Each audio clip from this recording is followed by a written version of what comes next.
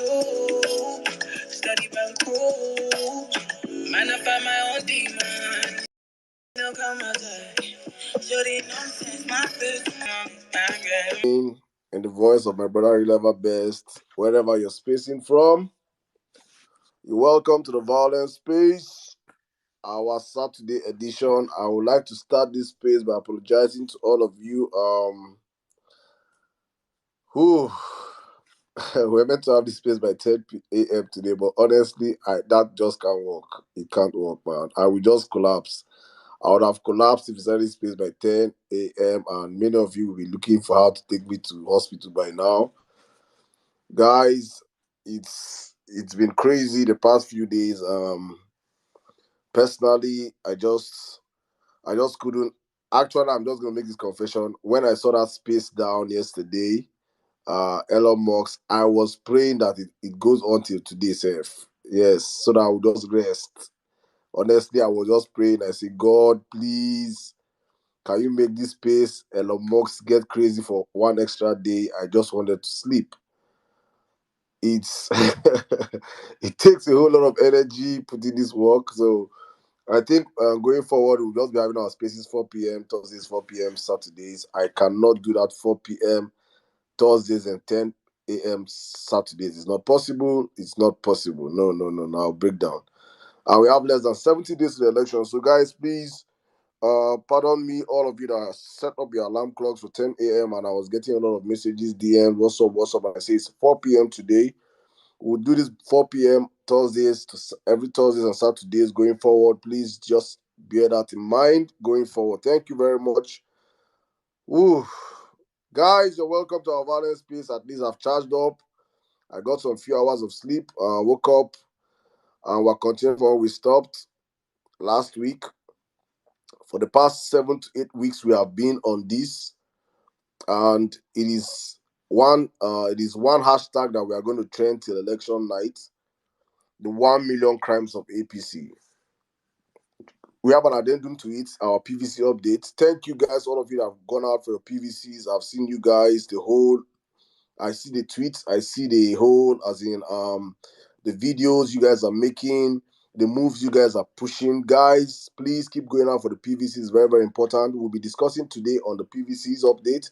If you're having struggles if you've gone for your PVCs and you've been getting complaints and probably people are telling you that have been giving you reasons, please come up here and let us know your problems.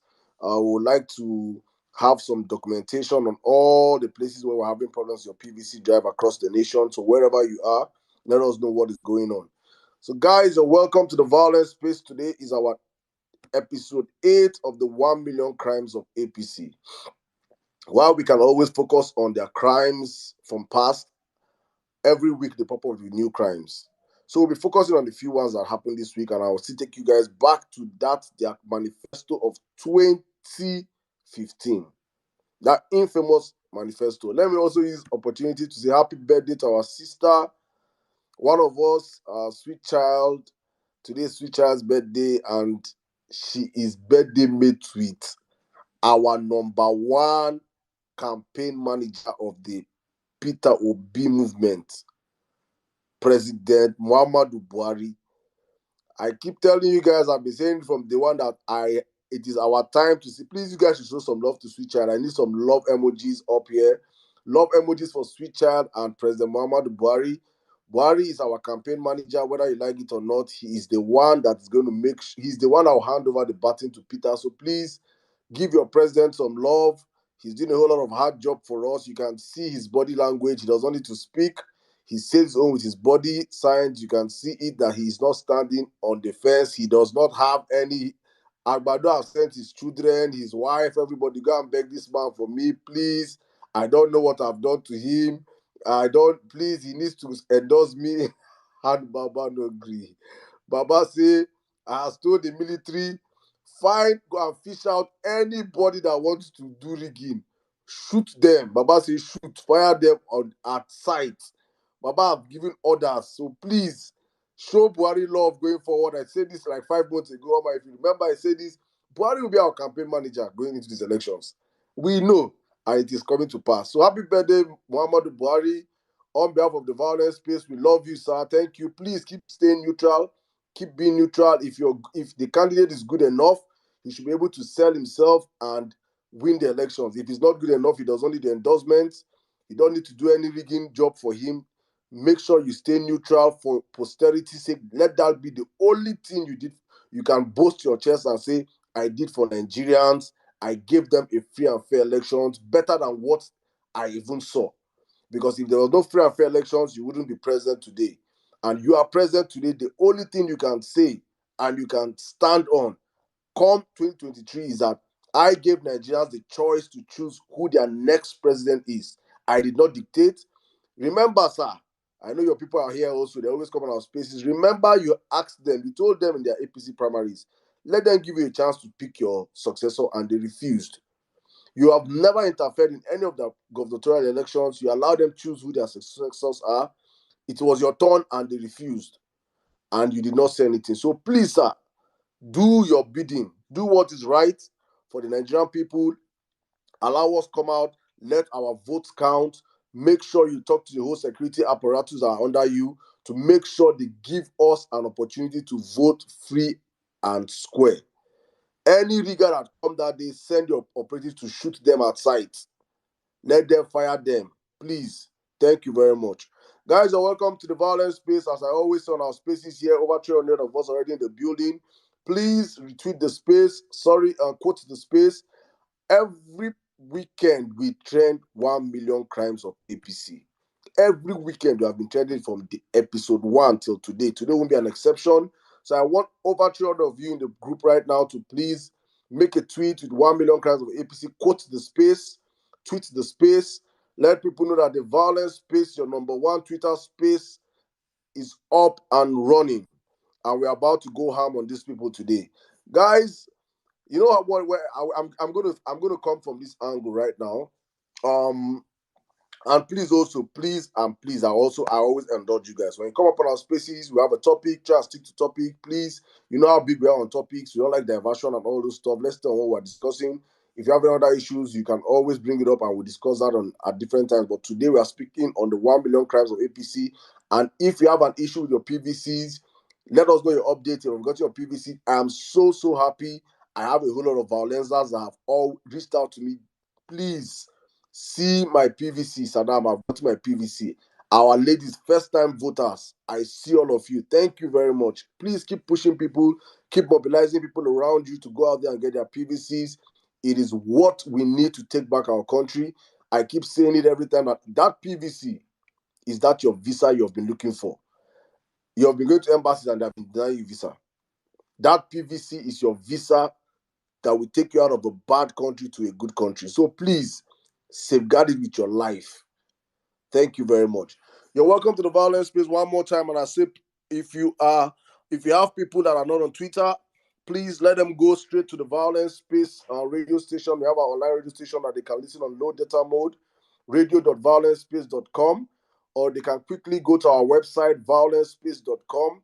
Yesterday, when Elon Musk was going all, I don't know what was happening yesterday, so I'm not going to blame the man, but when all the whole space stuff was down, a whole lot of people reached out to me also. They were on the Vawulence Space Radio, and you will, if you're on the radio yesterday, you would have listened to the space we held on INEC. Most times, because when we're having these spaces, for me, I rarely have time to go back and replay it, and I get to listen to contributions from most of you. Honestly, if you missed our space on INEC, I'm going to beg our administrators of the radio to replay that, to have that space played back again. Everybody needs to listen to that space. The inputs, the suggestions. What I'm saying is the space we held like 3-4 months ago. And most of the things that were said on that space are what is playing out right now. Ideas, my goodness, I was blown away last night. So guys, please, if you're not tuned into Vawulence radio station, let me use this time and promote our radio station. When you're not on space, when you're bored, you don't have things to do, go to that radio station and have a feel of the goodies we have for you guys. All right, guys, we're back on space today. It's the violence space, and we're focused on the 1 million crimes of APC. Just this week, I got a circular and I was like, Osun State Governor. There's a trend that is going. When I'm focusing on APC, I'm focusing on APC from the federal to the state level. So the past governor left over 400 billion naira as debt. Nothing to account for it. He does not know where the money went to. There's nothing to show for over 400 billion debt. And I now remember that last 2 weeks or so, one of our intellectuals came here and said, any state governor that save money, I'm sure you guys saw that tweet, that a state governor should not be saving money, that you have to leave debt. If you're not leaving debt, you did not do well. And I'm like, wow. So that means, is it that? My goodness. So like, Peter is always the governor money. Revisionism politics what we're playing right now. But if you borrow money, borrow the state, borrow money that will last for like 10 years, 20 years, they cannot pay that debt, you are a good governor. And people were under that tweet telling the guy, yes, sir, you do well, bro. Nice talk.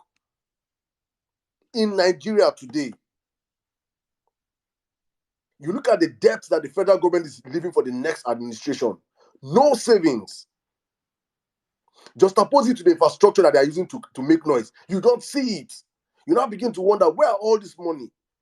And we're not talking, they bought out 89. See, before this APC regime, we used to hear he stole 500. If you hear five, the biggest scandal I think was Madueke Desiani. When we're talking about it, how many billion?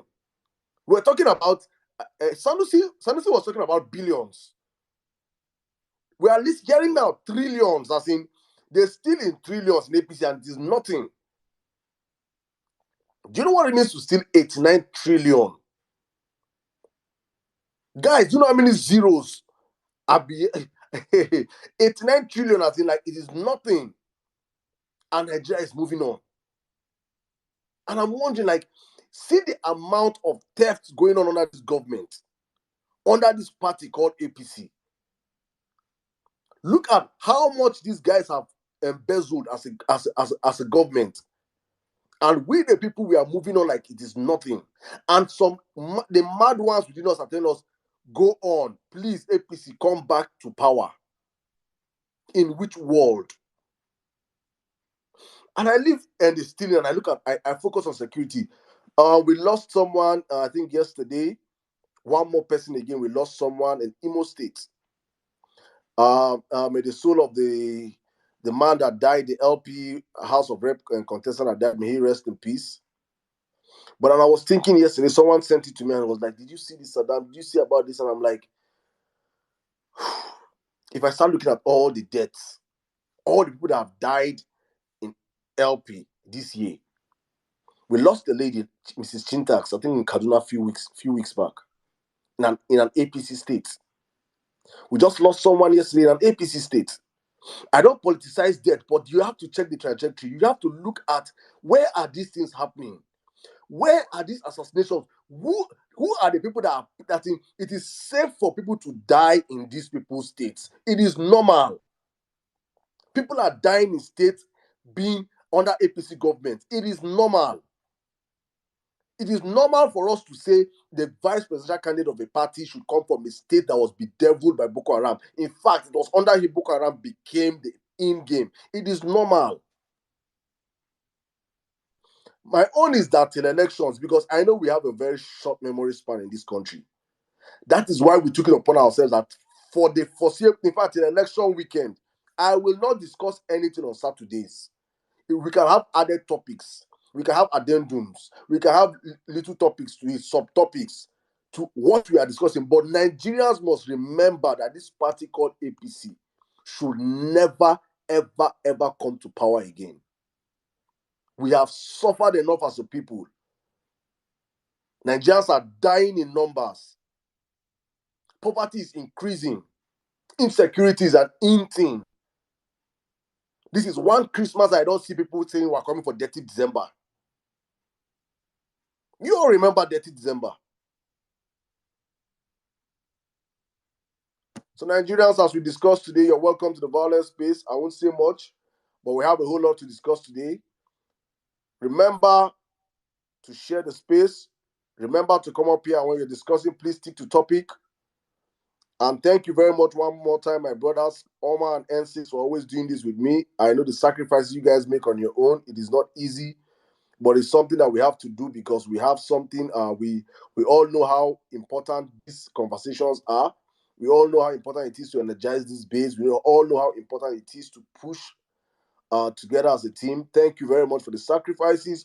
All of you on the space today, thank you. Our first, I call you guys our first responders because in less than 30 minutes, in fact, in 2 minutes, we have over 100 people on the space already. That is how important you guys are to us. Thank you very much. I see all of you. I don't know how to start calling all your names now, but you guys know yourselves. Thank you very, very, very, very much. Thank you to the Vawulence team behind the scene doing the hard work for us. You're welcome one more time to the space, my people. Let's get 1 million crimes of APC freaking trending this morning. Thank you very much, and I yield the mic to you, Omar. Omar, how are you doing today, my brother? How are you doing? I do, bro. Good evening. Good evening, Saddam. Good evening, N6. Good evening, the Vawulence space. Thank you so much for joining us. Thank you for doing this with us every Saturday. Talking about the 1 million crimes of APC can be, it can be emotionally heavy for so many people because I believe that a lot of people have lost so much under this administration. And sometimes many people will say you should count your losses. But, counting it can be a very emotionally draining process. But the energy that you guys have committed to coming here every Saturday and doing this with us, thank you so much. And for the switch in the time, sincere apologies for that as well. We've just been trying to balance certain things, in the background. And yeah, thank you for sticking with us. I'm talking about the 1 million crimes of APC. I want to say a very big happy birthday to my dear sister, sweet child. I'll put you ahead of my president. Sincere apologies, Mr. President. I'll come to you. My dear sister, sweet child, God bless you. Thank you so much for all that you do, particularly the role you played in helping us with that flawed incident, especially on the People's Parliament. I really appreciate that. So I just wanted to give you that birthday shout out. And to my dear President Muhammadu Buhari, big happy birthday to you, senior man. Thank you so much for the 7 years of torture. Thank you so much for the 7 years of so many unfortunate incidents in our country. Thank you so much for the economic collapse. Thank you so much for the suffering of Nigerians. Thank you so much for so many doctors running out of the country. Thank you so much for the insecurity that has bedeviled the nation.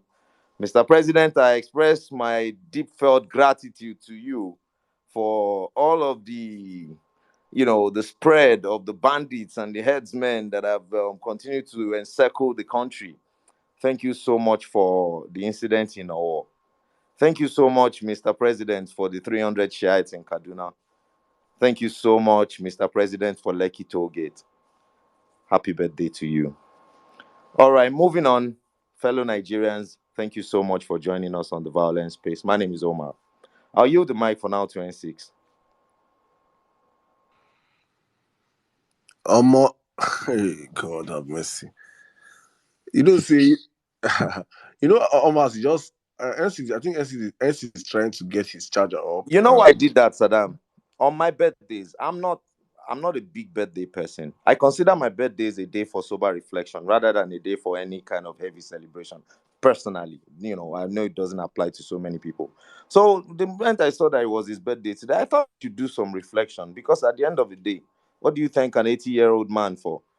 All of you that have 80-year-olds in your life, I'm sure you have quite a number of wonderful things to thank them for. There's a man that they call the father of the nation. And I look back at the last 7 years and I'm thinking, how can I thank him? I have to thank him for the people that died at Lekki Tollgate now, under the watch of his administration. I have to thank him for those 300 Shiites that were buried in mass graves. I have to thank him for people that were recently perished in Bayelsa during the flooding, and people started putting, ethnic preferences over the suffering of the people. You have to thank him for all of the economic collapse. You have to thank him for the fact that in Nigerian markets right now, people buy spaghetti using bowl to measure it. You have to thank him for the fact that people can't even buy a whole tuber of yam I anymore. swear, that's what They I'm now about to say now. split it. So we're grateful. We're grateful for all of the money that people continue to find, in different houses. Thank you, particularly for hiding COVID-19 palliatives. That was particularly special. It showed that even in the midst of the suffering, even in the midst of a global pandemic, the nation would, the leaders of our country would largely throw us, they would gladly throw us under the bus. Thank you for the insecurity in Lagos. Thank you for the insecurity all over the country. Thank you for Lagos Ibadan Expressway, a particular highway that I had a lot of connection to during my childhood. Thank you for making it very unsafe. We're very grateful for the second Niger bridge that my brother Men6 highlighted today. Is extremely low, very, very low, and is not in any way aesthetically pleasing at all, because there's nothing beautiful about that bridge. But thank I you for at swear. least doing it and then tolling it for us to pay as we pass. They said it's your gift to the Igbo people. I'm, Mm. I'm, I'm actually surprised that taxpayers' money, is being used. I He mean, used the taxpayers' money. money is being No, used, it's and his now we money. have to It's consider his it a salary. He gift. used his salary. And I'll use his own salary. In He fact, used his thank you, Mr. President, for using your personal hard-earned money He had to money. build the Ah, second Niger that's bridge. God, That man. is the most humane thing anybody has ever done. But seriously, thank you, President Buhari, for waking But Nigeria. Omar, do you know that? Do you know that? Have you seen his before and after pictures? He's the only president. Did you see him when he went to Imo State? The Walking man too beside Opus fresh. Odima. Buhari is fitter than Opus Odima. I'm not messing with you. It was Yes, actually bouncing. Like, man too and fresh. the man is Pop all could not six keep feet up. Pop could plus. not keep up. And now he could not keep up. He's looking fresh out of office. I read a tweet some time ago. Somebody said, I think it was about last week or so. Somebody said Buhari made a very big mistake in the 80s, and he spent the rest of his life trying to correct that mistake. And Nigerians gave him a very golden opportunity. He lost power in 1985 to his fellow generals, the only palace coup in the history of Nigeria, whereby your fellow generals will remove the carpet from under your feet whilst you're standing on it. And that left a bitter pill for him to swallow. He swallowed it, but then came back and did his best, continuously pushing to be president so that he can correct that mistake. You know what the mistake was? He never probably looted anything at the time. He probably didn't do anything at the time. Bro, He probably came he as, did not. You say he didn't loot. That was when we had the first oil this thing now. Oil. now, but We lost 2 point something billion dollars then, no, unaccounted for. the Fela song. You remember? There's a song that Fela did that concerning that, but let's leave it at that. So he came back and he did his best to correct that mistake. And how did he correct it? Making sure that his generations to come would never lack anything. I mean, our first lady, Hmm. oh Lord God Dubai Almighty, lady. thank you for our first lady. She's amazing. She decided that there's no point in staying in the trenches in Nigeria. If you want to make Nigeria better, it is important that you do it from a place like Dubai where you're comfortable. And we have seen the changes, the change that they promised us in 2015. I see it on the first lady. If you cannot see it, it's left to you. I can see the change. Our first lady has significantly First lady improved. or first You family. The know, first family itself. she has improved in beauty and in size, which is great. But I'm not body shaming anybody. All I'm just saying is that Nigerians, you have to be grateful to this man, because at the end of the day, the level of political awareness that we have now is not what we had in 2015 or 2019. The Honestly. suffering has reached the point now that people feel, they have to play a part, they have to speak out. There was a time when, Saddam, I don't know whether you experienced that at some point, where you're talking about politics amongst your friends, people will tell you to keep quiet and forget about Nigeria. But I now swear everybody to is God. interested in elections. Everybody wants to know who is on the ballot. Everybody wants to know which kind. Now you're hearing stuff like issue-based campaign from even people that were politically uninterested people months ago. So it's a good thing, because at the end of the day, you have to take the positives. I don't have a lot of positives to take from this administration. The only thing I can thank him for are the things that I've mentioned. I don't see how I have personally lost two businesses, in Nigeria in the course of this Man. administration. So I really don't know what to thank him for. He's 80 years old now and he's looking all fresh and fly. His daughters have gotten married. His son had an accident on a very expensive bike. He was flown outside the country. When he came back, ministers, grown-up men, father of people. If your Lined father up. was in that contingent, I you swear, should be line up for ashamed. airports. Ah, God, it's crazy. See, bro, I mean, let me tell you a story that happened today. I my school WhatsApp group, I schooled in the north, so I happened to have I had governors' children, ministers' children were classmates. So we have our WhatsApp group, and I went silent on that WhatsApp group after 2019 elections. I was on that group. I was virtually the only voice shouting in 2015 for Jonathan, vote Jonathan, and Do everybody you was like, understand? Jonathan has failed. Jonathan has failed as Buhari. I said Buhari will be a disaster, will be a mess. They said I should forget that thing.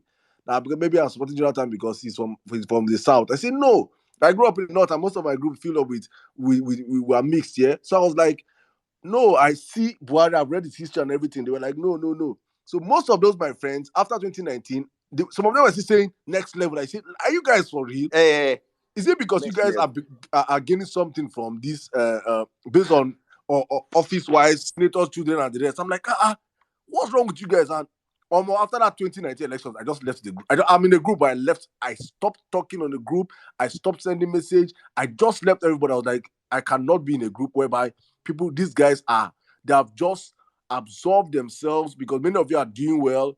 You have absorbed yourself from the reality of Nigerians, common everyday Nigerians. So it is no longer, I'm no longer, you don't feel what I feel. You don't feel what people feel on the streets. I know I just kept quiet, kept looking at these guys. When we started this new campaign season again, I just, okay, let me see where these people are aligning towards. All these people that used to shout, shout, shout, shout, shout, many of them stop talking politics. And I'm wondering, when I don't have it, you guys don't tweet it because before I woke up in the morning, I was like 400 messages, blah, blah, blah, body this. You guys should talk now. Nobody's saying anything. One of them reached out to me today. Probably he's on this space right now, and he said his father he's an ex. His father is a senator. He like he called me Peter Obi. He said Peter Obi. I say Oga Alpha. He said you know they try. You're doing a good job. I say which one be good Oh job? yeah. I say, we thank God. I say, I know say good about they say no, no, no, say no, God forbid. I say, which one I'm saying God forbid? I'm saying with Atiku. He say, no, say I do it tonight. I say you. Wow. I was shocked, honestly, my brother. I was shocked today. He said I do it tonight. I say you did with who? He said no, that he's for a good Nigeria, and that out of all the contestants, that Peter is the only one that he sees that have clear vision and clear everything. Wow. I say, Wow. He Bro, get I one was Yoruba blown away this proverb, afternoon. bro. He get one Yoruba proverb. They say suffering. Oh no, they say beating not tight reach. Now it go make you look person will beat you. Tell and say they craze. You understand? Like the beating not solid. Now it go make you look that person talk say you they craze for beating me. Because when the beating is solid, when it's solid, you go comport, you go align, you go Honestly, behave. Then honestly. nobody go want you. You think say I told somebody the other, all of my friends, the friends I had that used to support these Agbado people, and in fact, most of my friends they used to be like PDP guys, and then now they are pro Atiku, Atiku, blah blah blah, and every time and I'll be a guy, I'm not going to preach good governance to any one of you again. I personally can survive another 8 years of bad governance. I Mm-hmm. tell you, Mm-hmm. God got me this far. He will Mm-hmm. continue to have me. Don't worry. To your tent, to Israel. It was the same thing I said. I'm not going to be preaching Peter. I will preach it on the violence space. But personally, to you, you can't No. tell me, oh, why do you think Obi is better? You are not well. You think I'll spend hours of my time having a conversation with you about what is visible to the blind and audible to the deaf?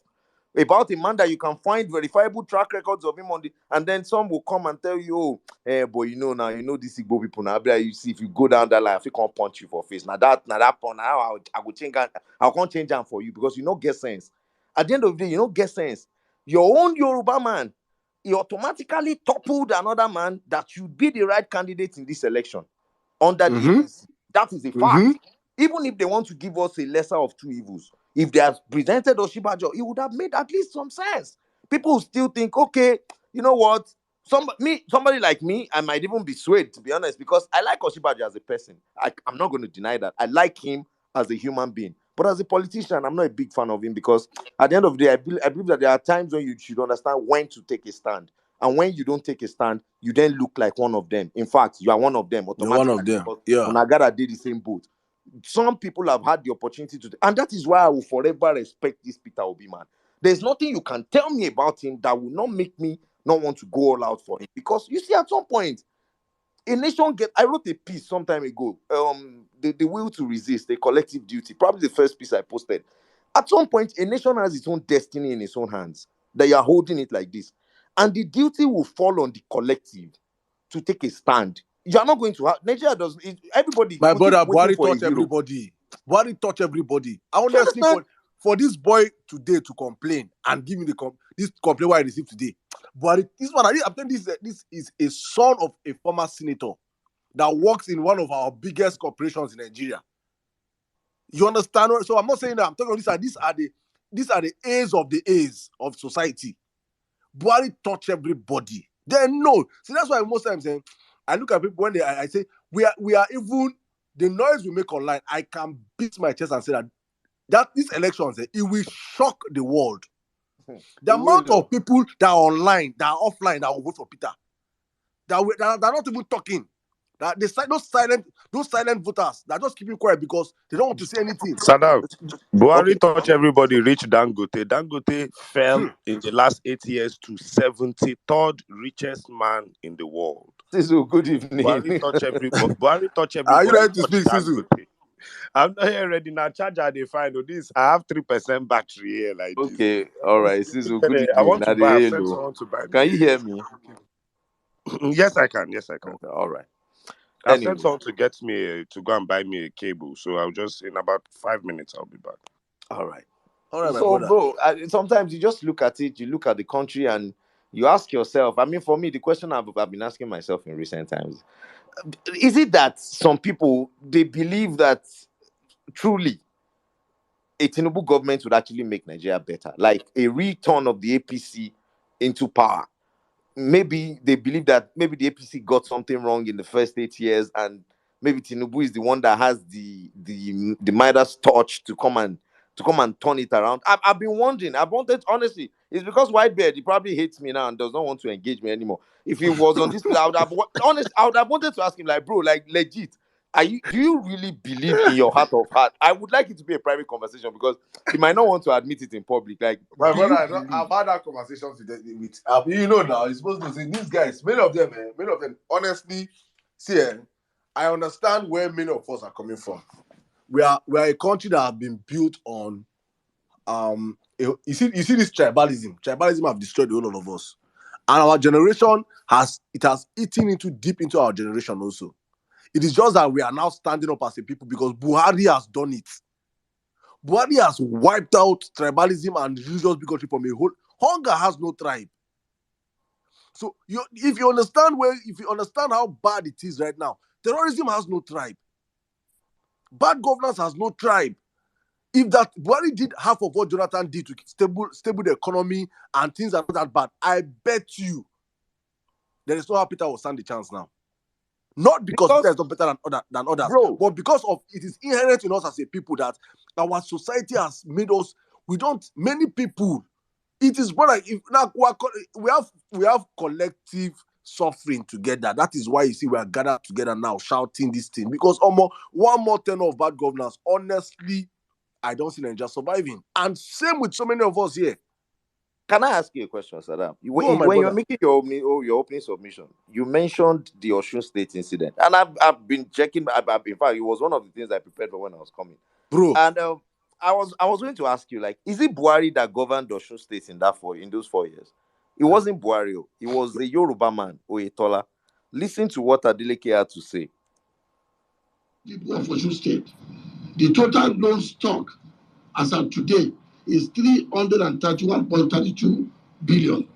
If the 76 billion naira debt on salary and pension are added, the state is indebted to the tune of 407.32 billion naira. Now, the traditional rulers, they were sitting there looking all fresh with their caps and their agbadas and their all those long beads that they put around their neck. No disrespect to our traditional, because people the way I start disrespecting them. But sometimes you go look some OGs, Saddam, you go look some OGs, they look them, say, if nobody say something, says on our side supposed they. Because honestly, wait, you go look some OGs because look at these guys. These same guys now, the APC would go to these guys with offer of money, with offer of, maybe cars. They would accept it and they will still mobilize for them. Fact, bro, bro. that bastardized. If there's something I hate APC with, one more time is how much they have bastardized our traditional scene, our traditional rulers. This office of traditional that's and they have bastardized it Did you across. hear the traditional rulers in Anambra State? It was a setup by Professor Soludo, whereby he invited the traditional rulers for a normal engagement, only for them to find themselves in a room with Atiku Abubakar. You see how we drag. You see, do you really think any? Don't let me talk along ethnic lines here, because I am very sure 1,000% that kind of insult cannot happen in the north. At all now. It's not Northern possible. traditional rulers would never It's not subject possible. themselves to that. Look at what they did at the Arewa House. I keep saying it. Look at what they did at the Arewa House. You can have all of your grouch against Northerners for whatever you want, but they know the politics of this country and they play it to perfection. They called out anyway, but they did make the effort. And Peter Obi went there and he distinguished himself. So you see, these are the issues. You see our own traditional rulers, somehow they will pack you inside one room and one guy will come and be telling you that is the stepping stone to something. Hunger, my brother, they have weaponized poverty. Even traditionals way before they see goat, see cow. Now they see anything. Instead, people are begging now to their palace. People they come beg them. You know why I'm not surprised? Hey. There were traditional rulers, custodians of the culture, that supported General Sani Abacha as he attempted to transition from his military general into a civilian government. There were traditional rulers. There were chiefs, prominent Yoruba people. I know names that I can. One of them, Alhaji Abdulaziz Arishekola Alao. They held 1 million Mali, 1 million rally for Abacha. The Are Ona Kakanfo, I can never forget that. Are Ona Kakanfo. I don't get charged at their papa. They supported Atiku. They supported General Sani Abacha in 1998. We saw in this same country. Let me tell you a funny story about that man. I'd never known about that man before. One time we were traveling to the UK and I saw one man, the guy came with like 5 or 6 wives with like 20-something children. What was funny was that the man, one old Yoruba Baba, the guy was holding all their passports, all, and was trying to check in the children. So they got to tell us, say, no, that bring the wife. This is your wife, Abi. Oh, yeah. 2 of the wives wore that Islamic veil, covered their whole face. And the man was arguing with immigration that they can't remove their hijab for him to confirm their face on the passport. This was like in the 90s. I now remember that he caused such an uproar. Someone was saying, Alaja Rishekola, Alaja Alao, Alaja Rishekola, Alaja Alao. That's how I got to know that this I remember, in fact, his title, it was not Are Onoka. His title was Giwa Adini of Yoruba land. I remember that was his title. I say that, see, Omar, I was a baby, but I remember that this man, they called all his titles that day. That's how I stuck in my memory. I never read about him in the papers. I just remember the man had over 30-something passports. I was trying to travel with his family. Two of the women that during had Abacha's government, there was this bunch of there were this bunch of civilians very close to the generals. Most of them, they had business relationships, above the law. Relationships. And then plenty. You see, the funny thing is that a large there was number one in the of UK called Great Ogboru. Did you ever hear that name? Oh, the primary sponsor of the Gideon Oka coup of 1990. I remember. He was our neighbor. He never came back home. He hates Nigeria. I'll have to Google that man. I don't really know who he is, but he used to always say, Ogboru. I ran for president. I ran for governor of Delta. I think he's from Delta also. Yeah, he's from Delta. I can send you a link to the role he played in the Oka coup of 1990. Please As a matter of interesting exchange where Tona Ogboru came to testify against Major Mustafa. So it baffles me when people revisionists now come and say Peter Obi should start making alliances with Major Mustafa. Look, Obi, nothing where I don't want to talk. Bro, the point I was trying to make was that most of these people, most of those politicians, most of those local politicians then that supported Abacha, a large number of them are the ones who have metamorphosed into this APC that we're looking at right now. If you go and start fishing them out one after the other, you will find so many of them, so many people. Some of them were fake Nadeco members. Fake. When I say fake Nadeco members, in the words of Miye Samwike, fake. Everything fake. Everything fake. They were fake. They were working low key with Abacha, and they were still saying that they were Nadeco members. Plenty of them. You know where you'd understand that struggle was very, very compromised?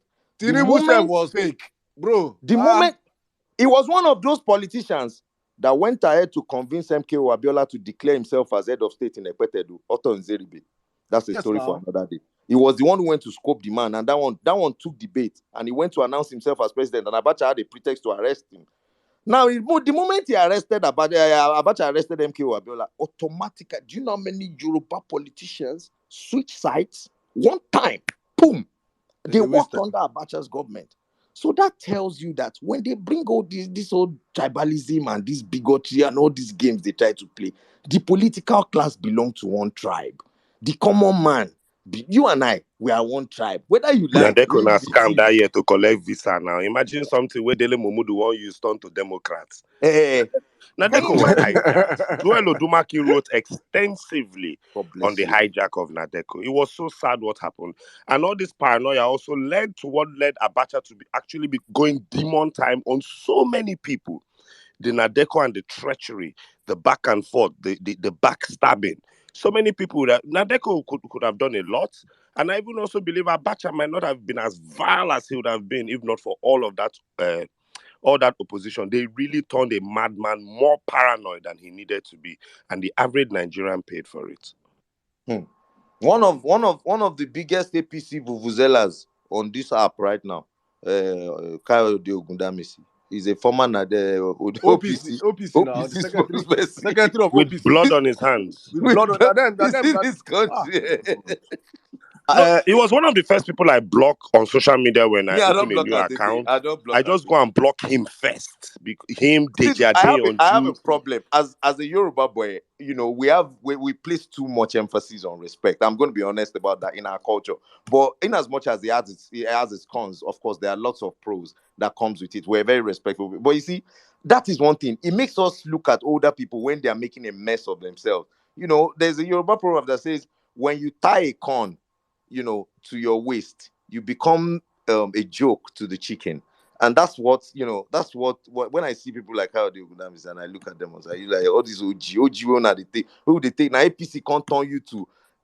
Kayode Ogundamisi will see white on this app at the start of the APC government, and he will tell you he's red. Like, do you know how much gaslighting these APC, these BMC people?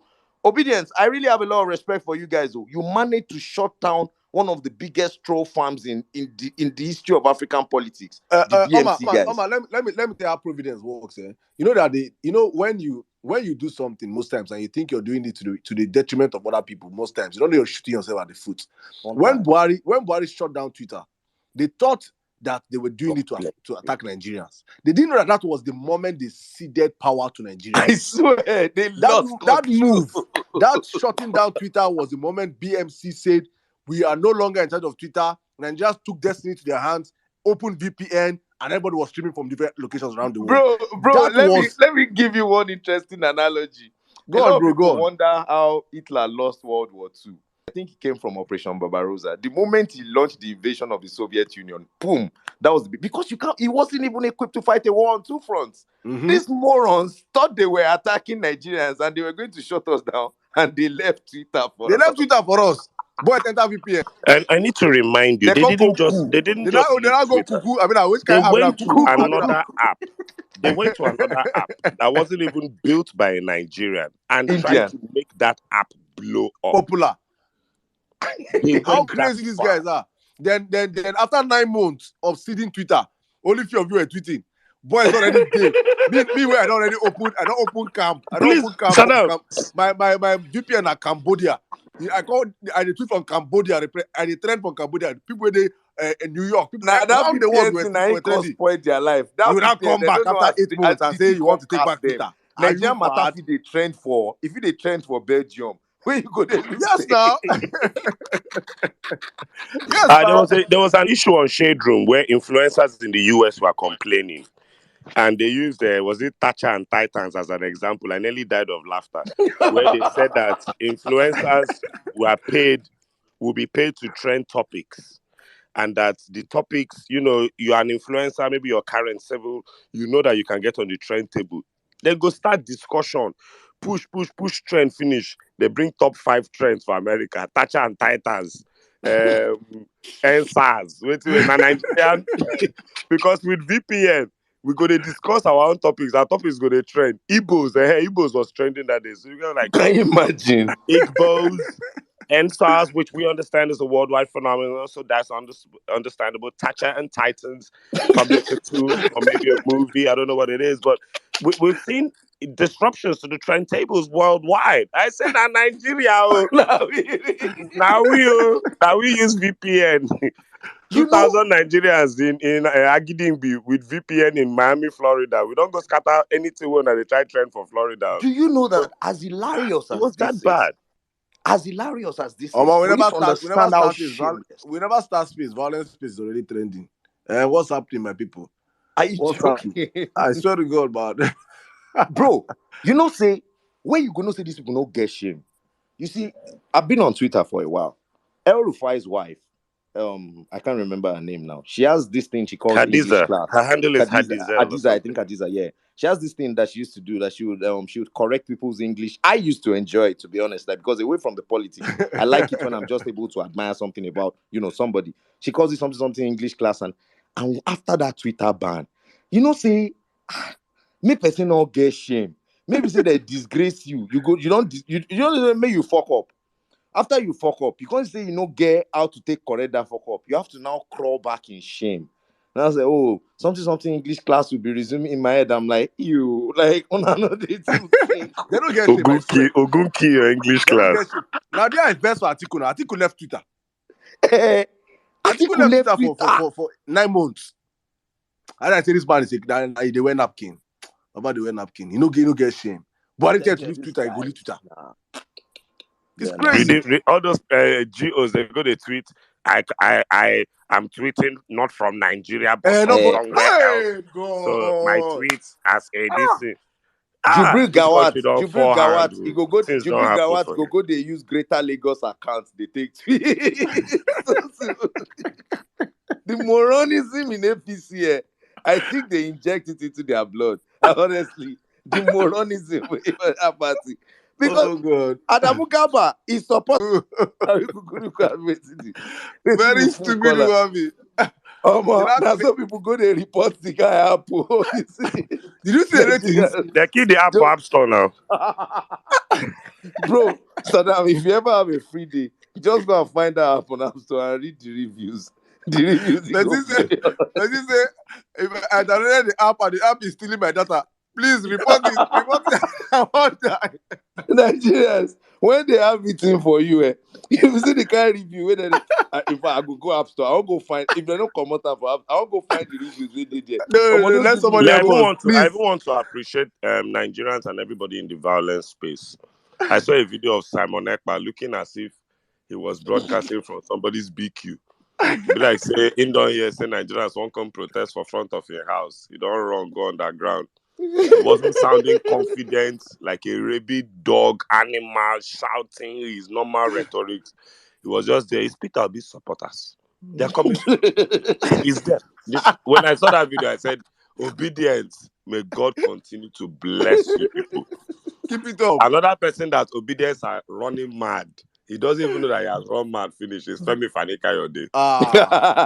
Obedience have dragged Satan out of that one's body. And they don't even drag it. They drag him with his own videos. And his tweets. That's somebody to that man. If that man, bro, I don't go find the review. I don't go find. Oh my! If that man dies tomorrow, if Fanika already dies tomorrow, he killed himself. He killed himself. No, I'm serious. He said there's a tweet I read. He said that people are saying that I've gone back to APC. It is over my dead body. I'd rather die than go back to that party of that party of jihadists. That was his tweet, 2019. Do you know the interesting thing? When he went back to the APC, Bulama Cartoons, he made one very interesting cartoon of FFK eating vomit. That cartoon touched me. I remember that cartoon. My God. That cartoon touched me. Nigerians, that cartoon touched me. I don't go find one of the reviews for Adamu Gaba Crow app. This one says, please, I'm from the United States. Adamu Kao, please give me my money back. Wait, no. He said, I downloaded this app just to see what my Africans can even develop. But me downloading this app, my phone restarted itself for like 5 times. And when I tried to change it to see what happens, it overheated my phone. And the next thing, all my credit card info and all personal information was stolen as I Yes, got so debited of $1,500 from my Chase debit card, saying it is the charges to use the app. Please help me pay it. I need my money back and delete this app. oh As the owner is a well-known terrorist from the you cannot cook for the people. If the people cook for you, you know fit Oh chop. my god. Oh goodness. The funniest person was during NSAS. There was one man that came out. Some I've forgotten his surname. Talking one diplomat. He looked like a northerner or something. Talking. Now Nigerians sit down write letter for him. Some people even wrote letter in German to the That's German consul. So the man I be the first person who rush do video apologizing to Nigerian youth. See, things Ambassador have something happened. something Husseini. I won't Yes, remember that guy name. Bamayi or Ambassador. something. I know he's Yeah, Ambassador something Husseini. the He made family he even was came out to say he's a faker. That they've been looking for him since he does fraud with that surname. He's not. Hey, things have happened in this country. because honestly, the APC government has somewhat gaslighted Nigerians to a point where we're starting to doubt our own reality. And they've made it seem like all of the craziness in this country has been normalized. Bro, you see this Twitter ban thing that we normally ignore, like it was just something that. Do you know how massive that would have been in a proper first world country? An Ah. attempt to gag free speech. Like that was a very blatant attempt at shutting down social media. And they did it for months. Now, 9 you know what? months. They now lied that they were negotiating with Twitter. Mm-hmm. Recently, Elon Musk can't take over the house, can't they release Twitter files. Now there we see say Nigerian government was they were never in negotiation with Twitter. All Who those cause committees that who like sabi them? Mohammed and all those people went to form that. Who sabi them? All my see, let's before we open the space, let me borrow your time and play. Somebody sent me something. He said, did I know how Bala Blue originated? Do you know how it originated, my brother? Is it the I same beg, video give I me have? this. Okay. How did it originate? Please Okay. go. I want to hear it from you. Make good leaders because nice men tend to be nasty. Nice men should be selling popcorn, ice cream, and gologo. That is, but because nice men tend to be nasty. Now, Kashim Nice be men that. should be selling popcorn, I ice don't cream, I don't say that the same video. Oh, and my brother. gologo. That is DJ YK, over to you.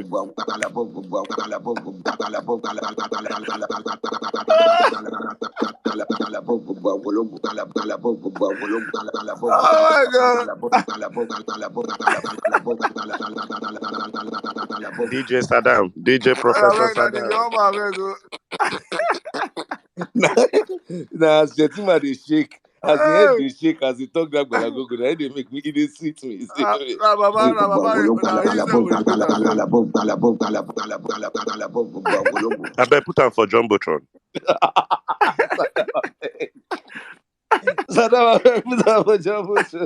Oh my god, Guys, dude. it's been a very relaxed start to the violence space. Unfortunately, we're trying to make light work of our misery as a nation because what we're Yeah. going through is pure hardship, and it's not something that would ever be normalized in any sane society.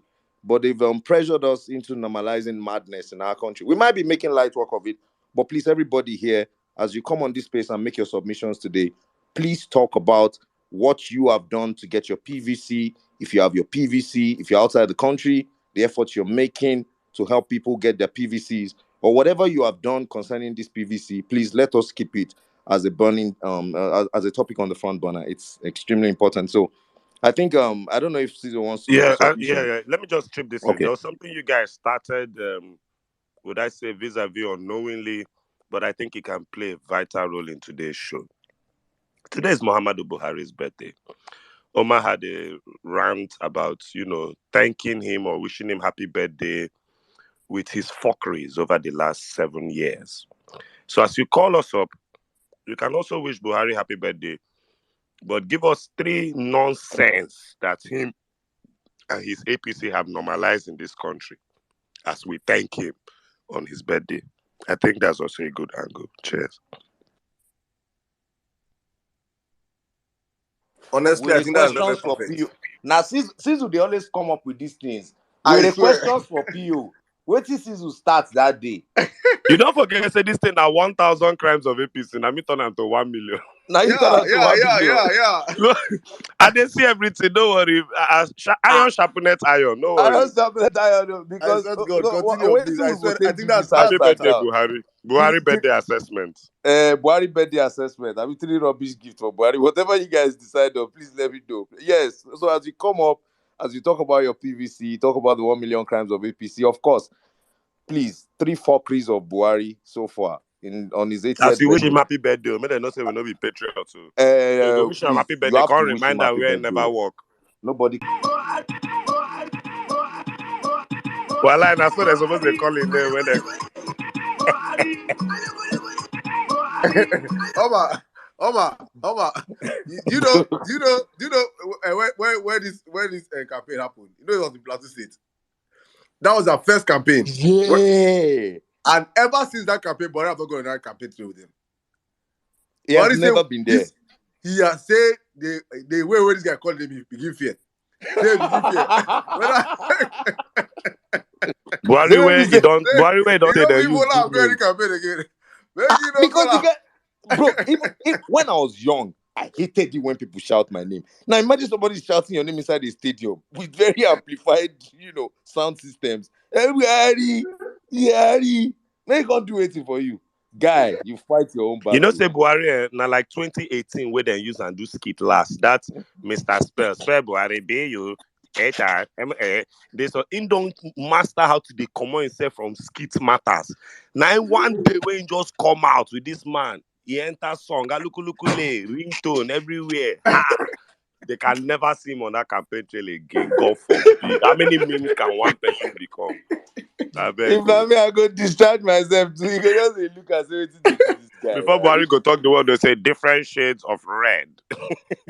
But do you know, Cizo, like before we go to our speakers, do you know that I don't know, maybe it's just me, but I get the feeling that there's this condescending view that the former generals have towards Tinubu because he likes to look at himself as one of, like one of that set. And especially if you never fought in the army, there's a way that people look at you. If you never served as a soldier, there's a way that these military officers, there's this Oma, view of him that they have. amongst drug dealers, a lot, 90% of drug dealers do not support people selling crack. They will tell you Hmm. that they sell recreational drugs, but you get the one way we know where they destroy people. So there's honor amongst thieves. In the words of there's no honor amongst thieves. In the words of Jeffrey Archer, I would say no. That even within thieves, there are thieves that we measure each other sometimes according to body counts. They'll say this one a mad person. If we come out to they kill anyhow. Hmm. This one, they like to kill women and children. This one, even within thieves, there are stratas. So when we all look back, we're all military men, we all fleeced this country, we were all unfair to this tribe called the Igbos, we all did this, we all did this. But when we look back, and every day we see a crackhead, we look at the Nigerian drug problem, we know that it was one person was pushing drug for like 20 years before people even decoded that there was money there. Nah, Hmm. man. We are not giving this guy a rock. Forget. Hmm. We no go come out, no. Make it no talk, say, because we use him that year, around 1 or 2. He helped Confirm. us with funding and everything. But, Baba, this guy not drug dealer. This one. He no go enter a rock. It's that simple. It is what it is. Yeah, because that I think that explains the whole legacy project, surrounding Peter. You can see that they're hovering around him. They're not coming out, in plain terms to speak, but you can see the tacit support somewhere. Because obviously, I can't blame them. Even I as mean, an look at old what they're person, doing to Nduka Obaigbe now already. And they're not even in power. they're not even in power. Everybody hold everybody cassettes at that age, at that level. Everybody hold one thing on everybody. So it's like, this guy, no wahala. See, we meet at the polls. Forget it. We meet at the At the polls. polls. That a lot of people have made up their mind on that. They are talking left, talking right. They're collecting their money. They're cashing out. Sure, they say that there's a 5 trillion naira war chest. Everybody will cash out. But I'm telling you, watch what will happen at the polls. That's all. They're in for a surprise. All right, let's open the floor now. If you're just joining us, thank you so much for sticking around as we went on our monologue. You know, that's how we do on the Violence Space. We just share our own feelings about what's going on in the country. Okay, so let's start with Jimmy. Jimmy, I see you got your blue tick back. You've been working very hard on it. This blue tick, while no be small. Anyways, good evening. Good evening. It's morning here from Chicago. Yeah, 10, good morning to 10 you. 17 Me, I, a.m. can't- I right can't do that thing Real Ever Best does, but I wish I now. could, but it's really hard. Anyway, go ahead. I greet everybody, Saddam Sizu, everybody, good minds here, Max Obasi, Otumba Isi, Zos, all protocol duly observed.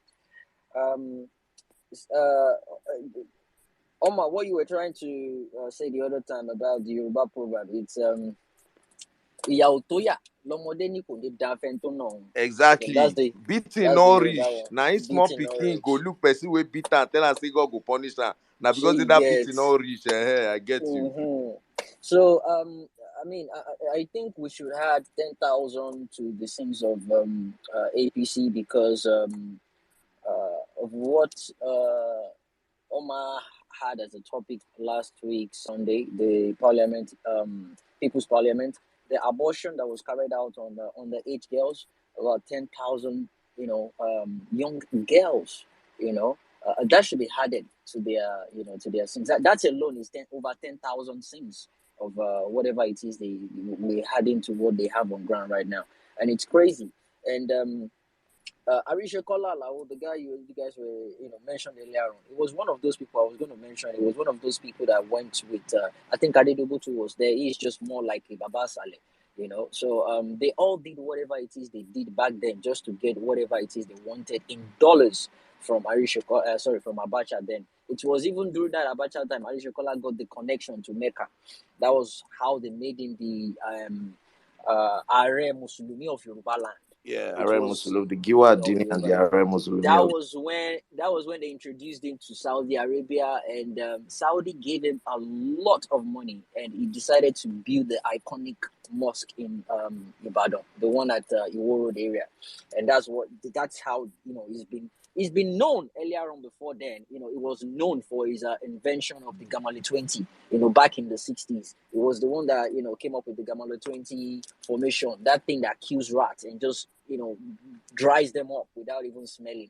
So yeah, he made his money from that. So now that you've changed the topic to Buhari's congratulatory message, okay. Well, the interesting thing about Buhari and Oshibajo is that Oshibajo is March 8th, and I am March 8th. My birthday is March 8th. My elder sister is December 17th today. And Buhari is December 17th today. My elder Bro, sister. bro. Slow down. For real. Slow down. I don't tell you to bring out the coin in your pocket at this point. Well, what's going on? No, for What's real. going on? It was, I mean, it was just a coincidence. It was my dad that caught my attention to it. That was one of the bases. He voted for Buhari back then in 2015. So it made me realize it, and I wasn't even in support of Buhari back then. But yeah, it is what it is. So I think under Buhari, corruption has been condoned in a very unprecedented manner. It's been condoned. It's been seen as we knew there was corruption in Nigeria, right? But under Buhari, we've come to see that it's like a casual thing. It's a normal thing. If you don't do it, It's been like legalized and legitimized. that's Condoned the is, right. I think, is even small. Self. I think that's the right word for it. It's more like it has to be on your resume, on CV, for you to actually be part of APC. This is the same person that gave someone a presidential pardon. Someone found guilty and was jailed, right, for corruption, and you give the person a presidential pardon. That is one of the congratulatory me. We know how much would they buy petrol under Jonathan before the whole thing blew up, and Buhari decided to take over and use that to campaign. But compare Jonathan's time to what we have right now. Almost said something earlier on. It's not as if he's saying it's a crack joke. This is actually the reality on ground. People now buy spaghetti in Congo. In Congo, they will measure it in Congo for you. They don't come out the thing from nylon, right? They now measure it for you to now buy, because people can buy a whole pack anymore. Same goes with yam. So you can't tell me the economy is now better under Buhari compared to whichever government we've had in the past. Right now, I know how many people are in my DMs right now. I don't even know how this Christmas the way I will switch off my phone pretty soon now, because the amount of messages I'm seeing now, people, it's not as if I don't want to attend to people, but how many people can you attend to? It is just too much. People you don't even expect are sending you messages. They don't know how they're gonna do Christmas. A lot of people are so broke right now. Jimmy, I doubt they'll use Jimmy, egg for Christmas. Yeah. Jimmy, let me just come before you continue here. One thing me I Sad, do I'm sure now. you know say you talked this thing like 6 months ago. We don't enter Yeah, that yeah. December. I say how people do Christmas them, I don't know. But one thing we can do as a people, let me just say this as sound as an advice to everybody here. Please, if people are in your DMs asking you for favor and everything, please ask them for favor too. Show me your PVC. Before you even talk to anybody, ask for PVC. If they don't have PVC, let hunger kill that person in December. He will not die. Ask them for their PVC. Show you evidence of their PVC. If they don't have PVC, hunger should kill the person. You're not better off than any other person that is dying of hunger out there in Nigeria. If they don't have PVC, let them show you evidence of being registered under Labour Party or something. If not, make hunger scatter that person. I better continue. But speaking of PVC, why is it that it's only obedient that seem to be talking about PVC? I've never seen Keyamo's God timeline bless mention young you. APC God people. bless Go and get your Even you. so, PVC. Oreno they talk PVC. PDP never. So Show Oreno they has talk never. PVC. Now only obedience. Now only obedience. They ask the ginger people go and what is going I don't know on? whether that the God so already expect to vote him. He's not even going to shout PVC or something. I saw he's doing 1-1K challenge. He has not done any rally 80 days to election. Me, I know why they don't need PVC. Now I know they see him. They need Remember that APV. video where Olaya go the bath for beach, eh? Now the people will go come vote, now they go call there for that beach. You know the video. Now my knees were they beg you, I beg. The marine world. When that senior man go beach, una fit can't stand with the beach, the side of the ocean, they not fit can't stand. So now people will go come vote. Now the man go The control marine world. You go the consult. marine world.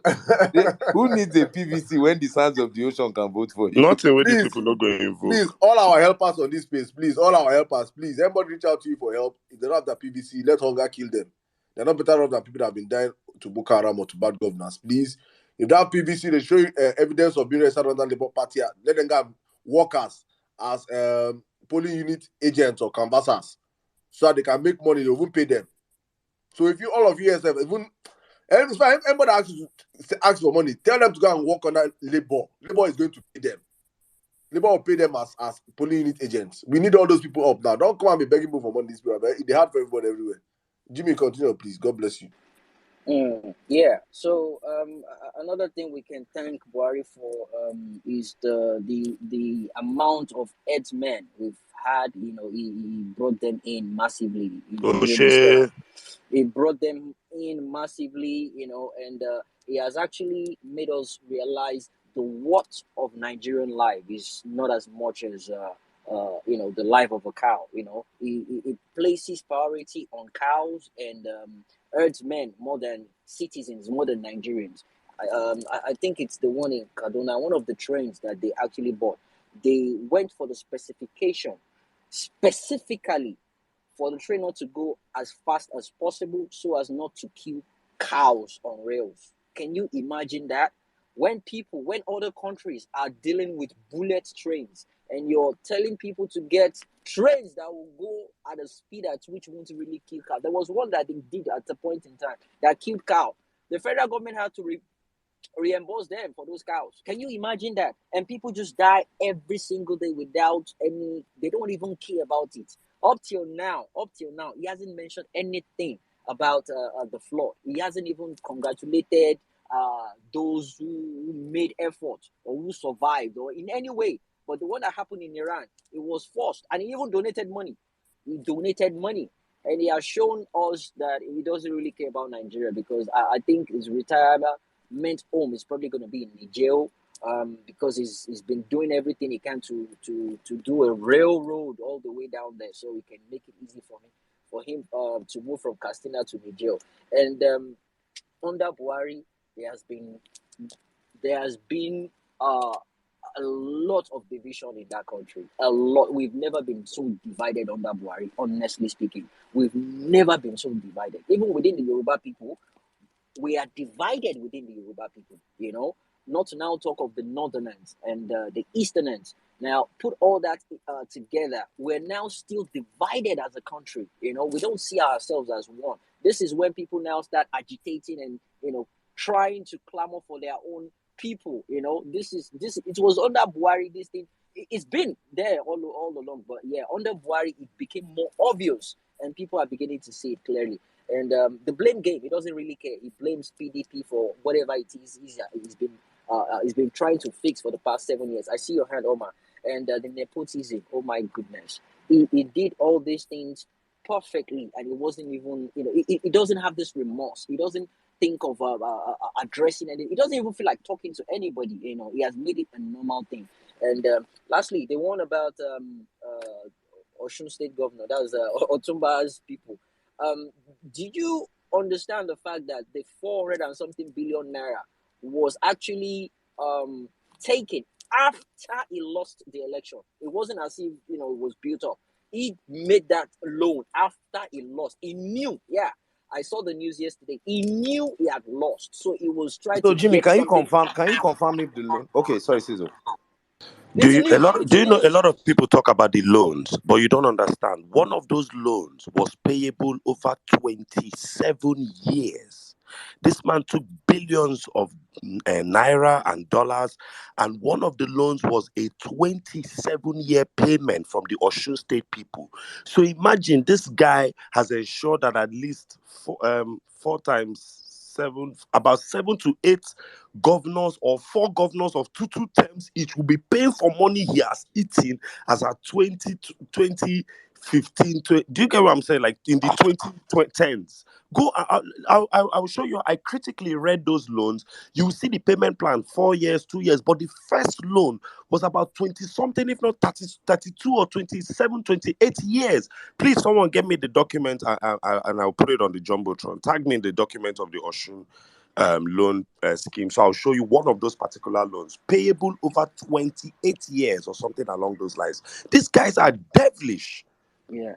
I just saw the news now. It's actually okay. Yeah. Okay. So the total amount of the loan is 407.32 billion naira, and precisely 18 billion was taken after he lost his election. 18 billion was taken. It Do you was have the deliberately documents taken. itself?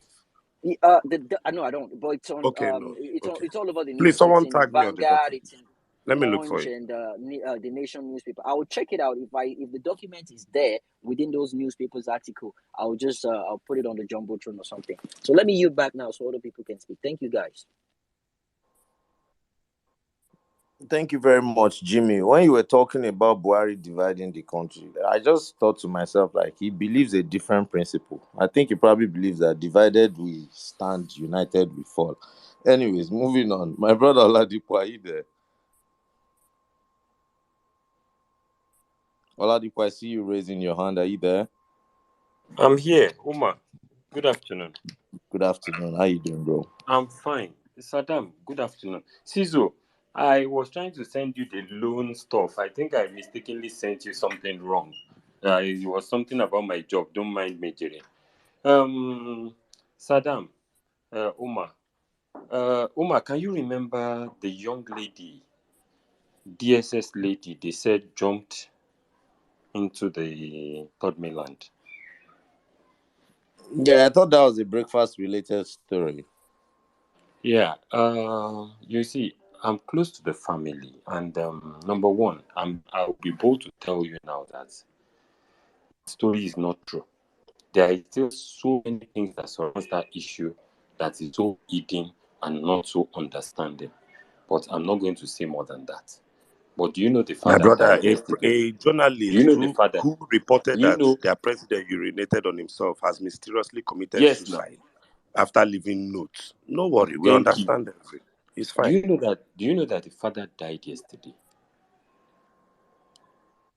That What? is what I'm telling you. I'm pained. I feel so sad that we are in this country. I feel so sad. I feel so sad. It's so sad that we are in a country that never cares about how we are, how we feel.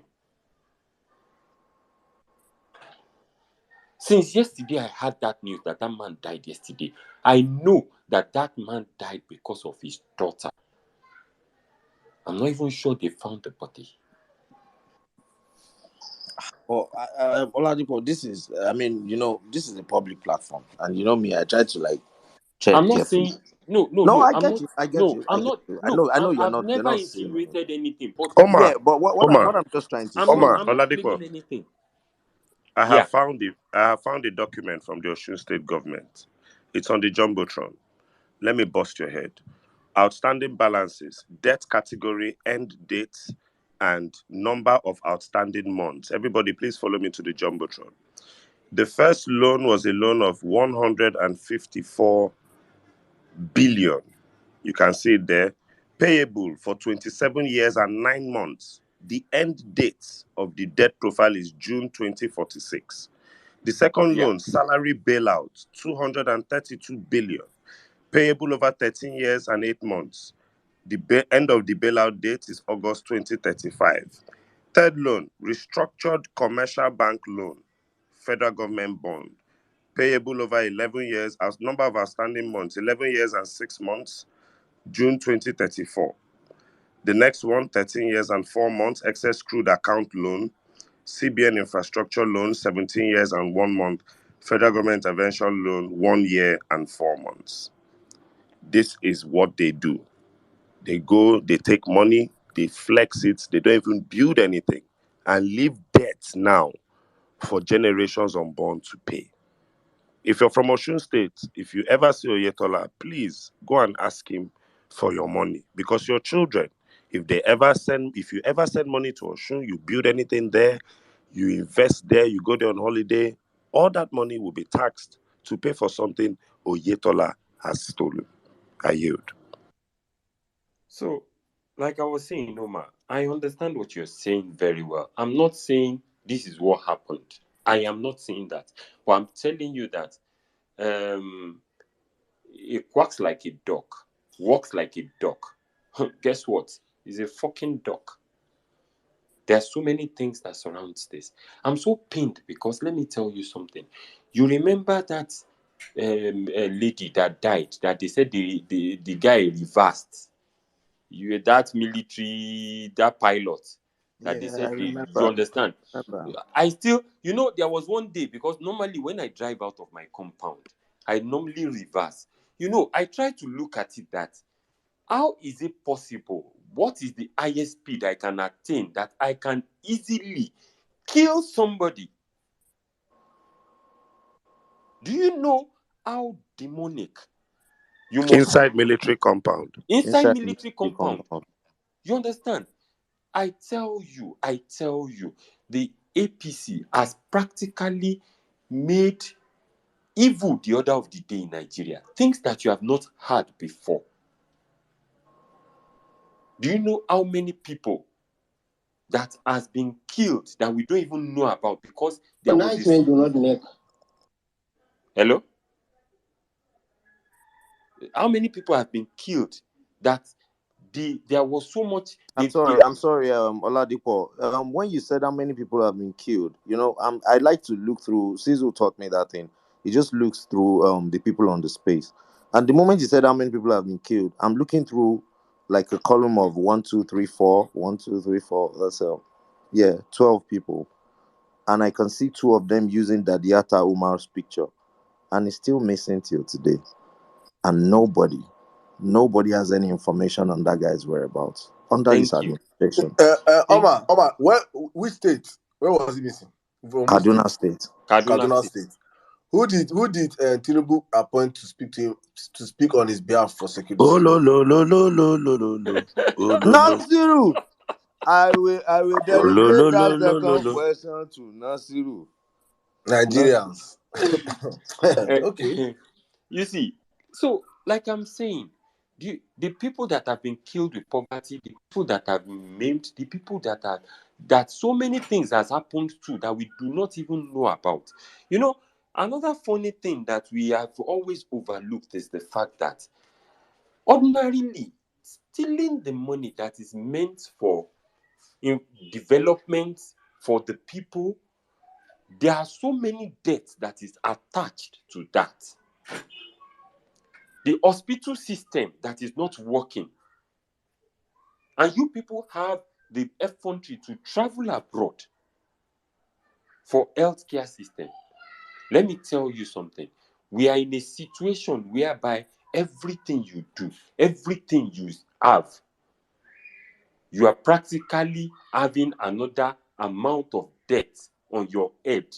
Most times, if you are in APC states, there was an analysis one guy did that said every Nigerian, even the ones in the belly, is owing close to 217,000 naira.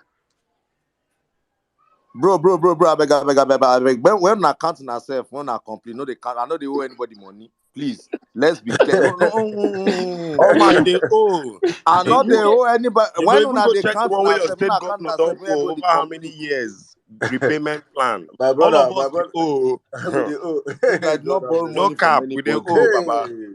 Let's This be is a humble about it. yeah, You I know, know. you can build railway and bridge. You understand? I know follow na enter train before. May nobody No, go now there. you see, those guys have collected loan on our behalf, and they've spent the money on themselves. And you know, when things now starts to happen to them, people will be pitying them. People will be looking at them as if kineko.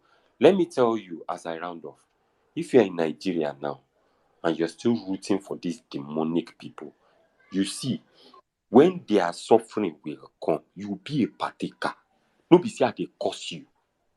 You'll be a partaker.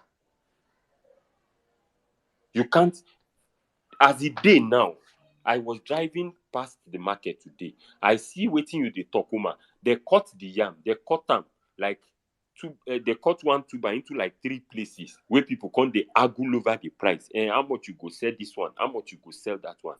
Yam.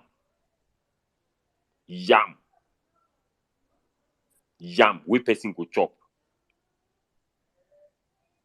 So I tell you, go get your PVC, and if you have gotten it, don't put it in your wallet. I beg, I dey tell you now. Put am for house. Lock am for safe. If you get safe, lock am for safe. Because that day, you need 3 things to go to the polling booth with. You go with a folding chair, your food, power bank, 4 things, and your PVC. Carry food for morning and afternoon. Even if you carry for night safe, you go sit down. They go do the election. They go count time before you come out. Abeg. It is dangerous for us to experience another 4 years or 8 years of APC. It is dangerous. I'm telling you, it is dangerous. It is an hazard to health. APC, you know that thing they said, tobacco smokers are liable to die young. APC, people that vote for APCs, they are liable to die quickly. That is how it is. I no dey again, abeg. You see, I'm tired. Since yesterday, my heart has been heavy because each time I think about this thing, I keep thinking. Don't vote for these useless people. APC, PDP, they are the same cop. None of them is talking about PVC collection because you know what they are doing. Imagine that 89 trillion. You know what 89 trillion be? That they tell us say that kind of amount miss. I've seen your hand. I will round off now. Give me just 1 minute. That kind of amount, the money go pay our debt, foreign and local. And people carry that money, the money where me and you, where they come off for our account, 50 naira. Someone carry that money and they tell us say they miss. I don't tell people say, may they come check my account and everybody with the Nigeria account. Now we thief the money. Now we. Because I cannot imagine all these people do all this evil and nobody has been fired. 14 prison breaks. The controller of prison still retains his job. May APC never happen to Nigeria again. Amen. Oladipo, Amen. before you go, On our way there, for the sake of Dr. Jeffrey Gutterman, I'm not going to speak pidgin. I'll speak English.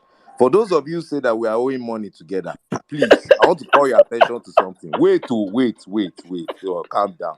Let me call your attention to something. This is a newspaper report from the Vanguard newspaper on the 8th of March, 2020. Please come along with me, as my brother N6 will say, to the book of Google. It says that the government of Buhari recovered $322 million from Switzerland in 2017 and $308 million from Jersey Island, United Kingdom, in February 2020, which is the most current. Now, there's another news report from Reuters newspapers on the 5th of May 2022 that says that UK recovers 23 million in loot linked to the late Nigerian dictator Sani Abacha. And now, in August 2022, the federal government signed a fresh agreement with the US government for the return of $23 million looted by Abacha. Please, Oladipo, how many of that money did we share together? How much then They did don't we reloot. have They for don't the reloot our money? money. Oh. Nothing they pay me I back. tire. These people have relooted the money. That, So how am I owing anybody? APC. Please don't angry me. Don't. I beg, Omar. Omar. Omar, the figures you have read are not as damning as the figures I will read for you. The total public Please debt go ahead. stock, the total public debt stock, representing the domestic and external debt stock of the federal government of Nigeria, the 36 state governments, and the Federal Capital Territory, is 42.84 trillion naira. Nigeria currently owes US dollars 103.31 billion United States dollars as at June 30th of 2022. All you have to do is Google Nigeria's debt profile. As at June 30th, 2022, Nigeria is owing 42.84 trillion, basically 103.31 billion United States dollars. Now, to help you out with further context, Lagos State government tops the list of the highly indebted states in the country with a figure of 797.304 billion naira out of the 5.28 trillion naira owned. Which state? Lagos State. IGR in the It's mod. not possible. It's not possible. All the IGR. It's not possible. IGR in the mod. What is not possible, Saddam? What is not possible? No, it's not possible. Hold on. A simple Google search of Nigeria's debt profile from 2015 to 2022, and you check which state in Nigeria has the highest debt. As at 20th of September 2022, Vanguard newspapers states that Lagos State government tops the list of highly indebted states in the country with a figure of 797.3 billion out of the 5.28 trillion owned by the Nigerian subnationals as at June 30th. Hold on, it gets worse. Now, data from the debt management offices indicated that Delta State under Okowa, Ogun State under APC, and Rivers State under Nyesom Wike followed Lagos, with Delta State owing 378 billion, Ogun State owing 241 billion, and Rivers State owing 225 billion. Other indebted states include Imo State, 210 billion, Akwa Ibom State, 203 billion, Cross River State, 176 billion, Oyo State, 159 billion, Ogun State, Bayelsa State, 150 billion, Plateau State, Benue State, Bauchi State, Kano State with 125 billion, and Gombe State. Anambra is nowhere on this list. Anambra is nowhere. If Lagos pays what they owe, Lagos will solve 1/5 of Nigeria's entire debt profile issue. 1/5. And this But is the who we want future to be minister government of handle the Agbado Economics say no governor, no any governor that does not have debt. The future minister of Agbado Economics. I don't want to mention his name. You already know him, Professor Lagos J. State alone, Omar, Lagos State alone accounts for 1/5 of Nigeria's entire debt profile. 700 Lagos and State something alone. billion. So we're about to Wait, send the gene. let's Yes, try my and break brother. this. Let's break this down here now. Omar, see, Yes, my brother. you're owing over 700 something billion as Lagos State. You claim to have generated the highest revenue ever. I don't know how many billions they generate every month. I'll try and find the nonsense Please, idea. that should be your job. Please just get us the numbers, how much you say they're generating, because I want us to put context to these figures now. Then let us Lagos now check how 2020. much does it take to build one world class hospital, because they don't have anyone in Lagos. How much does it take to build a So fourth a fourth? PM News Nigeria says it says Lagos blazes the trail, leads other states with 753 billion naira IGR collection. Yeah, it Annually? says Lagos State collected the highest this is as at the 16th of October 2022. It says Lagos State collected the highest internally generated revenue IGR of 753.46 billion naira in 2021, followed by the FCT, which collected 131.92 billion Same naira. Lagos is owing 797 billion naira and is the most indebted state in the country. We are So literally taking the kid who failed in economics, accounting, and banking and finance and putting him in charge of the economy of the country. We will regret this. We will regret this. no, they will So regret please it let's though. bring those figures in again. So the IGR is 753.46 billion naira. How much is For the the debt? year. For the year. Then how much is the debt? For a year. But they owe 797 billion naira. Please, Omar, can you give us Tinubu's prayers, please? Please pray for Tinubu's prayers, please. At this Yes. point, I need to hear that prayers, We need please. to pray. Let us Please, pray. let us Let pray, us please, pray in the language of the corn. Let us please. pray in the language of the corn. This is very Ah, important, guys. Let we need to us pray. pray in the language of the corn because this is very, very serious. Ladies and gentlemen, let us pray.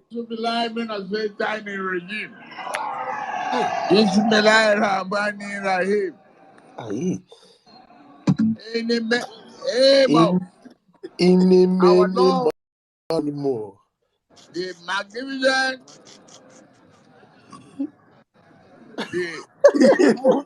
evil feature mag. He feature magnificent douche. Magnificent news. I want to be Featuring live in a Mag. Satan regime. Mm-hmm. Bismillahirrahmanirrahim. Mm-hmm. In the name of In a mini our In the money mighty Lord, name more. of Jesus. the magnificent. Our Lord and Savior. Satan a troublemaker. I don't know why it say make I play this thing. You see where fuel You for don't tape cap finish many for that prayer. religions. Okay? Where fuel tape Hey! finish for that prayer, This they man don't bust my steal. brain. Do you know? I was thinking, I say, Lagos practice, what they practice is there. It's not democracy. They practice Tinubucracy. I tell you. A government for Tinubu, by Tinubu, and for Tinubu. He has stolen the wealth of that nation. He has stolen that state dry, as in, the only bridge he built is his pocket. There is nothing you Madam, can were put you and say, on one of these spaces where Madam Bolanle did a breakdown of Tinubu's land grab in Lagos? Madam Bolale have been saying, let's hold It that is space still here one of her. now. It is still one of her most epic submissions on the I'm telling violence you, one space. of our Yeah, she did it most here. It's that on day. Marble. We have it, I think, Wow. on the violence radio as a I don't know full if submission. our guys on the violence radio, if we can have a cutout of that Madam Bolanle submission on Tinubu's land grab in Lagos. Now Saddam It will Begum that day make she stop now. I ah can't beg and say, mommy, it's okay. He has stolen that state dry. Let me just remind you guys of what Dikbo submitted. It is something we have often read on the violence space, but I always like to read it to you people. Buhari, Buhari, happy birthday, sir. On October 23rd, 2018, go and check with me, Vanguard newspaper. Abuja Rail running below 100 kilometers because we don't want to kill cows, Rotimi Amechi. If there's anything I give for the Minister of Transportation, he's a truthful man. Rotimi Amechi said that the Abuja-Kaduna rail line cannot run faster than 90 kilometers per hour because we don't want to kill cows. According to him, there are cows everywhere between Abuja to Kaduna, and the Ministry of Transportation does not want to kill cows any longer with our locomotives. The minister said the last time the rail ran 100 kilometers per hour, it killed many cows. He said because the owners of the cows would come to the ministry to ask that the ministry should pay for the cows that the trains killed. He has therefore decided that the train will not run above 90 kilometers per hour. We are doing 90 kilometers with Abuja to Kaduna because there are cows everywhere. The other day, they tried 100 and they tried to go above 100 and they killed many cows. And they said, you people should replace the cows we killed. It was initially one, but now we have 4 locomotives with 14 coaches. And Mechi also lamented the challenges faced by the transport ministry. And this was one of them. They constructed rail lines for 120 kilometers per hour and above. We constructed rail lines for a speed train. But the minister, however, revealed that the federal government is subsidizing transportation so that it can be available for the rich and poor. And we had to slow the speed down because of cows. Dear Nigeria, the fact that you don't have high-speed rail around this country is because there are cows just marauding and moving around everywhere. And the last time the government tried it, they killed a few cows, and the owners of the cows had the guts to come to the Ministry of Transportation and protest that their cows should be paid back to them. So for that, all of us, me, you, Oma, whether now we borrow the money or now we no borrow the money, whether now our cow then kill or no be our cow then kill, are sitting in one of the slowest trains in the African sub-region as a whole because of cows. There was a video of a young lady who was in a Camry and was killed by the same trains because her car could not cross fast enough. Our trains are currently running at 90 kilometers and below. One human life was lost this week to the Abuja-Kaduna rail line. Do we reduce the speed of the trains even further because it killed a human being? Rotimi Amechi, I leave that question to you. If you could reduce it for cows, what would you do for one human life? I yield. All right, and to Mr. President, General Muhammadu Buhari, we have a special message from your Minister of Transportation or your erstwhile Minister of Transportation. I've written to the governor of Katsina. I don't know why I have not replied to give us land in Daura for the university. That's fine. So the university in Daura, the next university will be my village. The University of Transportation. I thought why are you laughing now? All of you are graduates of there's a common saying that when we are small, charity begins here. Why would my own begin abroad? The president is not listening to anybody. He doesn't care. He can write anything he wants to write. The president doesn't care. Does he read? He will read, he will laugh. He say, come and see, they're abusing me here. In fact, there was one case of somebody in Odisha, a trader who couldn't sell his goats during Salah. And I was with a guy in the plane. And the man was busy abusing Buhari because of Buhari, nobody buying it. He said, come, I'm basically, what's my business with Odisha goat seller? This country won't change that. Nothing can, you know what nothing can change. It's therefore everybody's killed. This country is going nowhere. Nothing, you know, even if you divide the country to 10, it will still not change. No, I'm not joking. When Magnus was my SSG, I told him this country is hopeless and helpless. So that's topic now, coming from the governor. Nobody saying that. When 2 months in Abuja, so this country is hopeless and helpless. I say why? He say you're right. The only thing they do in Abuja is share money. They don't work. My Omar, God. Message. Omar, Yeah, bro. Omar. I hope Mr. Gutterman and Forrest, I'm telling you. Because I've been saying this. all If they you have, do in I've been in Abuja is share Abuja. money. I've done business in Abuja. All they do in Abuja is share money. You can just wear your senator today. You come into Abuja broke. You can speak good English, Queen's English. You can package yourself well. You go to Transcorp or go to one of those hotels. And my brother, you can land one big contract that will change your life tomorrow. That is all they do. That's why I saw these Hallelujah boys in Abuja. All these APC, PDB, Vuvuzela boys, they are all based in Abuja, collecting money steady. I say they get starter pack self, Benz, Babariga, and probably homeless. Senator. Savage perfume. Once you smell Savage, just know that they are Emiloko. Lord Jesus It's Christ. crazy. So that's why they are fighting to the death, because they know that once civility comes back to Abuja now, if Peter comes in there, it is no longer business as usual. You can't find work. You can't get the skill. Sorry. Go ahead, But Saddam. go on, my brother. Let's speak speakers. Go on, bro. All right, let's take our other speakers now. I can see Miss Osifo. Miss Osifo, good evening. Good evening, everybody. Ms. Osifo, can you move closer to your mic? If you're using some kind of earpiece, please remove it and speak directly to your phone. It's much better that way. Can you hear me, Miss Osifo? Okay, she seems to be struggling with her Okay, connection. can you hear me now? I don't worry. Oh yeah, it's Okay. better. Much better now, Okay, Miss good Osifo. Good evening, evening. everybody. Good evening, N6, Saddam, Omar, and every other person on this. Good evening. Yeah. Welcome. Yesterday, I was scared when the Twitter was having problem, and I was like, oh my God, tomorrow we'll not do violence space. What will I do? I was really scared. I sent N6 a message. I don't know if he got it because I was so worried. So we're congratulating Mr. President. Okay, me, I have a few things I want to say. Happy birthday, Mr. President, Mr. Buhari. I want to thank him for the high level of insecurity in Nigeria currently.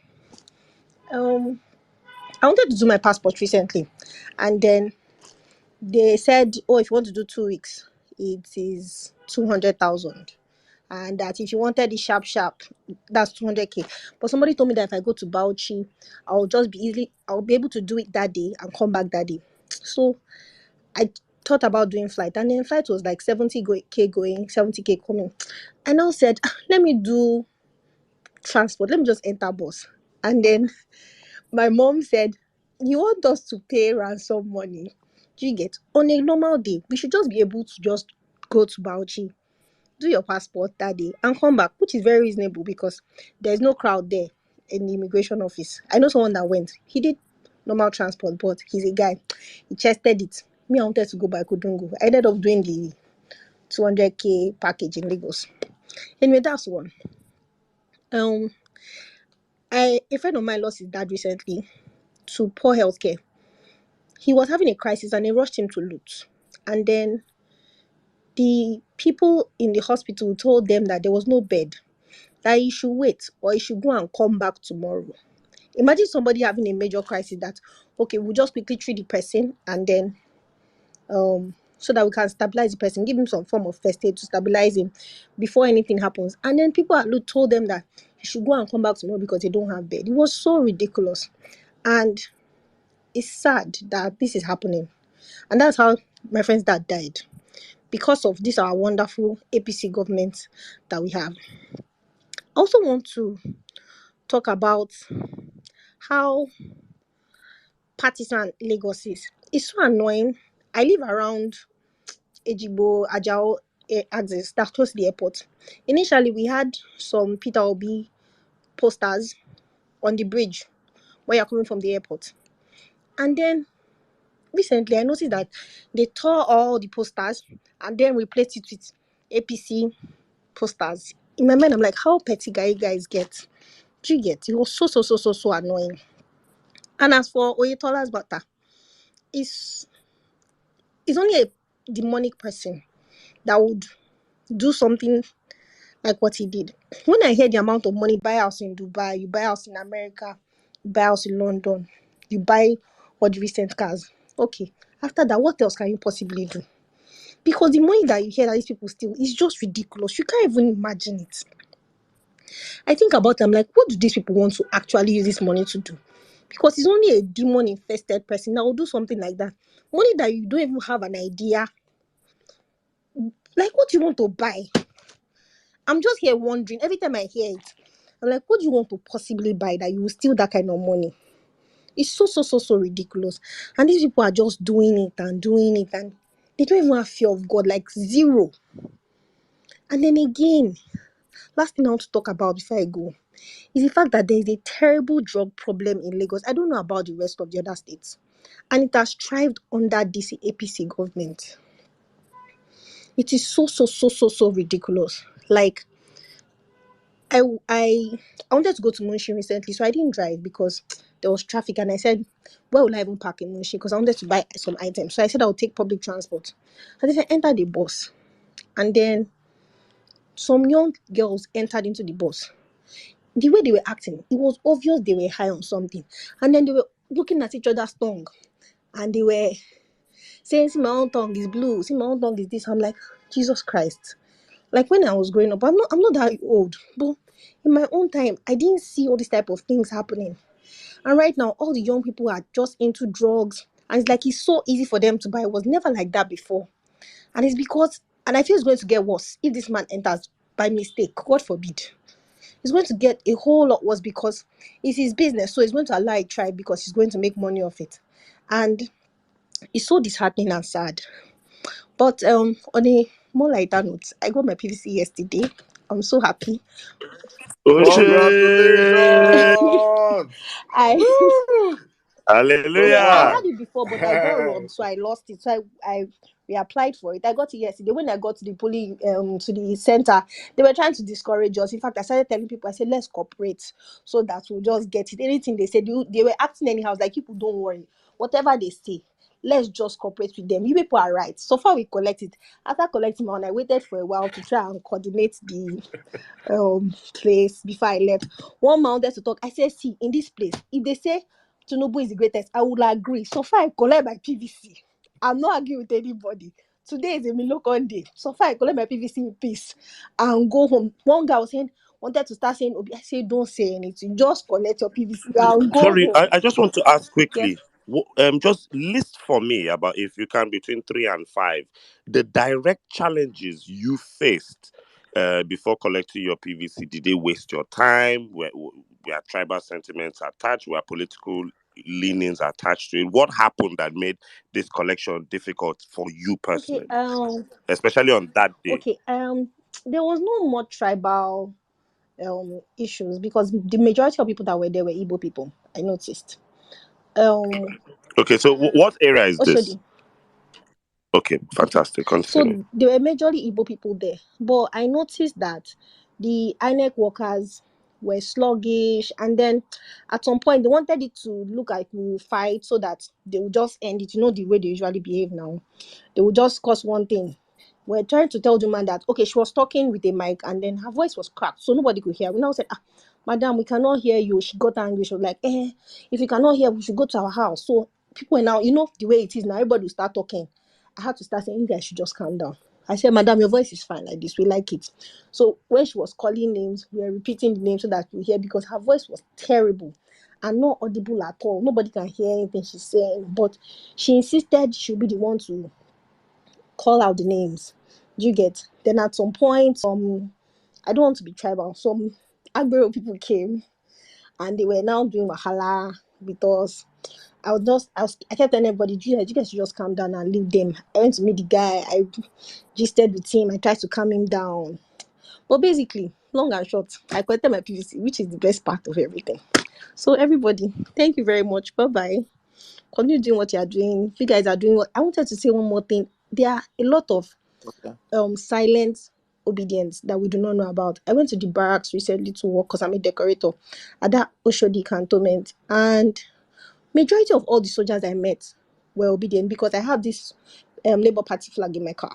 And when they saw me, each time I wind and I want to pass the gate, they'll be like, you be a person. And I realized that there are a whole lot of obedient, silent obedience. They're not saying anything, they're just quiet because of probably the place where they are, they cannot speak up. So they're just there. So I know that we're doing a great job and we're going to win.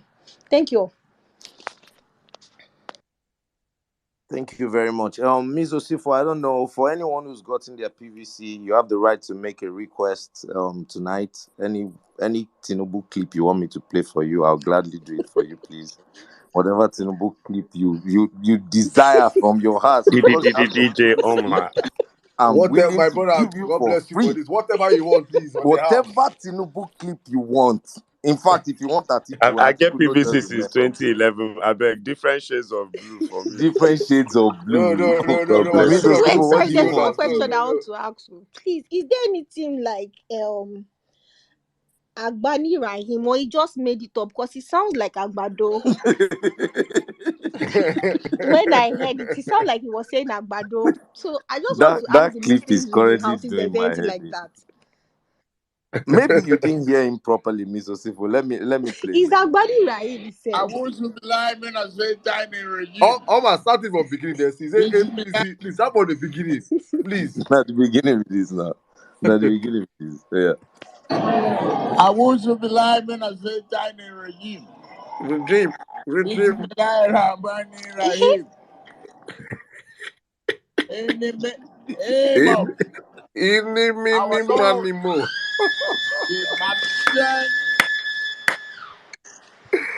They don't bring They light. don't bring that. But it sounds like a body rhyme. It does, I swear.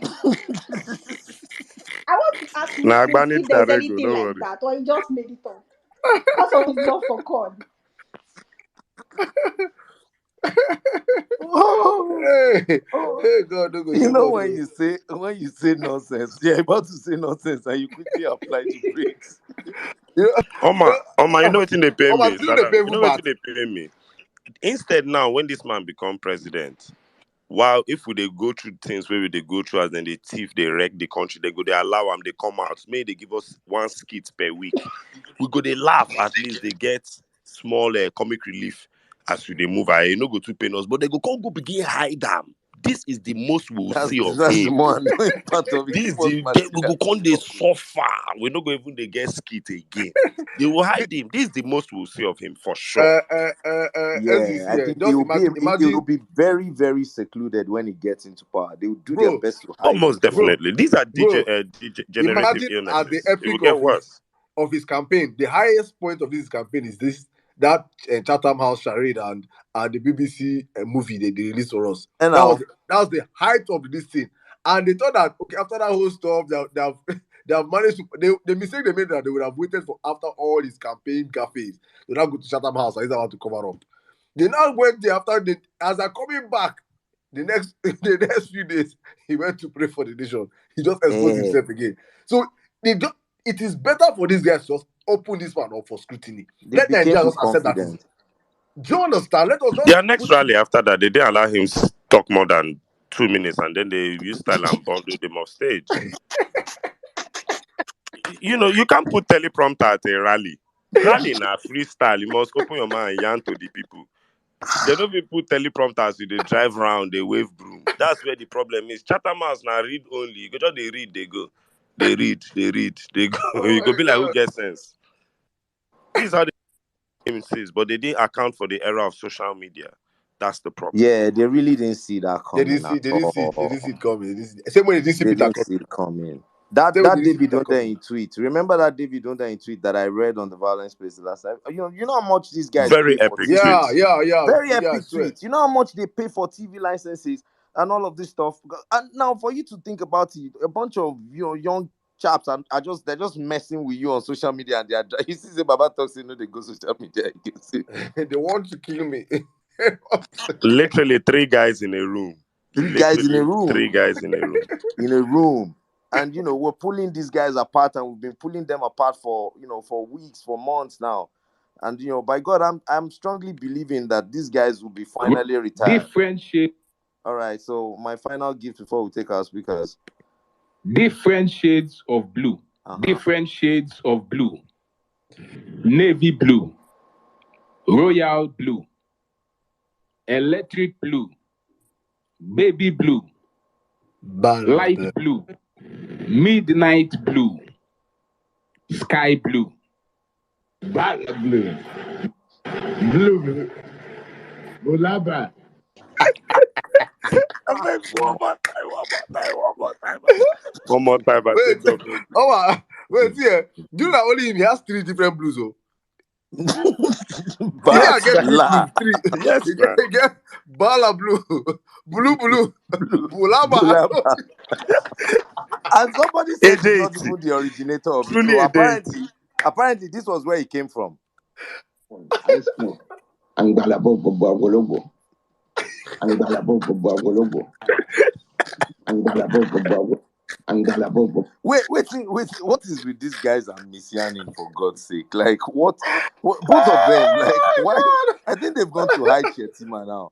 APC, they've gone to hide down. They realize that the sight of the man alone is not Be winning like, them. say, the guy face, if they kill votes, they don't go keep Shetima's Shetima one face is side. not voter friendly.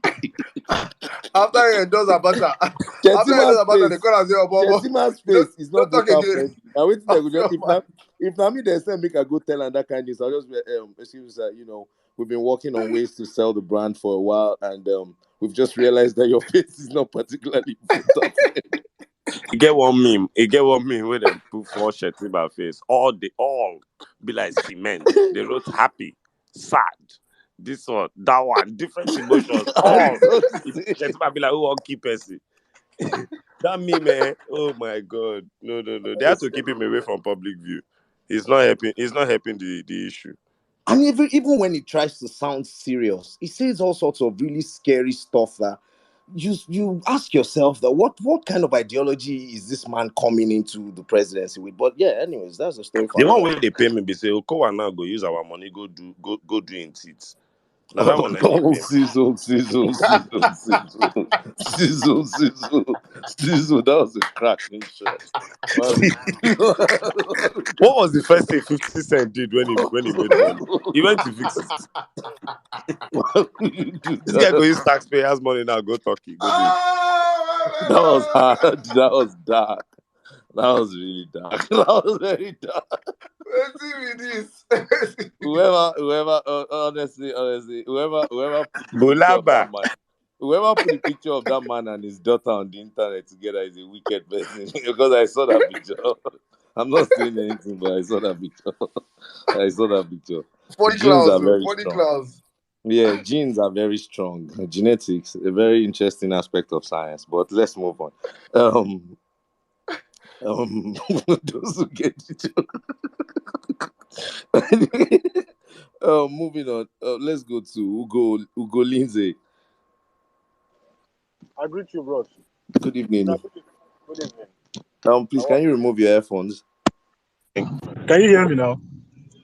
Yes, it's better now. Oh, perfect. Yeah, I greet all of you now. Good evening. Like I did really enjoying it now. Like, man, it's been fun all the way, you know. So, but the thing is, one of the 1 million crimes of APC, you know. Like, let me start by there's a this day news. Sorry, I'm coming. Okay, there's a Vanguard newspaper that says FG spends 6 trillion naira on defense in 11 years. My brother, insurgencies for 11 years, we don't spend 6 trillion naira. And we buy Tokano, according to the premium times, we buy Tokano, how many 12 Tokanos have been for $496 million. Where are the Tokanos today? This insurgency, according to one of my friends, when me and a military guy, they me in the talk. He said during one of their onslaught on those bandit guys. Can you imagine? They tell these guys, say they see bandits koro for eye like this, where they're supposed to start open fire. Commander supposed to say, if you not see them. Instead, they tell them, say, if you not see them, make una pass. Those guys are harmless. They don't have anything. And immediately, according to the guy, say immediately as they passed those guys, they were ambushed, and a lot of military guys were brought down. As it's just like they don't pass them, they be like normal cattle rearers when they pass them inside the bush. Then they can't center them. They killed a lot of military. This is waiting APC know they tell us. At the end of the day, they go tell us, say the army they have get on way like Mohammed they always use. Say they have technically defeated Boko Haram. My brother, I don't know where I want to start. I don't know where to finish. But the only thing, like, I'm very happy that at least yesterday I collected my PVC. That was one happiness within my mind. Congratulations! My polling units, they're my former area. Praise the Lord. Wait. My brother, wait first. Wait.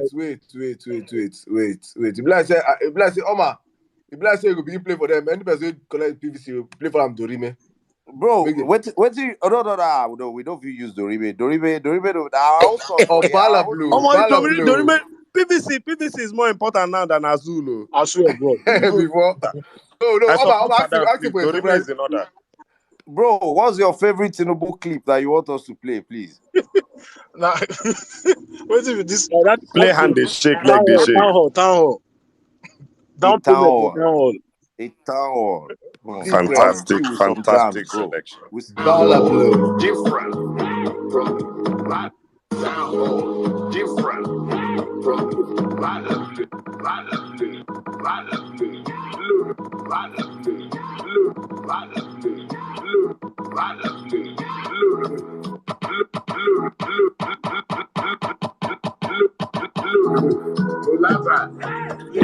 DJ Omar. Okay, Ugolinze, congratulations on your PVC. One more vote for Peter Obi, definitely, definitely, Even so, definitely. even That their mandate. Now here we go I crush am. say, even my polling unit na my former area, but I dey go lodge for hotel the day before the election for that area. Go. So now from there I go waka, go vote that day. So for my life, let me just be sincere. I never vote before. I never say I won't go start because then I dey see am as na their thing, na their game. Let them do whatever they have to do. And so, but this time around, bros, it don't touch me. It don't touch everybody. So we am taking this as I'm not a joke with him this time around, So like I'm really, really happy. I just say make I chip in one or two. Make I just at least make people hear my voice more for the violence space. Agree to now. Well done. Thank you very much. Nice Congrats, one, my nice brother. one, nice one, Ugolinze. I really enjoyed Ugoli, that. let me. I'll give you one extra tax, please. Please, you can. Right now, you have gotten one vote. You need extra 9 votes from the violence space. So we need you to go out and reach out to like 9 different people to that that this one are your soldiers. You sat in die say this 9 people must vote Peter because of you. Do that work from now to the next 70 days. Please take that as your own mantle now. Say 9 votes for me. There's 10 plus my own. You sure you die? Say 10 people to vote for your head, eh? Thank you, my brother. Then my own assignment for you, Golinze, do a video, cover your voter's card. Announce in that video, I collected my voter's card and I'm voting for Peter Obi. Post that video on all your social media, on your WhatsApp, everywhere. Remind people to go and get their PVC that you have collected your own and you're voting for Peter Obi of Labour Party. And please post that video every day for the next 7 days. Tag us, Hashtag, no, tag us, no hashtag, retweet. hashtag violence space PVC update. Sharp. All along. Tag us, no retweet for you, my brother. God bless you. Same thing with you, Miss Osifo, please. All of you that have collected PVCs, back every one of you, please. Let's do that stuff. Let's motivate our people to go out there and get their PVCs. Oma, back to you, bro. Yeah, thank you so much, my guys. For those of you saying that they don't have PVCs, obedience, they get PVC and they're going to vote wisely. All right. Let's go to Nelo. Nelo, good evening. Good Nelo. evening. Sorry, I was typing on the timeline. Who are you Hey, fighting with? everyone. Nelo, stop fighting. Stop fighting. No, me, I was sharing good news.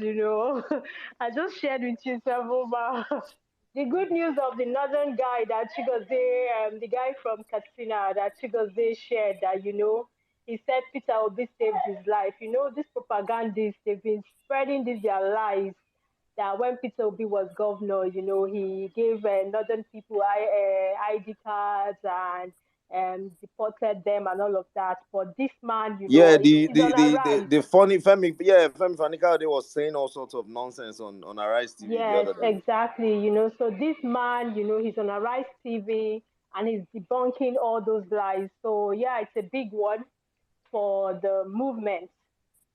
So I've got a couple of things that I wanted to speak on, but let me say hello to everyone. Saddam, this your part face is not it's not giving. We need to see the full face, yeah. We'll see the fine boy behind the You voice, want me DSS flag in passports? Me, No I'm mind not now. nearing anything airport till like May next year. So now my face did my own. Hey Sizzle, how you hope you're doing good. Good to have you guys here. And Omar, thank God that Elon Musk, decided to save us because some of us would have gone into depression. Now imagine missing violence space, for a whole day. Yeah, and everyone on the space, well, mini Nigeria, I see you, and everyone listening, Mr. Sifo, hey, okay, my time is going. So a few things I wanted to speak on. Saddam, you see that thing you said about, sharing money in Abuja. Let me give you guys one gist. Sorry, my dear. It So, wasn't Saddam that said. It was the Minister of Transportation, Rotimi Amechi. Point of yes, that's correction, true. please. Actually, that's true. And okay, Saddam just buttressed it, but yeah. So I was, I always go to some of these neutral, supposedly neutral spaces, and there's this very loud voice, on the Agbado camp. And okay, but this was a chill zone, so everybody was just chilling, and this guy was just trying to share his experience. And then he said something that, he went to this restaurant to eat and he saw this babe. So he was chatting with the girl, and the girl said, that she works in that's in the villa. So his antenna just went up. So he gave the girl his number, collected the girl's number, hoping that, they could chat and he can get some contracts.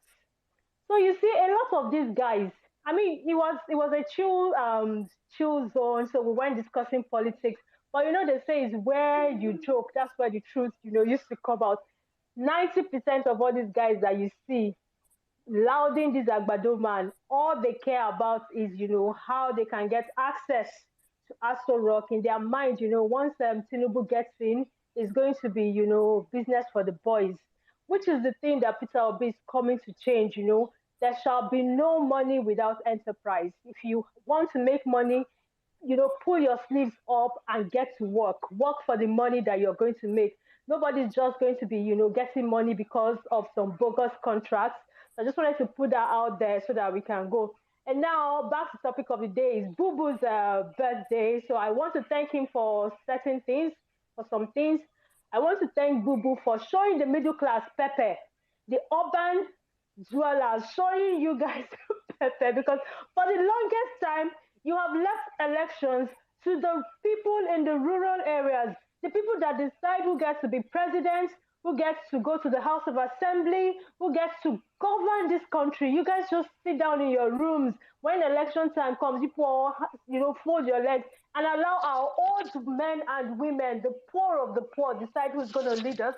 I want to thank Boo Boo, for the hardship and for showing everybody Pepe, so that for the very first time, everyone is interested, everyone is getting their PVCs, and everyone, is talking about coming out to vote and defending their vote and actually putting in the right people, because whether we like it or not, politics determines everything that happens in our country. Down to, in fact, down to how the medical, when you're sick, how you're going to get treated, the schools that your children will go, even if you have money to take them to the best schools, guess who's going to teach them? The graduates from those public schools that, the government have refused to fund. So politics affects every aspect of our lives, and we actually need to get involved. And I hope that, this is going to be an awakening, and henceforth, when election comes, we'll all come out there and we will all vote. Also, I want to thank Boo Boo for, um, for the beavers. I mean, we have to give him that, Thank God for beavers. Politicians will not Yes, be. so yes, Yes, so so we have to thank him, because thank God for beavers. It's because of beavers that we have the mouth, that we can even talk. If not, one politician somewhere will just gather thugs and snatch ballot box somewhere, and they just go and print whatever, and they give us. But for the first time, you can see that they're all rattled. They don't know what to do. They don't know how they are going to rig this election. Well, in fact, so yeah, we have to thank Boo Boo for that. What did I write here? I can't even read out what I write here. But anyway, I'm still here listening. If I have something to add, I will definitely come back.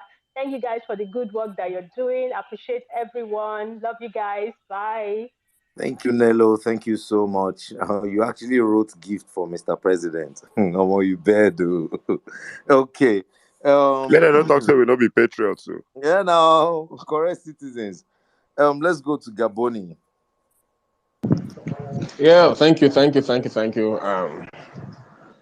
Omar, DJ, Omar, Omar, you don't talk to one of Sorry, my best Gaboni, DJs now. I've been able to read what I wrote. Let me just quickly say my last one and I will go. Gaboni, Yeah, give her 1 minute. Give her 1 minute. It Gaboni, was put a on nice there. Yeah, submission. Nello, go ahead now. Okay, so the last one, I want to thank Boo Boo, for once again affirming to Nigerians that you see all this tribalism and shit that we do, it don't mean shit. The president can be from your state, can be from your village. If he has no good intentions, you will suffer. Go and ask the people of Katsina how they are doing. Buhari is from their state. Boko Haram is wiping them. And guess what? Buhari does not care. Buhari doesn't even know. I read, there was this big northern voice. I think it's Bula Galadima then. When he did this tweet in Hausa, these are one of the people that really championed Buhari coming in. And he was lamenting, that Buhari has abandoned them. He doesn't care about them. When they asked him about the killings and the suffering, he said they should go to the farm or something, that they are lazy, something like that. So it doesn't matter. If the president is clueless, if the president has no clear-cut plan for the country, just like Tinubu now. Tinubu is not speaking to issues. Tinubu is not, his manifesto, he has no idea what's inside. When they ask him question on his manifesto, he will ask this person to answer, that person to answer. But you are here championing him just because he's Yoruba or he's from your tribe. When the suffer comes, it will not. It's though they look tribe, you will not be exempted just because you're Hausa or because you're Yoruba or because you're Igbo. So if you like, don't do the right thing. Don't vote wisely. Don't vote for the man that knows the issues, that continues to speak to the issues and is fit as a fiddle to handle the issues. Thank you. Thank you. I yield my mic. Nello be like those students for secondary school. They say if teacher they talk, they go they write things down, and when exam come, that's what they write down. And when they go cover up, you know go fit spy the Jot answer. things down. Jot things so you can take Yeah, things I away. take them away. Take them away. Gaboni, please, before you speak, I have a special message from the number one citizen of the land, my own personal person, General Muhammadu Buhari. He has this message for the Nigerian youth. A very young population. Our population is estimated conservatively to be 180 million. This is a conservative one. More than 60% of the population is below the age of 30. A lot of them haven't been to school, and they are claiming, that Nigeria has been an oil-producing country. Therefore, they should sit and do nothing and get housing, healthcare, education free. But let me tell you that recently, my Minister of Education or for Information was constrained to answer a question when people accuse the administration of doing nothing. He said, let Nigerians be reminded what position we were before May 2015, what condition we are now, and what we have achieved between then and now. And I think people were impressed with the answer. The security, we have done quite well. Economy, we have done very well, especially in agriculture, by providing soft loans, and the guarantee is just you have to belong to a certain locality and you have got land. You don't have to go to the banks, and bring a physical collateral. So I think a lot is being done. And on the security side, certainly. Baba, honestly, things must Plenty change now. cappings. Things must really change, honestly. Like, things must change because, Omar, let me remind you guys. man, That interview by this man, that House of Breadman and Kazaure. He said it. He said that. He yeah. said it. He said that Buhari, if you come to Buhari and just tell him anything he asks you, and he tell you, can you swear by Allah? You can swear by God that what you tell him is true. And you just swear. Sadam, this thing na lie, I mean not true. No, real try for real. That's find what the man evidence said. self. He said it. Guy watched the interview. He said that is how they are deceiving Buhari. Anybody that come in meet Buhari, he say, "Sir, you give us 100 billion. We use it to build 10, 15 bridges." Buhari will say, "Karen said Allah." That's in Hausa. What it means by Karen said Allah? That's swear by God in English. Karen said Allah. He just say Karen said Allah. He just swear by God. Buhari will say, "Okay, we'll give you." He believes that once you swear by God, that you cannot do anything wrong. So And that's people how when they these talk say cabals. the country is on Isha Alarm vibes, they were not lying. It's true, yeah.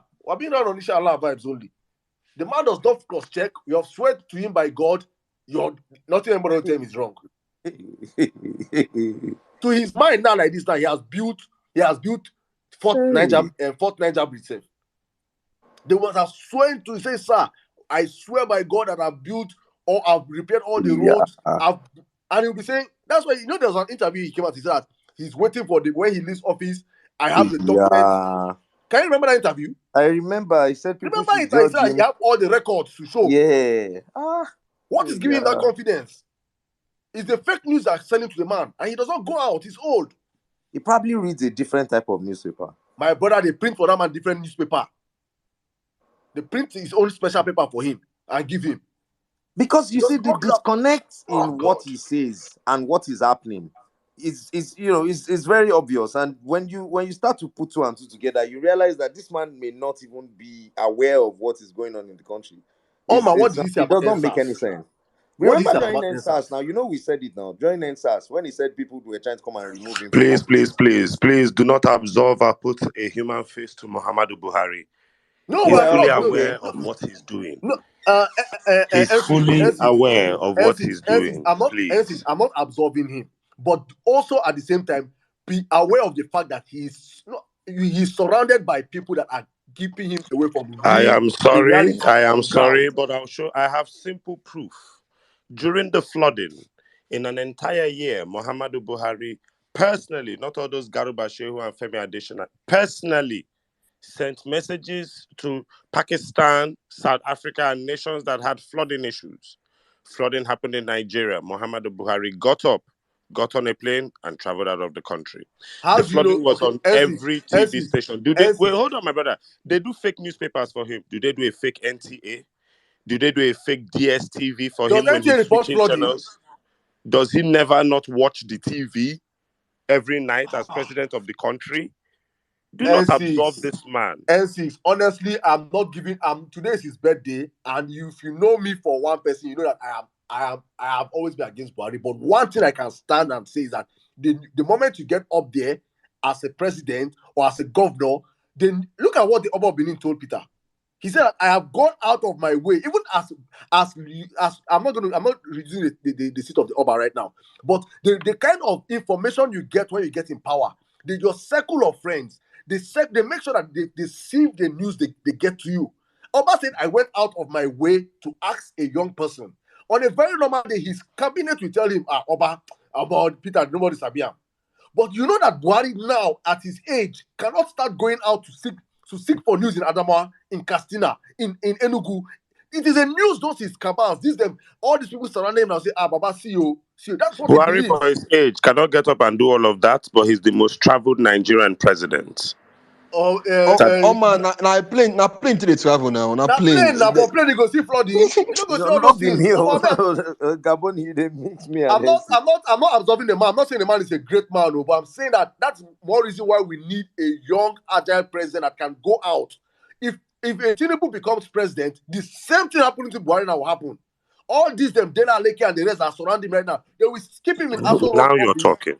We're saying the same thing. They'll keep him in Aso Rock office, make sure that he does not get the real news, and they just come and tell him, Baba, we have made sure we have built the bridge. Baba, we have done this. Don't worry yourself now. Baba, after all, we're the one that's speaking for you. Baba will sit down there and believe that they're working. While the country is going to rot. It is the same place Buhari is right now. That is the same place they want to carry us, even worse off. Because Buhari is coherent. He can speak. But they're stealing the information from him. You can't tell that with a Peter Obi. Peter will go there and find out how far. Do you know that I found a Buhari clip? Someone sent me a Buhari clip now that it can easily pass for a Peter Obi campaign material 1000% right now. Like just listening to it, I'm telling you. Like if you listen to it, it can easily pass for a Peter Obi campaign material. Can you honestly, truly say to yourself that our country has changed for the better? Are our children safe when they go to school? Are our parents safe when we leave them at home? Is the naira in your bank account of greater value today advert than for it was Labour 4 years Party. ago? Jesus. I, Muhammad Buhari, urging you to have your PVC, and on election day, you go peacefully and vote and make sure your vote count. Because he actually didn't mention the name of a party. It can easily pass as a campaign material because everything he mentioned, this was as far back as 2015, everything he mentioned, nothing has changed. 8 years later, It's even Buhari, worse. thank you to you. Nelo has requested for a special Buhari tune, and of course, No, we have. no, no. Nelo did not show us PVC now. Eh, Nelo did not show us PVC. That's true. she Nelo don't is for show us PVC PVC. people. That's For true. PVC people, eh? It's for PVC people, strictly for PVC people. Okay. Gaboni, are you ready now? Sorry to have taken much of I your have time. always been ready. Okay, all right, See, yeah, 5 minutes. NC say what Saddam is not far from the truth. In as much as Buhari is the worst and might be the worst Nigeria will ever produce, the people surrounding Buhari are worse than Buhari because they are demons. That's why had it been the people surrounding Buhari are kind of still good people, probably it might not be as bad as this. But those people, they are worse and demonic, and they know Buhari is frail and he does not know what is going on, and they know they can deceive him. They know his weakness, they know what to tell him for him to believe. Like what you just said now, what Saddam just said about when they say they will swear to God, and it is like that for most Muslims. When you use that words, their language, when they swear to God, most times when they will say they've already swear to God, so you must believe. You have to believe on what the person say when they swear to God. And most of them are using it, they are using it carelessly, and they will lie on top of it. I've seen some Muslims, they will come and say, man, what's it even? They will say, wallahi to lie, hey, wallahi to lie. They say when the Muslims say wallahi to lie, you will believe him. Sometimes I default for that thing, but when I can't see one blatant lie, the person say for light lie, I will say, like seriously? And these people want us to continue believing this. In as much as it in their religion, when you say those things, you should be like. But some of them are abusing their religion, and it doesn't tell where. It's very, very bad because when people start saying these are the kind of things, even in Christian religion, when some people say true to God, you tend to believe them. But more true to God, people they lie like demons. They say true to God. You get the point. So most of the people there, some of them just went there to become rich. Look at Malami, the kind of with the amount of wealth that man have amassed from. Look at these children. So many of them there. Is it not because of the frailty of Buhari? That's why they become so rich and wealthy and corrupt and do things with impunity. Look at the accountant general, how much he stole. Look at how much people are stealing in this government. Look at the Kogi State governor, the problem he's having with his nephew and all that, trying to, and so many APC people. So many stealing with impunity without. There's one recent interview of one man in at Berekete. I don't know who have watched that interview when he was saying if somebody wants to get rich today, the CBN government can make him rich. So just give me a contract of $10 million. We will send the money with the official rate. The person in the bank will now buy with 600 and something naira. The person now overnight, the person will get 200 and something naira per dollar. Times it by 10 million. That person is already a billionaire without doing anything, just sitting in his hotel room. And that is what is going on in this country. And that is why Peter Obi said he's going to destroy that to a different dollar rate. Because so many people are using it to milk this country, to steal from Nigeria. So many people are just overnight billionaire. That's the impunity we talk about. Somebody will not work. That's what Peter B is talking about. Billionaires without enterprise. Somebody will not do anything, will not work, will not suffer. Pure. We don't want to millionaire, don't want to billionaire. Just like that. Just like that. And that is why they must MUST capital letter all through with bold capital letter with a very big font. We must not bring in somebody worse than Buhari. Whether you like it or not, I've said it so many times that Tinubu is among the 18 candidates in this election, Tinubu is the worst of them all. He is the worst. Whoever is better than him by 1 million times. The Abga presidential candidate, Peter is better than him. SDP candidate is better than him. Kwakwanso is a million times better than him. All of, even the ZLP, all of them, the Kola Abiola, all of them, Tinubu is the worst. He is the worst. What you say how demonic this party is. Now they're trying to gaslight us to believe that the worst is the best. You see how wicked and evil these people are. See,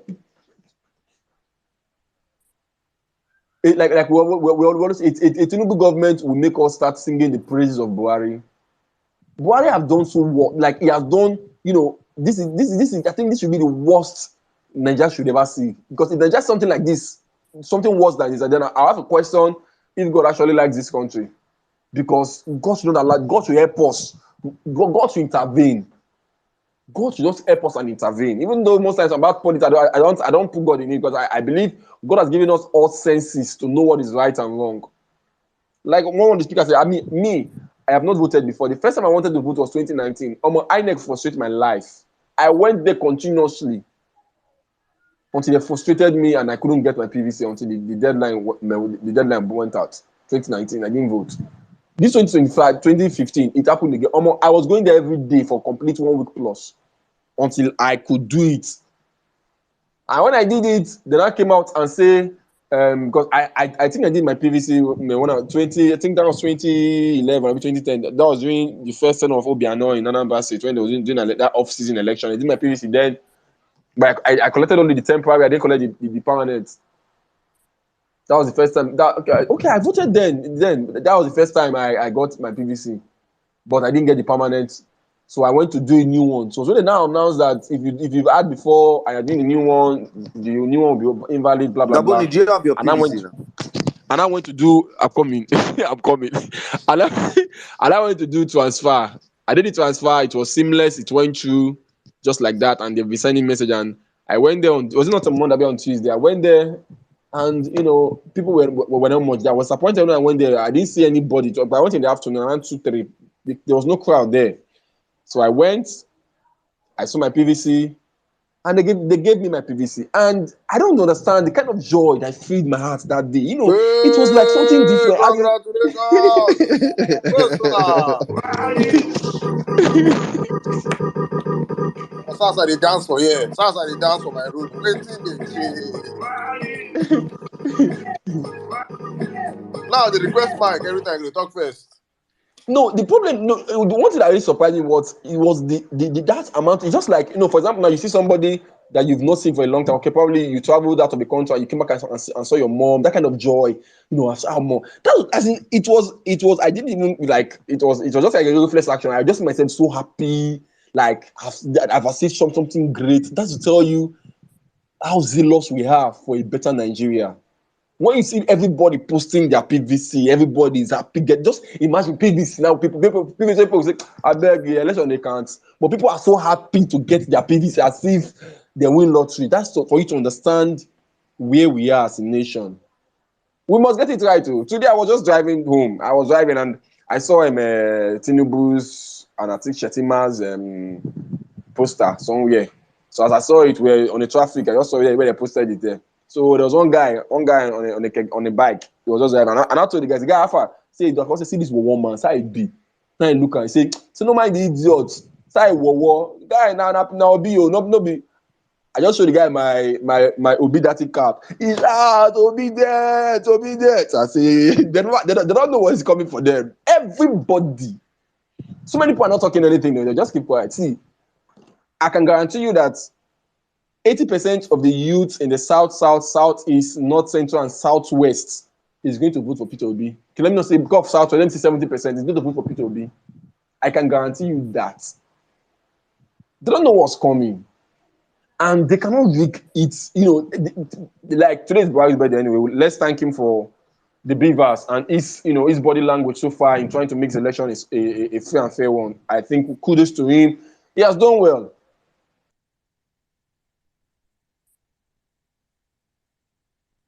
Gaboni, are you there? Okay, I think Gaboni got a call. I believe. Yeah, he probably got a call. So Gaboni, we lost you for like 10 seconds or so. Where was the last thing I said? Okay, I said I believe Buhari actually wants this election to be fair and fair. So I think a big kudos to him, and for that I would say a very big happy birthday to him for trying to do this for Nigerians, because we need this at this time. You get the point. So I believe Nigeria is going to win. We are going to win. Can be see Nigeria can be great. All Gaboni, please round up okay. in 10 Oh, seconds. okay, good. All we need is what Peter is everything Peter is science. Almost for Nigeria to be good is not rocket science.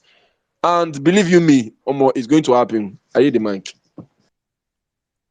Thank you very much, Gaboni. Since you're wishing the president happy birthday, you have positive things to say about him. Let's pray for him as well.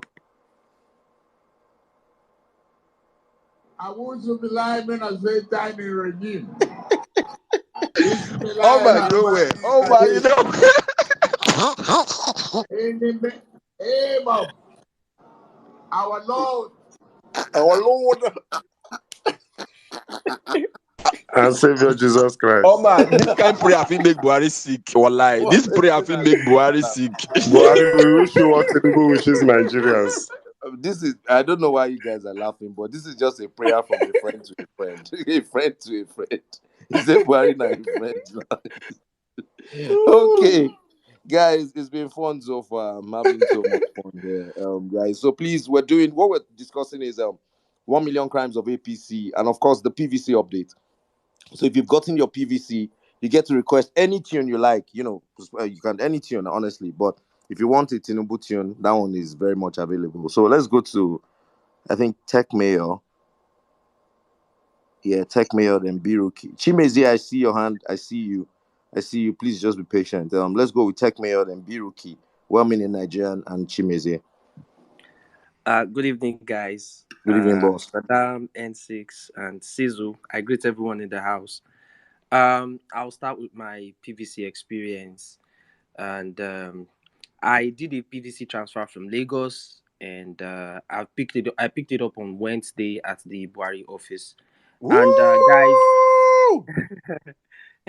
guys, forget about Abuja. Abuja is 100% obedient, because when I got there, I met a few other guys from the Peter Obi support groups, and yeah, the turnout was massive, both the old and the young, and everyone that I actually engaged were all obedient. I didn't want to record them without their consent, of course, but everyone that I actually engaged on that day were obedient. It was a very, very thrilling experience for me, given the fact that the Buhari office is a bit far from my house, about over an hour drive. But then again, the fulfillment, the joy I got when I got my PVC, it's I'm really happy. And sweet child, happy birthday to you. My account was suspended, so it's still under temporary suspension, though they've been reporting my account massively since Wednesday. So the crimes of APC, I think I would go with insecurity.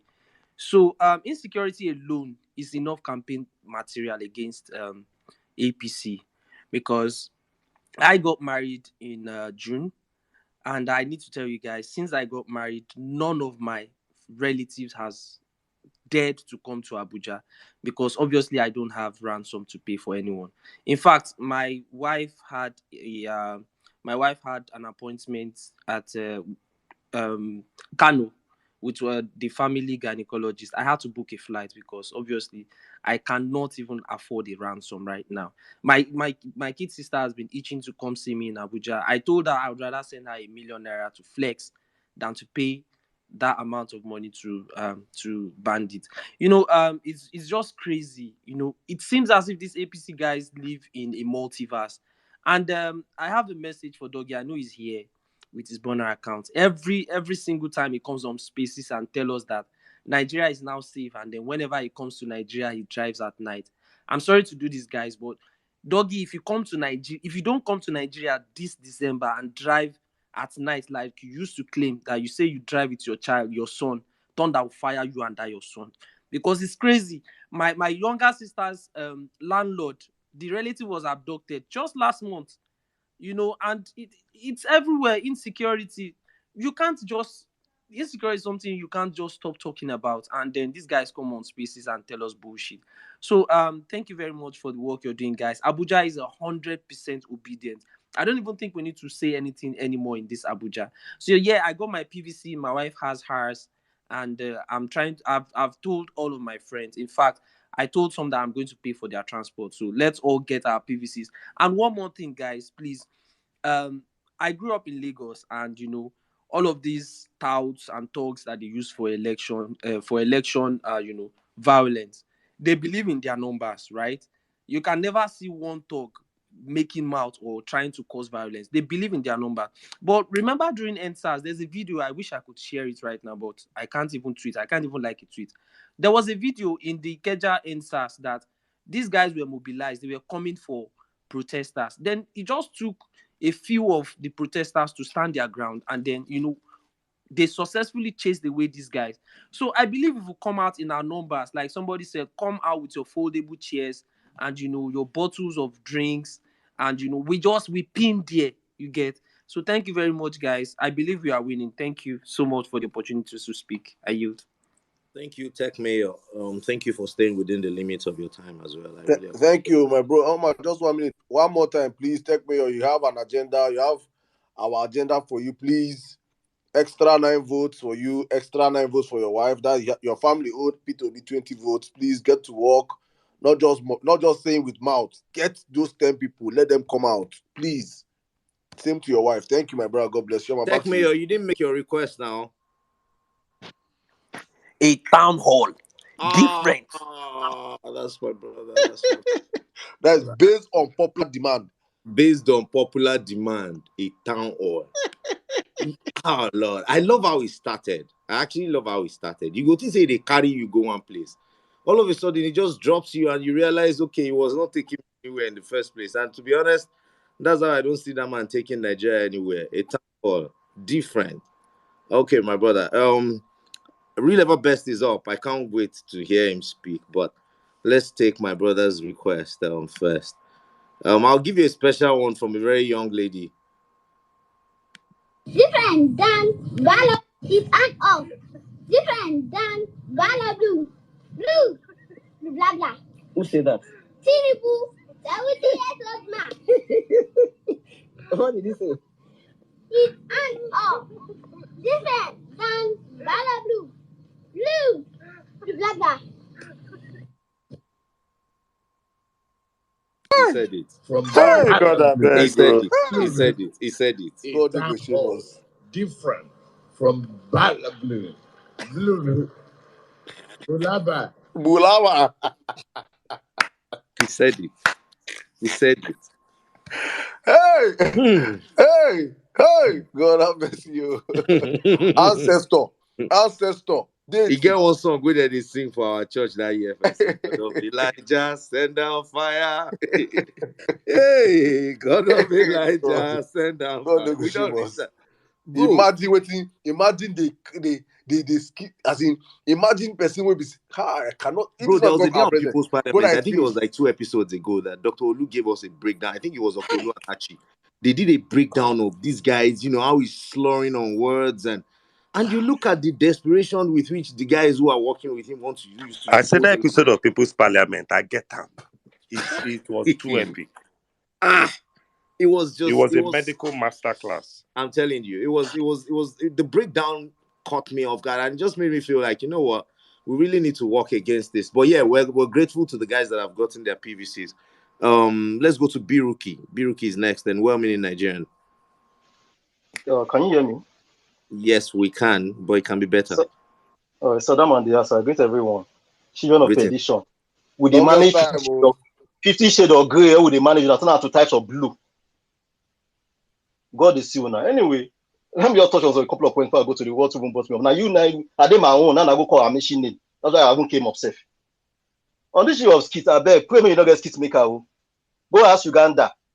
Now they get the biggest skits maker, Idi Amin. Go do it happen to them before and after. Pray for a skits maker. I think I'll beg you. I've been at home, I talk that thing. I think I'll beg you. I beg, change your mouth. We don't need No, skits I maker. didn't pray for it. Biruki, disclaimer. I beg go. I know they pray for I beg you. I beg. Make it they do his skit during campaign. May not do him as president. It will be terrible. Because once he leave comot, now it's more terrible place he go take over.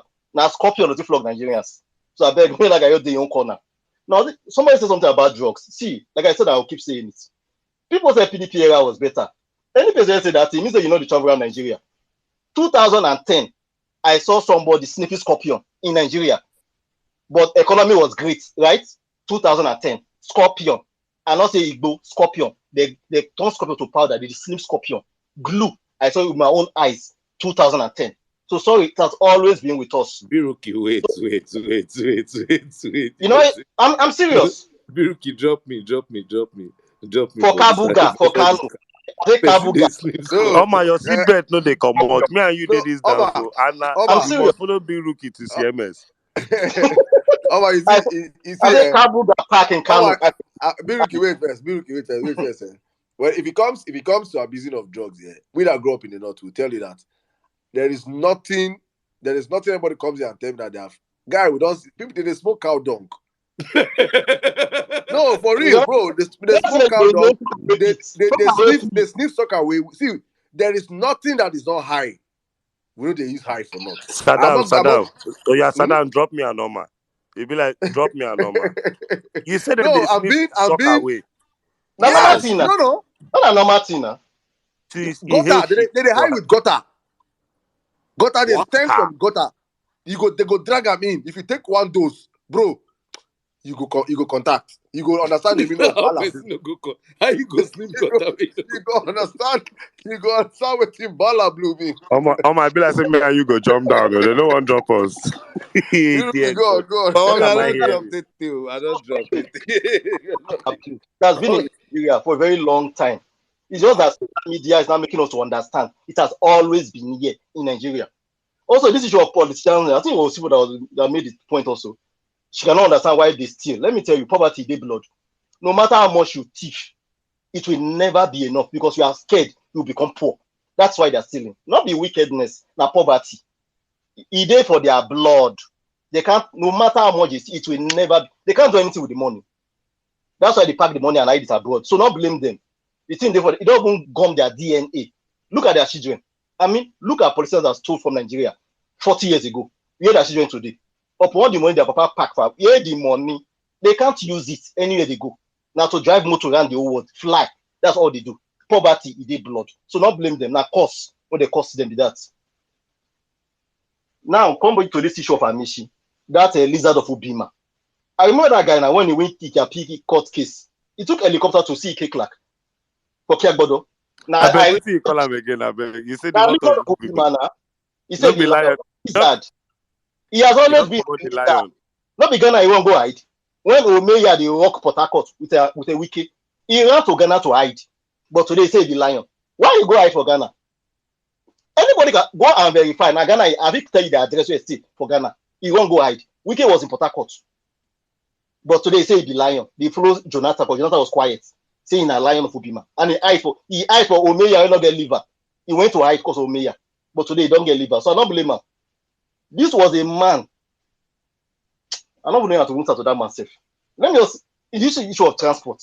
What's it be the we did 30 years behind. Man don't say we did 10 years. We did 30 years. That's a call railway. Man don't need to talk. Everybody is even aware. When they top fit train, they top fit train like Dangote train like when we run out of fuel. They top fit train. People will say that na train. Well, I wish any person good luck when celebrate. I wish you good luck. But I will tell you, the company that is building the best railway lines in the whole world, Vostapin, he did 20 minutes from my house. You can look it up. So anything I want to talk, I'll say, I wish you good luck. You don't know where they paying you. That same man, you can look this up, Eket Town Hall meeting. This man almost forced Kashuku, Minister of Petroleum. Why? Maritime University at Koko, the one they bought from Tumpulu. They owed them at 7 billion. Now they all say 4 billion naira they pay per month. Nigeria, the older guy 7 billion naira till today. If you don't know me, you know. They buy his school, half payment, they shop the remaining money. They're not giving money today. So more than also that they hold my money too. Now, so when they kiss on your snap paper, you see the kiss they hold our money. The more than know that one first. They told him they will take the school. They improved it. That's what you call your National Maritime University in Nigeria. To Digital State today. Amechi came in. This man, I said contractors. I said this will not be say Government give us money, go work. I mean, they arrested them on site. They have already been paid. Not take my word. Google up. Minister for Transport ordered their arrest in 2015. They were arrested. Osibajo, when the issue started, when the boy left for London, Osibajo went to Nigeria data. Osibajo, not say that I was in Nigeria, I was there. He said they lied to them that nothing was on ground. So who was lying to Osibajo that nothing was going on? Who was the person lying? But you say me that they blame Buhari. That's why I say sometimes, if you know some things, you will know. You will not blame Buhari totally. All our since 1999, all our presidents have been ring-fenced. All our presidents, they always ring-fence them. Every single president, starting from OBJ. OBJ was never there when they made him a president. He was never there. Somebody put that his second term was terrible for Atiku. Now then the guy break free. Yaradua was not even aware. At least he was sick. There's an excuse. When he was lucid, that was when he gave order that they should wipe out Boko Haram in Maiduguri. That was when he did it. Jonathan, if not for going to Douglas, Jonathan, they did the same thing to him. He even sent Orubebe and Akugun to NIA. They see influence Jonathan till day of election results. So it is what. So don't blame Buhari. It is what it is. As for that Amechi, well, I wish him good luck. I wish him and his generation good luck. It won't be university for a village, Abi. Since he pack money, go enter APC. What did he do give your village? Nobody talk boat to MPA. He name talk boat after a village. What did he do for them? He won't carry Nigerian money, go be school. And you see them, they call him lion. After I carry our short, not be able to talk of public share. I wish him and Buhari good luck. And every Nigerian, for those of you they say will be not waiting, I wish them good luck too. And also that they listen, let me tell you, responsible constitution and production, now policy for European Union. You hear me? Not be for mouth now. Now they say the year 2040, they want to create a university in 9 countries. Oh my, just 1 minute.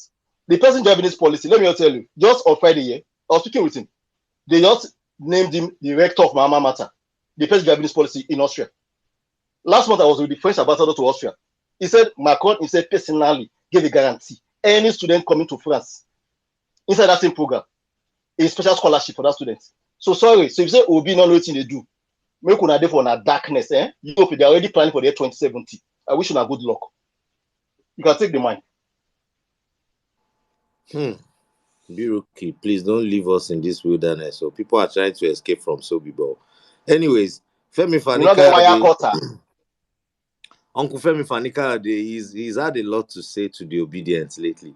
And I don't know why people know they just free obedience, because you know what you're asking for. You're just gonna be looking for trouble. But let me just give him 2 minutes of my time. He says, don't you know that when you offer yourself to someone as obedient slaves, you are slaves of the one you obey? Romans 6 verse 16 is how he uses the Bible to back up his bullshit that irritates me the most. Says, an obedient to Peter. Okay, anyways, we'll come to you. But Femi Fanikade, you had this to say about the man you are defending today. We are approaching 2023. Some in the Southwest, specifically Bola Tinubu, believes that his party will field him. I will tell you this today. He has made the biggest mistake of his life. They will not support him. Their position is to keep the presidency in the North. And even if he manages to clinch the nomination for the APC. Wait. A man that speaks from 27 sides of his mouth, including his asshole. Just listen. The truth is, I don't even believe in this union anymore. I don't believe in it. I don't believe in Nigeria. I don't believe that the Northwest and the Northeast, as they are now, should be part of us. The truth is, I don't even believe in this union anymore. I don't believe in it. I don't believe in Nigeria. I don't believe that the Northwest and the Northeast, as they are now, should be part of us. When you talk, It's so sad. When you talk too much, It's so sad. Let me read you 2 takes, Omar. First one, the Bible. I think somewhere in 2 Corinthians, I can't remember, someone remind me, but I remember, for Satan himself transforms himself into an angel of light.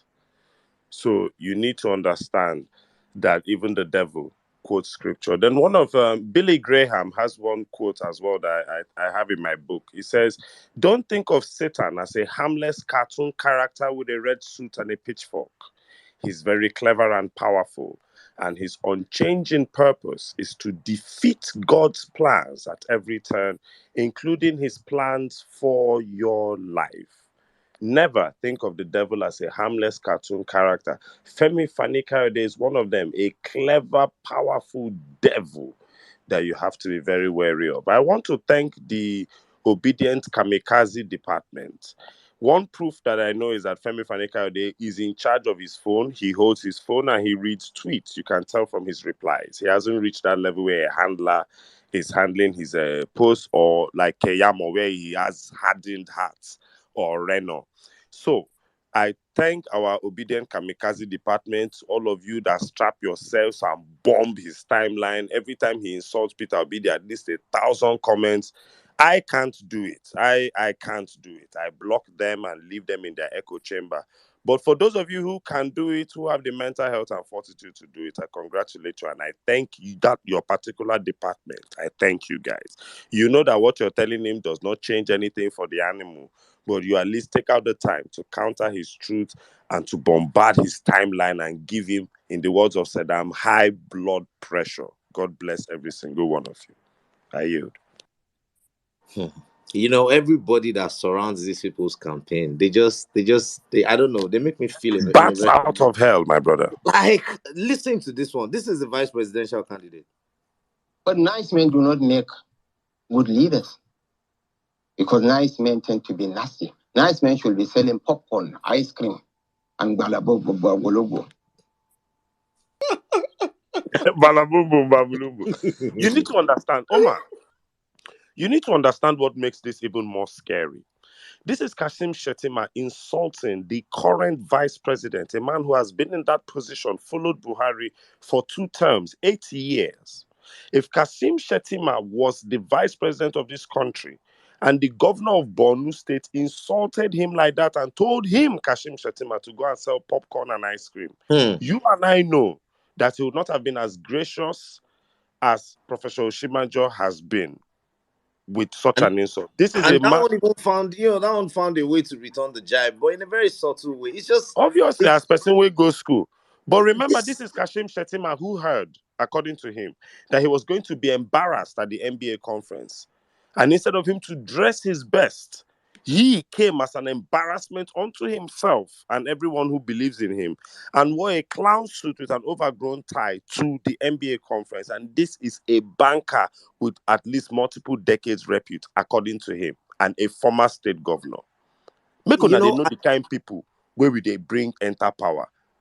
I don't like to I say have a this, but very Bola Ahmed Tinubu does not look like someone who has 8 more years of cognitive thought and movement in him, unless you 8. want to lie to yourself. Cizo, you're being generous. 8, Did you say maybe 8 months. did you say 8 God months? forgive me.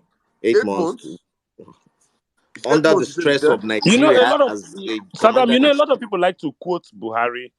Oh, when Buhari, this is how sick Buhari was, but when he got into power, he did it. But what Buhari was going through is not what Bola Ahmed Tinubu is going through. Bola Ahmed Tinubu has cognitive functional issues with his health. Such problems don't get better. There is no surgery for such problems. They are managed and the person is made comfortable till the end of their days. Buhari probably had You don't send them on rallies. I have an 80-year-old father. I can imagine putting my dad now to go to rally and be raising his hand and waving it up and down. And this is a civil engineer. It's worrisome, the charade Buhari that's being... probably had kidney, liver, or one of those problems that could be replaced. But this one is brain. There's nothing you cannot change. You cannot just start buying new brain for Tinubu. Tinubu's brain is on the decline. He's even older than Buhari. There's verifiable proof on the internet like this one. Please, because make sense of this. We have no blinker of electricity. They spend more than $60 billion. They forget that transmission line is a super highway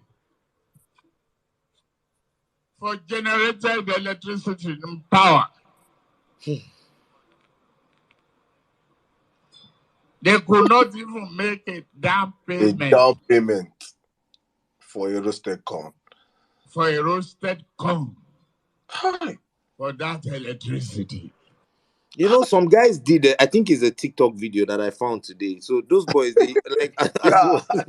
when he said Oh, super highway, they show oh my, highway. you know we don't play this one anymore. Potential. Ah! Potential. Ah, God, God, God, Bro. God. If you see, oh my, maybe probably before elections, then we'll just have one space one day. This is a Just man we fighting just to be tag the space president. name. Tinubu skits. Tinubu Because, skits that day. bro, It On is God, too we, much. we He must. choke. He choke. He choke. Every time the man opens his mouth, there's one for the boys, one for the road. God, This this is a man who became governor younger than his son is right now. He's not pushing his son to be governor. Neither is he pushing his son to be president. He's coming back to be president while his son, who is older than he was as a governor. It makes absolutely no sense. What's going on in this country? Buhari was president of Nigeria in his 30s. He has a son who is in his 40s. He has daughters in his 30s. Buhari did not come back to push his son to be governor of Katsina State or to be president of Nigeria in his 30s. Buhari came back and ran to be president in his 70s and 80s. And he's leaving power, and his son is nowhere. His son cannot run in Katsina, or, it's ridiculous. But in the United States, George W. Bush became president. His son became governor of Florida. Another son became president. There is no leg. It makes I don't understand, Sha. Me, I don't know this politics. When we say Nigerian politics, this thing is not politics. So it has no inclination of politics in it. It's just agberoism, It's just some terrorism, form of anarchy, dark and chaos. state capture rooted in drugs and violence. I think for me, this is not That's politics. all it is. It's some dark state capture that he wants to. I think he wants to do it at national level, and there's a desperation to just be named as a former president, because I think he mentioned it in one of his rallies. I think it was before the APC primaries when he went to Abeokuta, and he was speaking in Yoruba, and he was like, he said, "I don't want to be told as just a part of history. I also want to be a I president." And you remember. can, yeah, that's a proper quote. If I find the video, I'm going to play it. He said it in Yoruba, and I'm sure many people can remember. He said, "Me, if I can't me more time, even if I president." He said it that, so it's just about, fulfilling a lifelong ambition. And you see, that's the problem. You cannot use the destiny of 200 million people to satisfy your own greedy ambition. It's not, there's no place in the world where you can make any sense of that. So when every time I said it last week on this particular type of space that we have, that this 1 million crimes of APC, that every time we come on this space to have this 1 million crimes of APC, I've dedicated myself to this man, because this is a crime they are yet to commit, and it's broad daylight murder on the soul of Nigerians. And I'm not going to sit by and just not play my part in letting it, in just not letting it happen. So I'm just going to be focusing on this man, this particular fellow. This, I like the way David Dunn calls him, this fellow. This is like you look old man. Say, this fellow on our right TV. Did you watch that? that man should go nowhere near the Aso Rock. I'm No, telling you. he should not even. If he comes third, Nigerians are not serious. Because we've had He should unknown not even come. gunmen, He should not. we've He had should be unknown behind. bandits. Are we going to have an unknown man as a president? That's what I don't know, man. I really don't know. But anyways, let's move on, please. Let's take our speakers. 1 minute Nigerian. Thank you for your patience. Yeah. Good evening. Can you hear me? Yes, we can. Yeah. Good evening, Prof. Good evening, Cizo. Good evening, Umar. Biruki. You don't say, when Biruki they talk, I just remember, I don't know, Saddam, I don't know where Dos Santos enter, but maybe I say, PDP don't fit afford any extra Twitter It be like saying I me block. influencer. It be like saying I me block him. Now I know they feel come Vawulence space again. Because I just see a lot of his jags on my timeline. Just block him. So maybe that's why. I feel on block Biruki, him if you want to have him one of these days. No. Biruki I met in that year. She just want pour water for. I mean, okay. The good old days. You know, in the good old days, man. So, Saddam, I want to correct something you said earlier. I mean, the truth is, we cannot, if for any reason, God forbid, Tinubu becomes Nigeria president, it's going to be worse. It's not going to be as bad as Buhari. It's going to be worse. As in, because like you were saying, which I actually agree with. I mean, I feel like Buhari is just maybe, I don't know how to describe Buhari. I mean, everything but competent, yeah. But you see Tinubu is a criminal in person. As in, you can say, don't Tinubu my money, literally. Tinubu is a criminal. So, I mean, for me, it's going to be bad. Wait,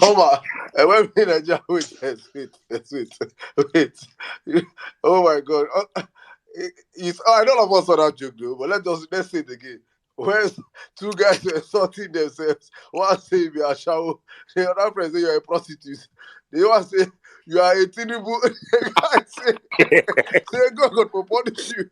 If you call me that, say that yeah, I don't like. As in, seriously. So it scares me. Then, hey, go on. Then I mean, I think some of us are even forgetting, as in we are assuming that Buhari is well. Buhari is still not well. Buhari was not well. He has not been well. He's still not well, to be honest. Because Buhari spent literally 7 years of his governorship, of his presidency, taking care of his health. That's what we had. So because the fact that he's now feeling or looking better is 7 years of Nigerian style. So that's what is invested in this current Buhari. Anyway, I wish him a happy birthday nonetheless. As your usual election alarm, thank God somebody said it earlier. Election is just 70 days and about 40. I mean, maybe about from like 70 days and 13 hours from now, you should be getting ready to go to the polling unit. I'm happy a lot of people have said they've collected their PVCs. Like Saddam has emphasized, it doesn't stop with you. At this point, you should now be a PVC collection mobilizer. As in, you should be someone that, you should be a question and answer machine for anybody that wants to collect PVC. As in, someone just say, I want to collect PVC, you give the person direction. So please don't just, I mean, kudos, please, let's not allow it stop there. For APC, APC, there are crimes, like I usually say, APC wanted to literally turn Nigeria into a death trap. You know, I mean, they just turn the country. You know what it means for a country to literally be a death trap. First, I want to hold APC. Buhari featured the APC. I will put Buhari this time because of his birthday. I want to hold them responsible for destroying literally the giant of Africa. Do you know, I saw that picture of that gathering, and I don't even know why they felt the need. I mean, I wanted to give him kudos for wearing native, but you see the way they stylized Buhari from one side. I was like, normally, in this kind of photos, Nigeria, we should be at the middle. Now, Nigeria is no longer a giant of Africa. I don't even know what we are. They've destroyed our reputation to the last. I want to blame APC again, featuring Buhari, for useless intellectuals in Nigeria. I don't know how many of you guys, but me, I usually get heartbroken when I see people that are supposed to be intelligent. Irolabi is one of them. That's supposed to be intelligent. And now, APC have destroyed it. But I think the most painful one for me is Fashola, Inspector Fash. Have you seen the way they destroyed Fashola's? I looked at Fash. I don't know what I saw the time recently. Yeah. Man. I mean, we can say we don't like Fashola because he's in APC, but one thing we can't deny is that Fashola used to be intelligent. He used to be intelligent. But see now, Fashola is now so useless. I saw a tweet. I just saw his picture. So I was like, this Fashola. We used to have someone that used to be intelligent as this guy. APC touches you. APC just touch you like this. They just strip you of all the brain you have. Literally, they strip you of that. And that is annoying me. Then the other thing is, I feel like someone have said this thing before, but I never expected it. But as I never understood, but it's almost as if APC use juju for Nigerians. Do you know that some of the things we are taking or we've been taking under APC, during good luck, if good luck cough too much, everybody go vex. If we do this one tomorrow, everybody, but APC is just using us to do bubu yeke. I believe people will understand this one. They are just using us to do gaga. Only God will help them. Then finally, This one is especially for Buhari. You know, in 2013, when Nigeria won the African Nations Cup, somebody said something passively, said, G is for good luck. What will B be for? I was like, does this person mean B is for bad luck? See, Buhari has been bad luck. I mean, you know, you can be incompetent and lucky.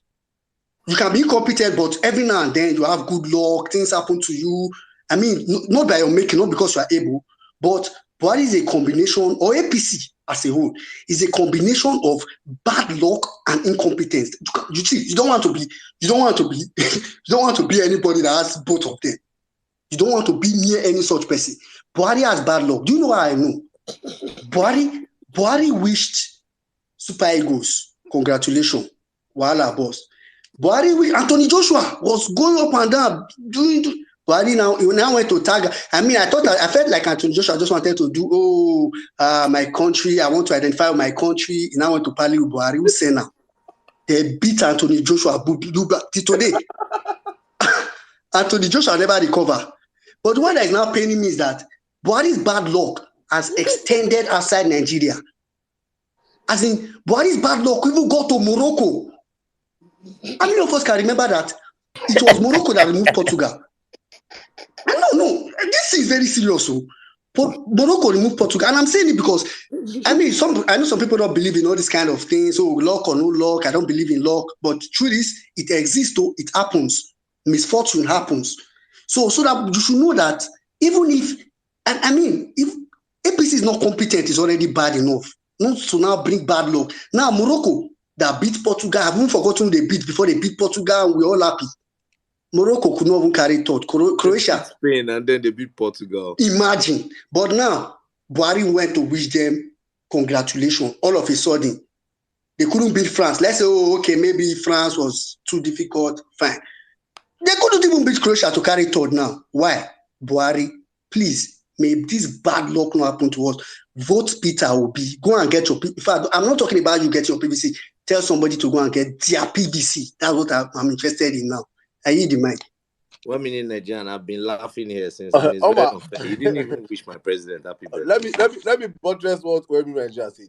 Do you know what I say on buttress? As in, I fully understood the bad luck that is on top Buhari's head was when we did independence. I think it was last year or 2020 when he opened that pigeon case for pigeon cage for pigeon to fly. Pigeon no gree fly. Do you know what I mean? You put. Do you know what I mean that you see a bed where they inside cage, see air, may run, bed no gree fly. Saying a lie, I die for inside this cage. That was why I say it is finished. I just concluded that there is nothing good that can come out. There is nothing. The signs are glaring. We don't see him again now. Stubborn head they make Nigerians are supporting this man. The signs are showing you guys that we are going from bad luck to better luck. If you try this Tinubu, but people are still seeing it. All the signs glaring, clear. This is why we must be prayerful. I want to be live in a certain time in regime. God, I beg you. Aim of. Magnificent. Now when you mean want talk next? Magnificent dude. He remains for me talk when you mean. You walk up, magnificent dude, and where you be.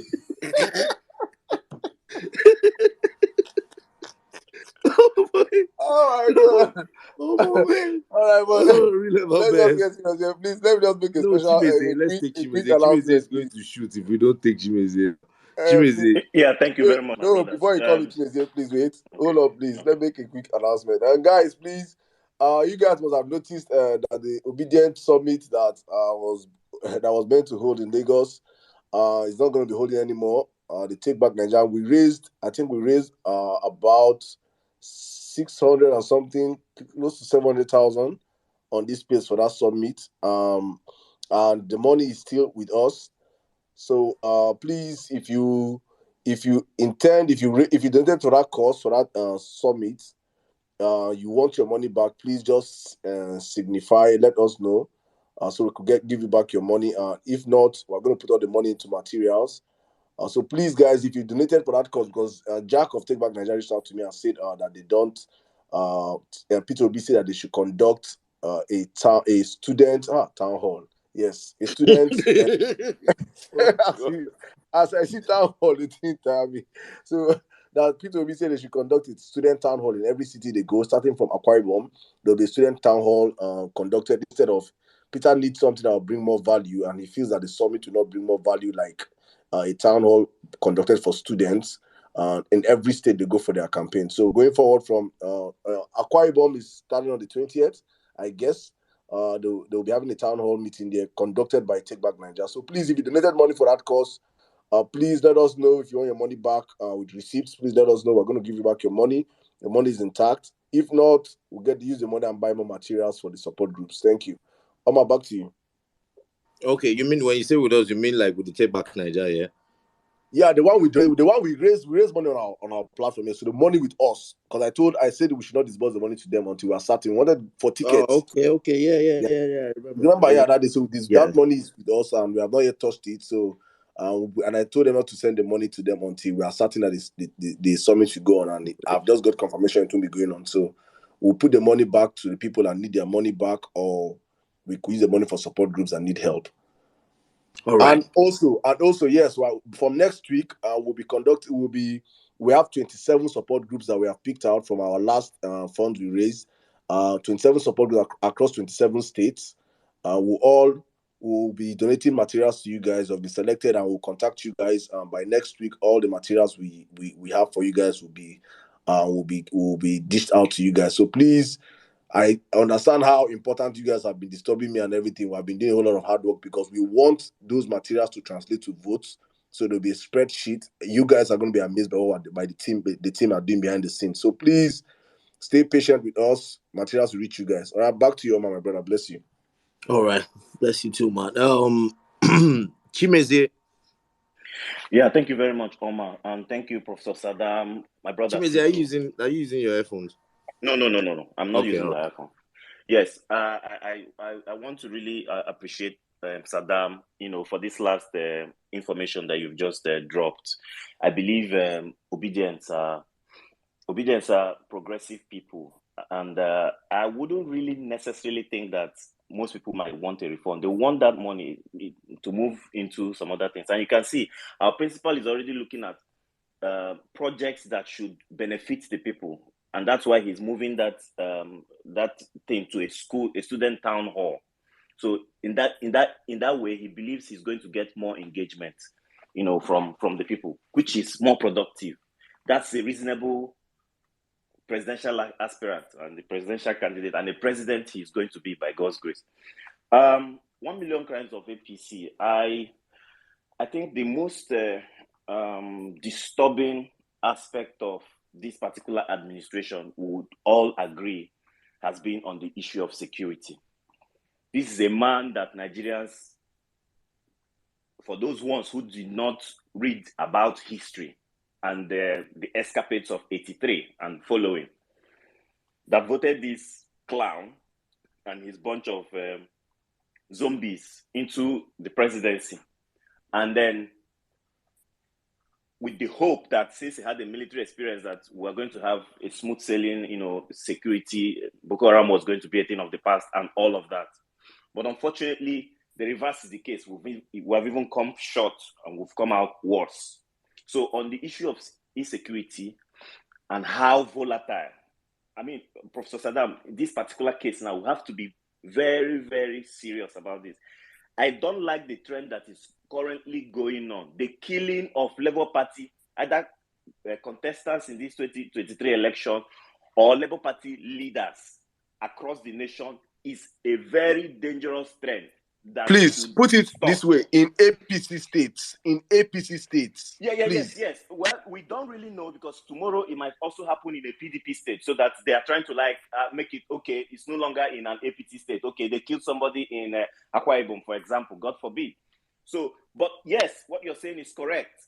APC states are witnessing high levels of violence and killings of party faithfuls of the Labour Party, which should stop. I believe the DSS, the security agencies are with their burner accounts and they are listening. This should stop. This is not the kind of election that Biden is hoping that we have come 2023. It should be, for goodness sakes, Buhari's government was handed over a viable Nigeria. Jonathan didn't want bloodshed. That was why he said his ambition is not worth the blood of any Nigerian. We have not gotten into January yet, and we have killed somebody in Kaduna. We have killed another person in Imo. Killings of a particular party's candidates or members. Brutal killings as well, brutal my killings. brother, it is terrible. I saw the videos of that Chintex, the lady, her house, Yes, and the young innocent kids, and I wept today. They chased her into the room. terrible. She was in a room. They broke the door. You see how much time they must have spent banging on that door for it to break while shooting her husband. And then the one Peter Obi commented on today, he was also brutally murdered in his house. It's not just, they don't just make the mercy killings. They are brutally murdered. This is yes. the DSS. If you're listening, Ogunki people, DSS could come out and make mouth and warn petrol scarcity people, because fuel scarcity was affecting them, and could warn petrol scarcity marketers, give them 48 hours for the petrol to come back to normal. This is how almost 3 weeks of this matter. Nothing has happened. They're still biting fuel scarcity all over Lagos. But they're not interested in the fact that a small party, 4 people in a room, has turned to the people that are being killed brutally up and down. It is really unfair. It's really unfair. Get up and start doing your jobs. Thank you very much, my brother. So that is part of what I'm talking about. It's good that we come here to shame the devil, shame this particular devilish Boko Haram political wing, like my brother Saddam will always call them. But we also need to make sure that the security agencies are also listening to our concerns. Our concerns in this election, even if they say we are 4 people in a room and we are not going to make up to 200 votes, like one Lilliputian, one high mod said in Kaduna State. Allow us get into that election peacefully and exercise that right. Don't kill anybody for it. Jonathan didn't make sure that there was blood on the streets when he handed over to the APC. For goodness sakes, they should stop these killings. I know the government agencies are here right now. They are listening to us. Please, we should have a peaceful transition of power to anybody. We don't want to know who wins. Do you remember when the video of when Labour people were attacked in Enugu State brutally, very early in this campaign, around 3-4 months ago? The video is still online, that they came on Okada, pump action, scattered everything. It is always Labour Party, always Labour Party. This thing is very unfair. Yeah, that is what is most concerning to me now, because I see those videos, my heart breaks, because neither are you people accusing us as being 4 people in a room. You're also not having sleep. You're having sleepless night now. That the same 4 people in a room is now looking like they're going to take over this food from your table. Allow us take over that food peacefully. That is for insecurity. And of course, you know what is happening in the Southeast? All of a sudden, unknown government have started activities again. This is APC instituted violence. It will come to the fore very soon of how they are funding these guys, to make sure that Southeast, which is the home base and the major structure of the Labour Party, is destabilized, so that there won't be a voter turnout. But we are going to shock them, because the Igbo man, which I am proud of, is one man that is Republican in nature. You don't tell him how he's going to live his life. You don't tell him how he's going to vote. That is number one on insecurity. The second and another annoying part of this government and how they have ruined it is the issue of education. Saddam, you always make mention of the fact that young stars now prefer to do other things. They tell you education is scam. Education is a scam. I've heard that thing. It is so concerning. This is a government that was handed over a thriving educational system. They have run it down now. We had 8 months of ASU strike with nothing happening at the tertiary levels of our education. And this government did not care. Why would it not care? This is because Nigerians refuse to read. They refuse to look back. When we suffer and gnash teeth and smile. And then when that suffering seems to have been lifted a little, we forget. Yes, number one, this man was coming to run as president with what we called a NEPA bill certificate. A lot of people didn't know that that was a litmus test to how he was going to handle education, right? Now we're having the longest strike in his administration, and he doesn't care, right? Now we're also trying to move this country to somebody else whose certificate is even in doubt completely. So how do we move from frying pan to fire? Please, we have to make sure that this does not happen again. This must not happen again. Kudos to those who are going to get their PVCs. You can see the smiles on their faces when they get these PVCs. This is P2B's victory card come 2023. We will make sure that we enthrone good governance, and that will be the beginning of the greatness of this country called Nigeria. Thank you very much for giving me the opportunity. Continue to encourage those who are going to pick their PVCs. Yes, Chimeze, you have your PVC, yeah? Of course, I have my PVC. I've always been voting since Obasanjo days. You know, yes, You're I have my legend. PVC. Yes, You're a voting we legend. will continue to encourage our brothers and sisters. I have always said it. In my ward, we have about 30 votes already for the Labour Party. My ward, if we make 5 votes for APC, we will cancel it and we'll sue INEC. We don't have more than 5 people in the whole of my village right now that are supporting APC, because the truth of the matter is these evil spirits that are in government right now have ruined the people. Which one do we talk about? Fuel. Look at fuel. And imagine how docile Nigerians have become. We're almost buying fuel now, 200 naira a liter, right? Transportation has skyrocketed. You can't move from one place to another with very small monies anymore. I mean, let us leave the sentiments aside and face the issues. This is why P2B is telling them to leave frivolities and face the issues in the front burner, which is the economy. How have this government handled the economy? So happy birthday to him. You should remember he has damaged our insecurity. He has damaged our security. He has damaged our education. He has ruined our economy. Fuel is not even a common commodity again for the poor masses. Thank you very much. Obedience, continue to pick your PVCs. On that day, we'll show them that the people have the power and will change the government peacefully by the polls. Thank you.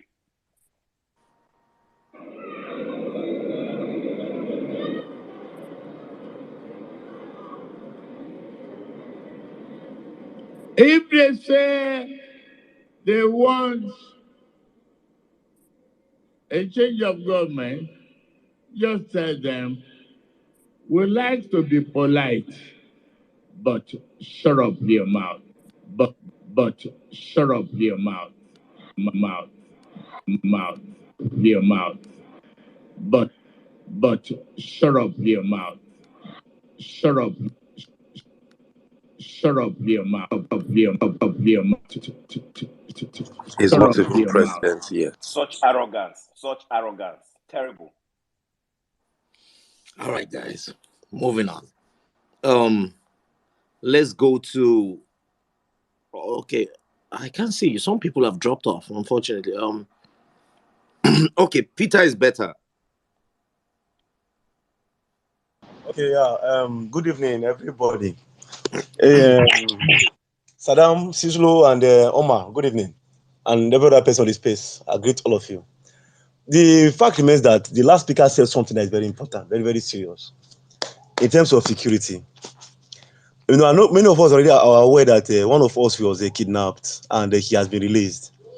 When the lady was giving a testimony to one of our colleagues, one of us who visited her today, it was very, when I got the information, I cried.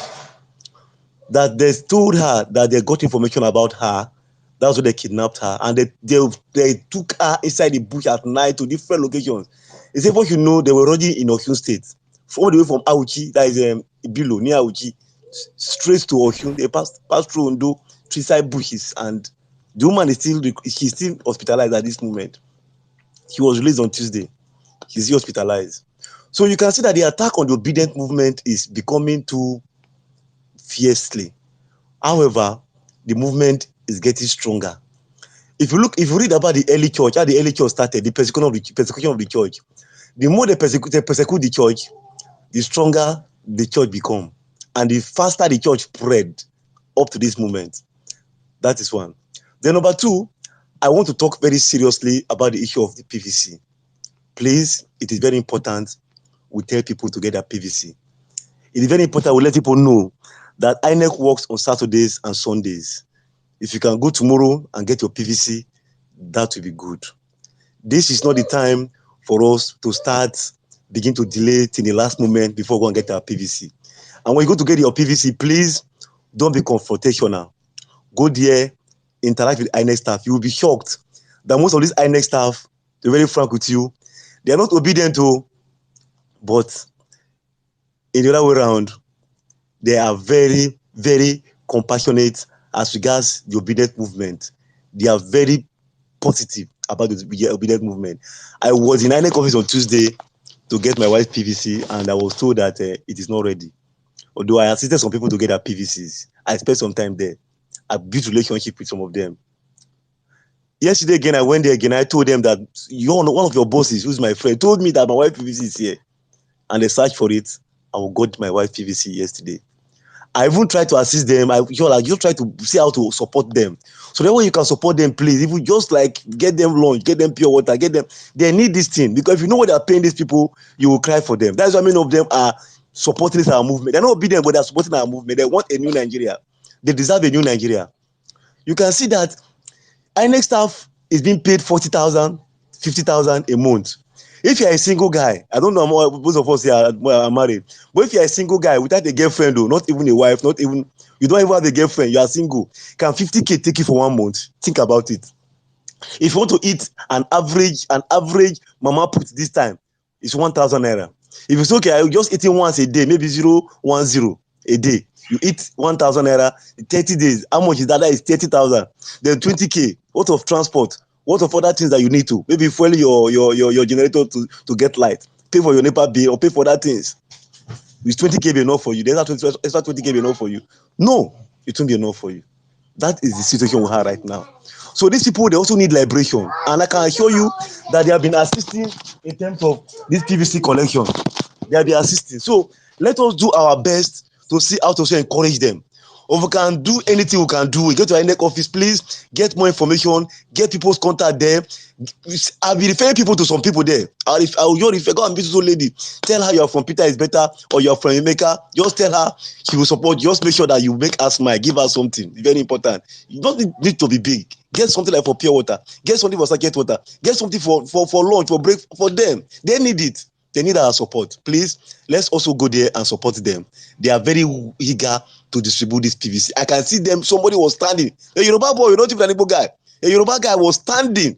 I even so guy, let me give you the seat. They say no. He cannot. He doesn't want to. He want to make sure he walk. If he's sitting down, he will not be able to walk very well. Like the way he's standing since morning, he's walking. Is more effective for him at this. The way he's standing. I pity a Yoruba guy giving out PVC. He will go to extra mile searching for people's PVC. That's to tell you that these people actually want a better Nigeria. And let me also say finally, when you see those people that are against us or supporting Agbado, supporting APC, let me tell you, the truth is that majority of them that are shouting Agbado, your mandate, it's just a cash out process, a cash out strategy. Majority of them are now actually working for Agbado. I can tell you that for free. In any office, I also confirmed this. I took opinion poll when I was there. I asked some people, how far? I said, no, they talk that one. Now, don't talk that one again. Now, Labour Party won't vote for. Even the APC guys that came, they were working for a senatorial candidate in APC. They were really the guys here. That is Valentine Aswen, who is one of DVD petrol station in those states. They were there and interacting with them, 3 of them. They say forget that, for presidency. Now this guy will they vote for. Now this time will be with it. But that Senate will go drag out with you now. We just joke about, we laugh, and I left. They didn't know that I was actually sampling opinion. So that will tell you that, and again, people that actually go for PVC collections are actually obedient. So we must take this PVC drive very, very serious. Because out of the 10 million new registered voters, according to INEC, I don't know, is it 10 million or thereabout. If we're able to mobilize 8 million to get a PVC, that means we are already short of 8 million votes. If we now look at the old registered people who have been voting before, we'll get maybe another 8 to 10 million from there. That is already 18. Let me just say, okay, 10 million. That is already 18 million votes. There are people who have PVC before who have not been voting, but this time they want to vote. We're able to harvest 5 million from there. That is already 23 million votes. So we must look at these figures, look at these statistics, and begin to work on it very seriously. Please, whatever we can do, if possible, if we can even begin to raise funds, that fund like Saddam is talking about, if we can use this to assist in driving this PVC collection, that would be good.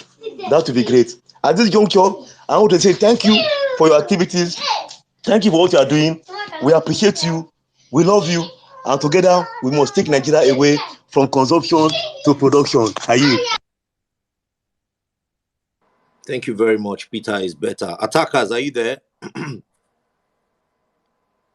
Attackers, are you there? Okay. Can you give me 5 minutes? Let Yes, another we person can speak. hear you. Let another person speak. I'm doing something. You have to. The background noise is just too much. That is, let another person speak. I'll come in. All right. Is Royal Otumba DK? All right, thank you, Omar. Please, Thank can you you. move closer to your mic or remove your earphones, please? Is it better now? I don't. So I can still hear that popping P that comes in. But yeah, anyway, go ahead. Okay. I just want to use what Caesar used to say. Let's go to the book of Google. May 4th, 2020. Abacha loot. Nigerian government receives $311 million. This is May 4th, 2020. Those who can browse to just check it too.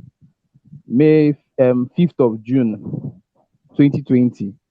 African Development Bank approves $288.5 million. To me, that's another crime.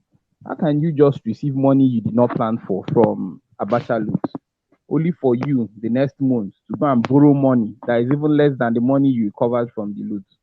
Why don't you use the loot and do what you want to do? And that's not really the first time. I can remember there was time that we collected another loot from our Father Christmas. It didn't take some months again. They said they wanted to collect loan for is it telecommunication or whatever improvement. They bought the light, thank God. That's another crime. Lack of electrical power in the country is another crime of APC. Now I would go back to, I'll just say a little bit story of what happened during Anambra election and use it to relate what is going to happen by 2023 February. Okay, now for those who don't know what happened in the Anambra election, that was the first time we used beavers. No, not the first time, but that was the last time beavers was actually used, I think, in the country. Now, the Anambra election was similar to this. It was a three-horse race between ABGA, PDP, and APC.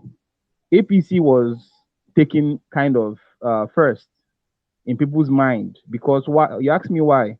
House of Assembly members were decamping in mass. Even the sitting deputy governor decamped to APC. Soludo was in court fighting. This Soludo now that is attacking P2B was in court fighting a serious battle. There was tension everywhere. On the day of the election, all the APC coordinators or whatever you call it, they carry money as they carry the money, ate the money, switched off their line. Beer parlor that night was massive. People were coming out to drink. The fish sellers sold. The farmers made money. Even cassava, but everything we sold it that day. So that's to tell you what's going to This happen. heaven, you sure say you go still make them. Continue, my brother. Everybody made money that day. You call people's line, switched off. There are some people that even took money, scattered money away. They were on their way. If you call them, tell them on their way to Lagos, stop disturbing them. That's the power of when you don't have people that believe in your cause. And what happened at the end of the day? ABGA won. And funny enough, if you were checking it very well, you find out that PDP would have won actually, because P2B was backing Val Ozigbo. And the reason why PDP did not win, for those who are saying P2B did not win anything in Anambra, was simple.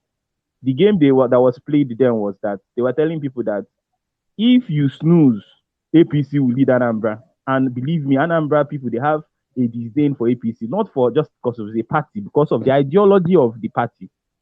APC would look for candidates, they will never bring the best. In every state, go and check it. APC never brings the best candidates in any state.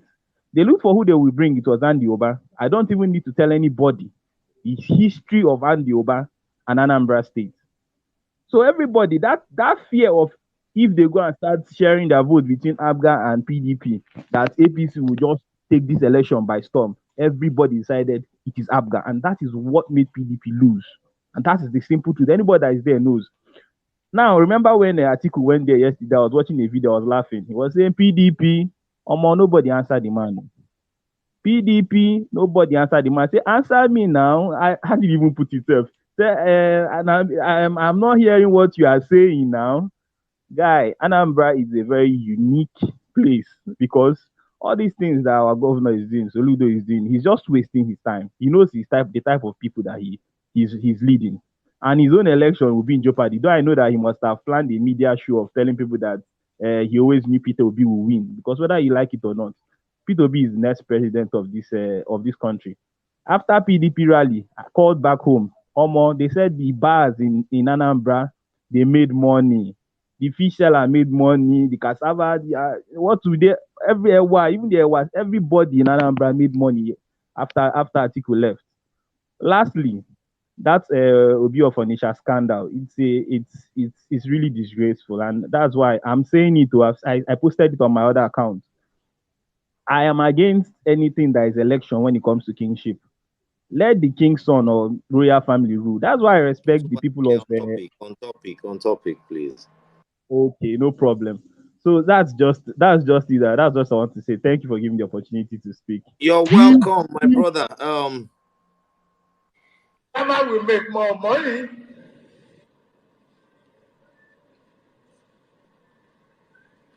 Your lunch will not be imported. Why in the pause? Cassava gari the farmers will make money. The dinner will be cassava by Almost so suffering child now Baba just they mention. Now wait till me, I know if you understand. This one won't kill Nigeria. Those are meals, man. Me where you go chop finish if you go toilet, you get up. Meanwhile, let me ask you a question. I wanted to say this since I said let me just let time go first. Do you know that APC had a mega rally in Abuja? Where? In Abuja. Mega rally. Nobody knows who. My brother, I'm counting the people here now. They count them like 700. And Uncle Linus is not flooding the timeline. 775 people are in the rally. As I'm counting now, the one which I watch like this, 770 something people. We come APC for Abuja. Wow, my goodness. I mean, they've lost all credibility. That's the funny thing, and they just don't get it. They don't get it. They really don't get it. In the They don't FCT. get it. They don't get it. They don't understand that. I think Nigerians. I often say that Nigerians don't have a breaking point, but I think we finally got there. No, we have gotten there. We have gotten there. Honestly, I think. PDP did their own rally Abuja too last week. It was that PDP, that Lagos PDP rally was. No, please don't talk about it. No, that PDP Lagos rally, people will plenty now. If you see that Abuja for APC. Wow, my goodness! And all the people they see here, they wake up. They wake up, of course. We know that kind of rally now. Thank you. You're gonna say this.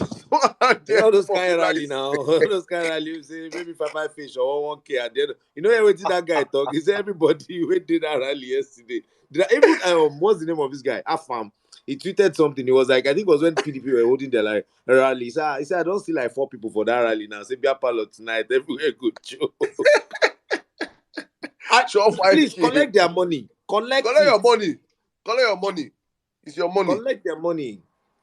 Anyways, real ever best.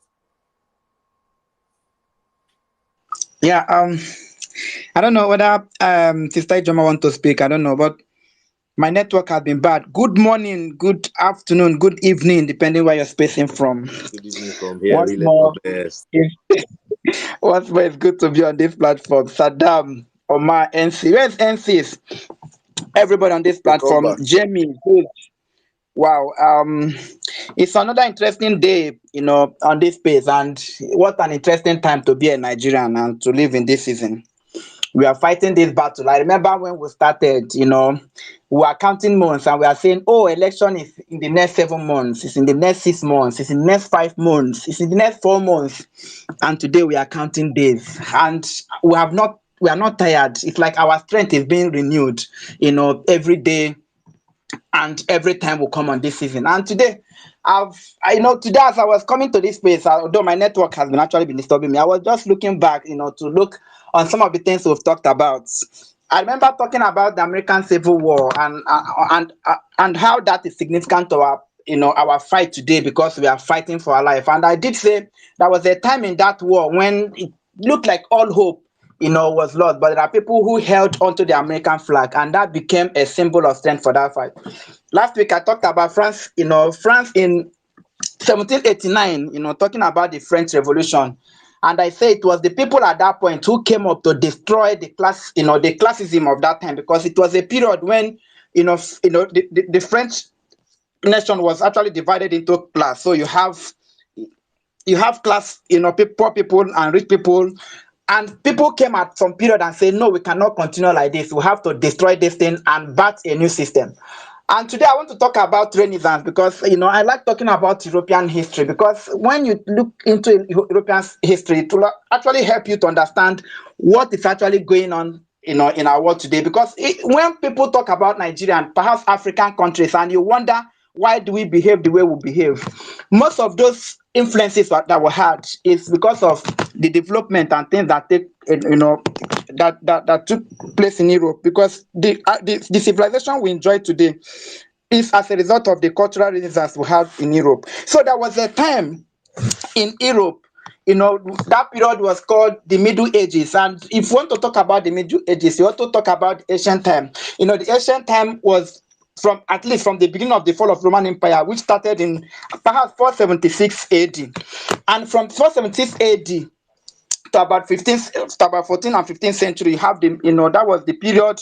Within that period is the Middle Ages. Then from 14th century to 15th century, 16th century was a period we call the modern period. But there is something that defines the modern period. It's called Renaissance. It is cultural reawakening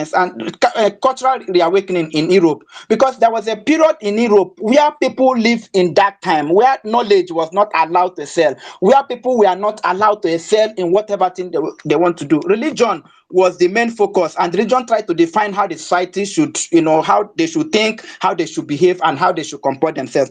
But a time came in Europe when they have a rebirth, when they have a reawakening, when they have a kind of, political revolution or cultural revolution or economic revolution, and that period is called, the Renaissance period. This Renaissance period manifested itself in form of art, in form of politics, in form of, economic development, in form of scientific development, and also in form of political development. There are people in those times that you cannot just forget. People like Leonardo da Vinci, people like Michelangelo, people like Raphael, people like Donatello, people like Sandra Boucher, people like Niccolo Machiavelli. These are people in those times, who became the face of the Renaissance in Europe. And their purpose was to actually define, to make, humanity the center of the universe, and men begin to rediscover themselves. And as they begin to rediscover themselves, they begin to develop in arts. That was when you had, great artistical display like, the Last Supper, by Michelangelo, and other artwork that actually define our world today. That was also when you have development in architecture, you have development in developing compass that actually helped Europe to actually expand, to the rest of the world. Because I did say the other time that the reason why Europe even expanded to Africa and other places of the world was because there was need for them to feed the teeming population. As there was population explosion, there was need for Europe to expand beyond their, their coast to go to other places of the world. Because of this new awakening, Europe was able to develop in science, in art, in economics, in politics, and that was the Europe you have today. So whatever thing you are seeing in Europe today started during the Renaissance period, and it started because the people of those times decided that they are going to leave the vestiges of the past, leave the vestiges of the Middle Age that was defined as the Dark Ages. It was a time plagued with a pandemic, plagued with all manner of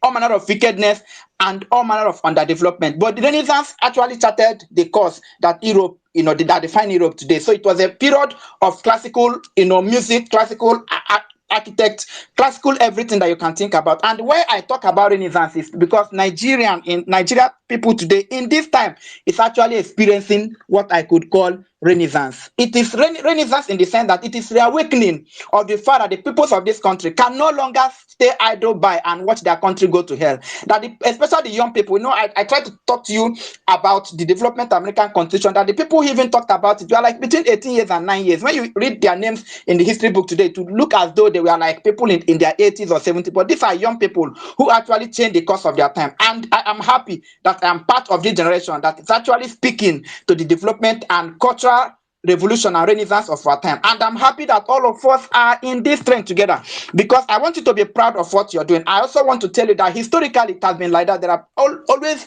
people who has risen up in every society to define the course of history, to define the path that their nation will go. And that is why I'm telling you that you are that person. You are like Michelangelo, you are like Raphael, you are like Leonardo da Vinci, you are like Niccolo Machiavelli, you are like all these people who throughout history their names are dotted, who came at a point when the nation was in despair and they came to say no, enough is enough. And we know that come February, like Napoleon Bonaparte that met his Waterloo in 1815, that the political class is going to meet their Waterloo, and that is going to be the end, and we are going to end it for good, because our nation has to be taken back, and we have to be the people who will define our nation. We have to be the people who will chart the course of a new era in Nigeria. We have to be the people who will define this is where we are going, and we need a leader that understands this time. We need a leader that can speak to us. We need a leader whose language we can understand. We need a leader who can interpret his vision. We need a leader who can inspire us, and we need a leader who we can trust. We need a leader who we know, and we know where he's coming from. And that is why P2B becomes important, becomes very important in this mission. And that is why everybody, this thing is like, it's like a miracle. Because if you had asked somebody 2 years ago, what is going to be Nigeria, what Nigeria going to look like today, nobody will be able to tell you. But this thing is like a miracle, because everything has worked together, to bring us together. One, it gave us a leader that we can identify, a leader who can agree, a leader that can speak our mind. And it's bringing people across nation. Nigeria has never been this united, in one cause.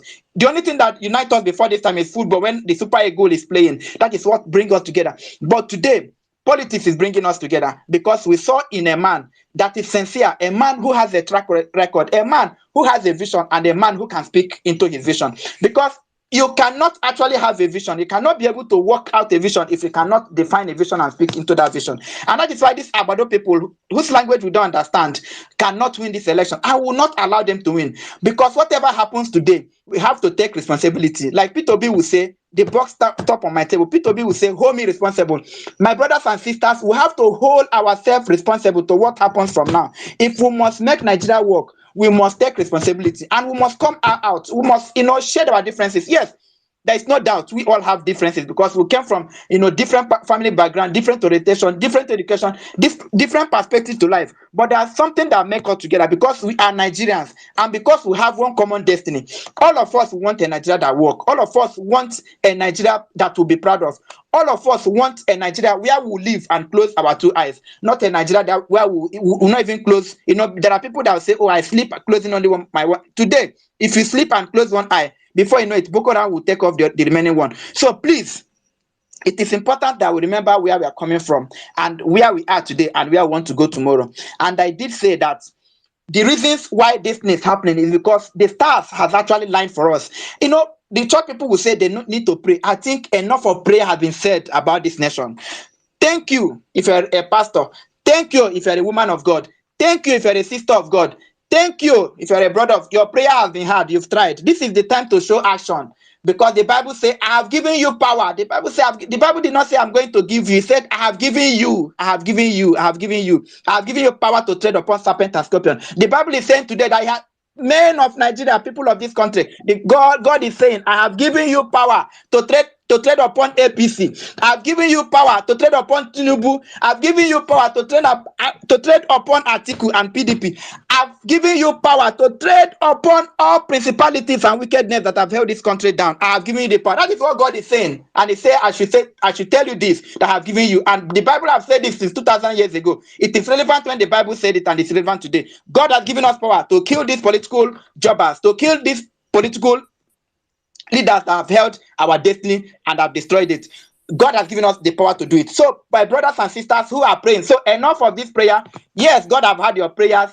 Now is the time of action. Now is the time for you to collect your PVC. Go collect your PVC. Tell your friends, tell your brother, go collect your PVC, because this is the time of action. Please, we will have time again to pray, and that will be after we have won this election. We'll have to now pray that God will give Obi the wisdom that he needs to actually navigate, the ship of nation. I thank you all for coming here all the time. I thank you all for, even bringing your resources.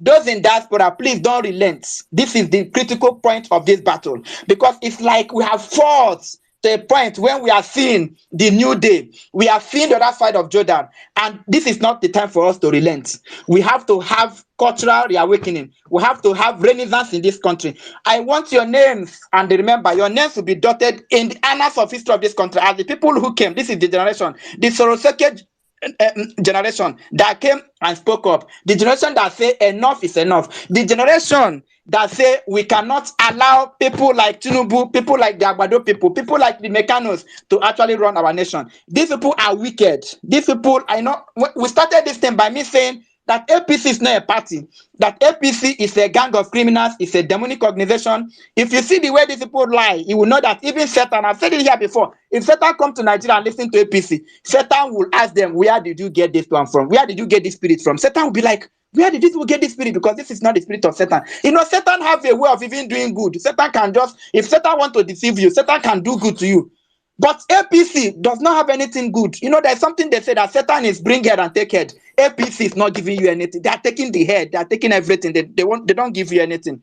APC is wicked and will not allow them. The Bible says, suffer not the wish to live. They will not live. On these streets, we are not going to allow them to ruin our life again. This is the time we are standing up, and we are standing up for what we believe, and we are standing up for our nation. I want you to know that the battle you're fighting is the battle for your survival. As long as we have not won this battle, as long as we are this election, we still have days. We cannot relent. In short, we have to renew our strength, because the Bible said, those that wait upon the Lord, that their strength will be renewed. I am praying that your strength will be renewed because of this fight. The fight you're fighting is the fight for your destiny. We can no longer have a country where we don't know where our country is going. We can no longer have a country where people that does not have proper education will now be the people who will supervise the affairs of those who have education. We can no longer have a country where men and women who don't know their history will come and rule over us. We cannot have that kind of country again. We are killing this madness this season. We are killing it now. We should have killed it yesterday, but today is a perfect time to kill it.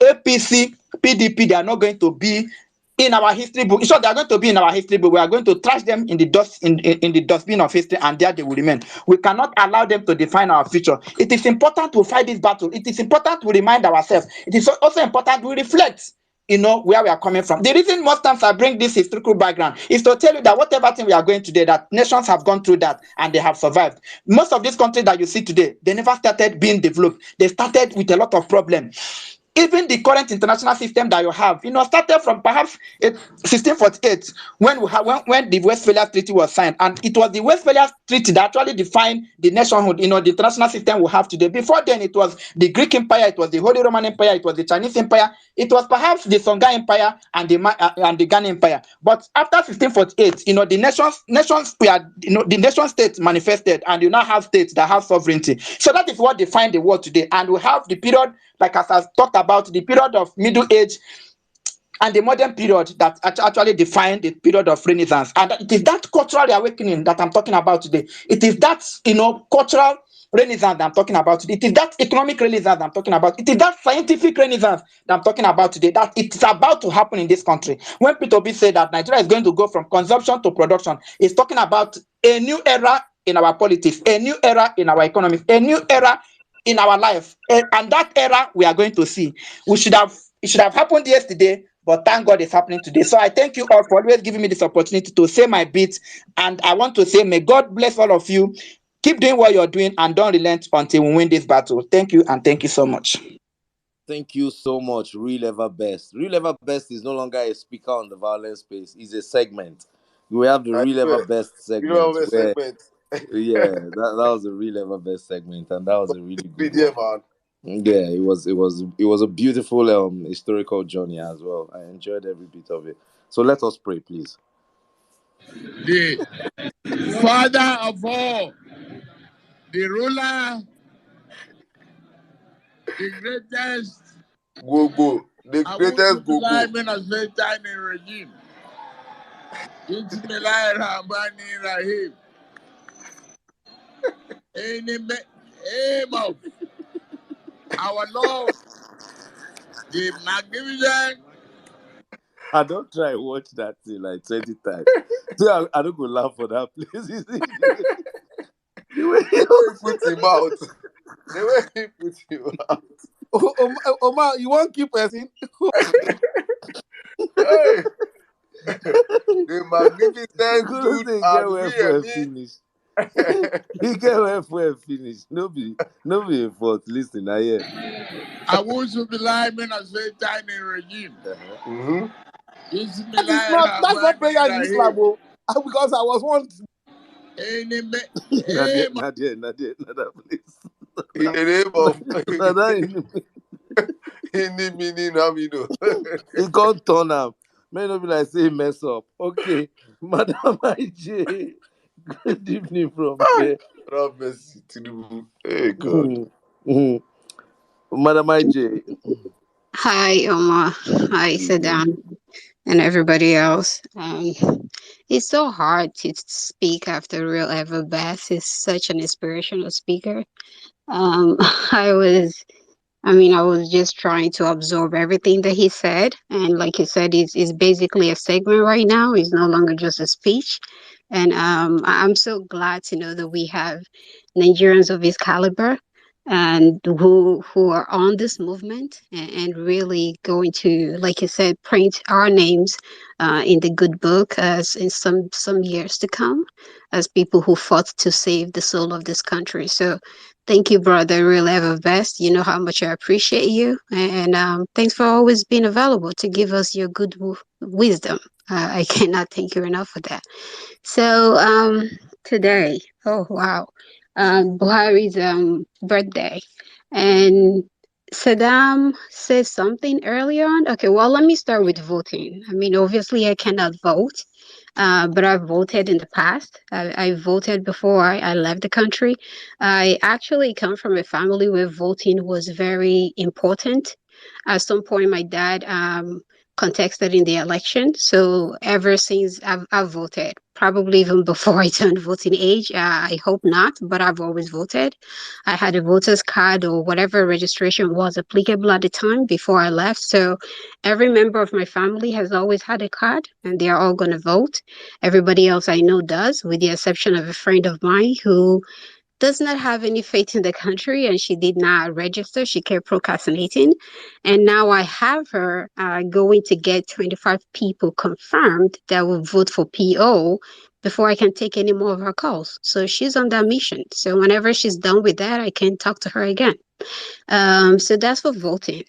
Now, Buhari's birthday today. Yeah, there are some good things. He's no, let me take that back. I can't really absolve Buhari of anything. Really, the only good thing I can think of that Buhari has done or will be doing is granting us a free and fair election. And like Cecil tried to say earlier, it's difficult to absorb Buhari of everything going on in his government. There are some things I do see Saddam's point. I do believe that maybe he's not as evil as we may think he is, even though I believe he has a bone to pick with certain regions of the country. But he may not be as terrible as we think. But still, what makes a good leader is somebody who knows to go across the line to the opposition, find some people you can trust within the opposition, even though you might be different in policy ideas with them, but you're able to reach out to them and hear what their own part of the country, what are they thinking about what you're doing? Because the people in your camp is always likely not going to tell you the whole truth, but the other people will tell you what they feel with your leadership. Granted, in Nigeria, APC and PDP is the same, so perhaps that would not even matter. But this is also, it would have been an opportunity for him as well to sometimes listen to what the people are saying. So I really cannot believe whether he's being given different news from what is being put out there. There are ways for him to find out what's going on in the country if he really wants to. And those are the signs of good leadership. And he doesn't have that. So I cannot absorb him on that end. I'm only hoping that he's going to give us good election and we can hold, at least there will be one thing good to say about Buhari will be this. Because he really doesn't have a good name. As far as Nigerian history goes, he doesn't have a good name. He's not written in the good history of Nigeria, but he may. He still has a chance to restore that. So that's all I can say with Buhari. Now, really, when we talk, I think it was Omar that talked about how Tinubu became governor younger than his son is. And now he's trying to be the president. It's so sad when you look at that. Like, somebody else made reference to the Bush family. It might have been Cecil. So the Bush senior became a president. Two of his sons, one became a governor of Texas, the other governor of Florida, and the one who became governor of Texas finally became president. So there are people who they climb up the ladder based on the time of the day and what, like, they are grown to lead in that kind of light. If anybody here is familiar with Joe Biden's son, his name is Bo Biden, you would know that the way some people groom kings and queens is the way certain people groom presidents. Bo Biden was born, from the very day he was born, he was groomed to be an American president. And that guy died in his 40s, early 40s, from brain cancer. It was crazy. If you think Obama was good because he's the first American black president, Bo Biden would have been the deal breaker. He was loved from every corner and of this country. It didn't matter if you were conservative or Democrat, everybody loved him. He assumed presidency. He went through everything a president should go through, to the military, to the war front. He was exceptional. You know, when they say sometimes the heaven takes the best of us because maybe we don't even deserve them, that's what Bo Biden was. But then he died, but that was somebody born and groomed to be president. And he died in his 40s.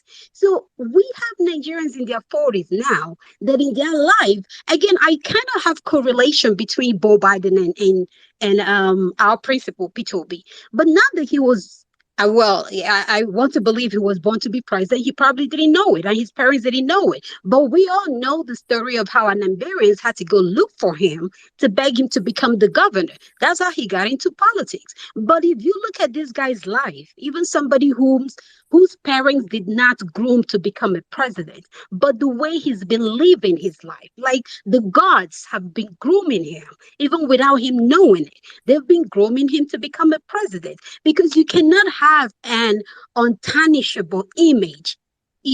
Just like there are very few human beings on this planet Earth that barely have a tarnishable image, and he's one of them. So if we cannot miss an opportunity when the heavens has presented us their son to lead this nation. And he's not just leading Nigeria, he's leading Africa. He's getting us out of the doldrums and everything that we are in right now. A lot of us have seen what's going on in other countries. We saw South Sudan President Pina himself. That's another what is his name? Tinubu Pro Max. And then suddenly we're hearing the journalists have been killed. Like, that is what African leadership does, is authoritarianism. You don't speak as we are nothing to these people. So we have to kind of begin to know that what we're fighting here, like Drew Everbest said, is against principalities and powers of the evil. It is bigger than we think. But we also have to be mindful of when the spirit is speaking. When the gods are speaking, we better listen to them. And this is one of those times. We are blessed as Nigerians that we have a person that have been selected by the gods. And God willing, we will have him elected. So please, please, and please again, I know I don't have a vote. I'm going to continue to do my best. As somebody from here, I'm going to be giving whatever it is that I'm capable of giving. But please, thank you for everybody who's collected their PVCs and everybody who's willing to make that vote count on that day. May God bless you. Your children and your children's children will forever thank you for the work that you've done at this time. And your names will be written in the good book of history. So thank you again. Alma, I don't know, maybe we need more prayers. But thank you for the work you've been doing. All that prayer you've been praying. I'm very happy. Whoever they are speaking to. Hopefully, they will answer the prayer for APC. So continue to throw that in. And I do also want to hear the different shades of blue if you have that tape, or perhaps, like you said, I don't have a PVC, so maybe I cannot make a request. But thank you, everyone. Again, I appreciate you all being here. Thanks.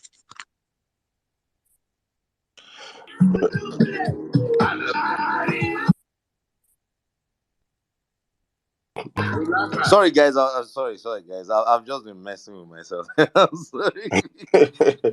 But please, IJ, even if you don't have a PVC in diaspora, I know you're doing a lot of work, so please just keep the work going on. Our diasporans, please, at least every diaspora you should just be thinking of reaching out to 10, 20 students that you know that you probably fund their transportation on election day. If they're in school, you say, you're going to fund this guy's election, or through and fro, please. Those are the things you can do to support. If you're not coming back to vote, if you know you don't have a PVC or in diaspora, please start saving money for this election. I beg. Thank you. Back to you. Yeah. Sorry, guys. Sincere apologies. I was just trying to look for something. Comrade. No way. Okay, Malam, Zosa. let's take Malam. Okay, let's take Malam Jabir. Malam Jabir, good evening. Yeah, I'm speaking from Kaduna. I'm Alan Javid. Actually, I don't have much to say, but to call the attention of fellow obedience to normalize using LP instead of Labour Party, because it is LP that will be written on the ballot papers. No, careful the way we use Labour Party instead of LP. So it is pivotal for us to normalize using LP instead of Labour Party, so that our people will not be converting. So that's all I have for the house today. Thank you.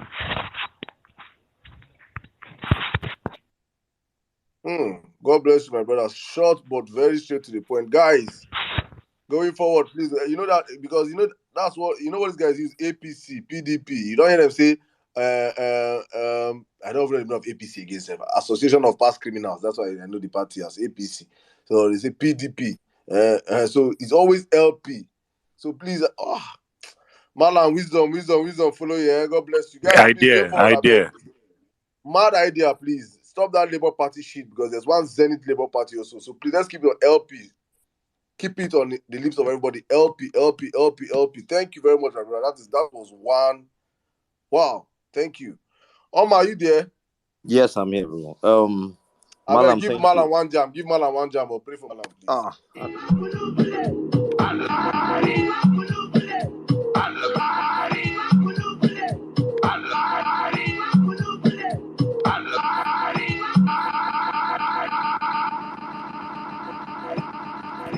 Thank you. Omar, this is your DJ work. They feel knock bottle for head for club. And last time we played that, your scratch not too much. Boys go steal you bottle for club. And last time we play, you go carry scratching. Boys. No, so I like I go just hear bro, the cruise Last and the time we catch play. alone, yeah, you could not laugh. Anyways, okay, Malam, thank you for that. Comrade. Yeah, good day, everyone. Thank you very much. I hope you can hear me. Can you hear me? Yeah, yes, we can hear you. Oh, all right. Thank you very much. And thank you for all you do, Saddam, Omar, N6. But it's always a joy to see the kind of momentum we have. This is the best space, hands down, so far. You can look around. People can say whatever it is, but this is the best political space, hands down. So 1 million crimes of APC. Of course, we've talked about moving from their candidate, moving from a Muslim prayer to our Lord, the magnific dude, the father of all and the greatest of all time. Just pure gibberish, back to back, gibberish. You see, these guys are con artists. They are just they are scams. We have not even been talking about this guy Ahmed Idris. They've just recovered 30 billion from the 109 billion naira that they stole. And yes, one of their campaign promises was that they will fight corruption. They will fight corruption, but only to get it and be stealing money with two hands. APC was probably using one and a half. They are using both their hands and their leg to pack money. There's this issue of 89 trillion raised by one Mohammed Kazauri of stamp duty proceeds. What's going on with that? Or are we going to pretend as if those things are not going on? This part APC is corrupt. You know, I heard somebody saying that they are unlucky. Yes, that's part of it. But these guys are actually corrupt. What's this guy's name? Femi Fanikayode. There's a video. There's clearly, what's his name again?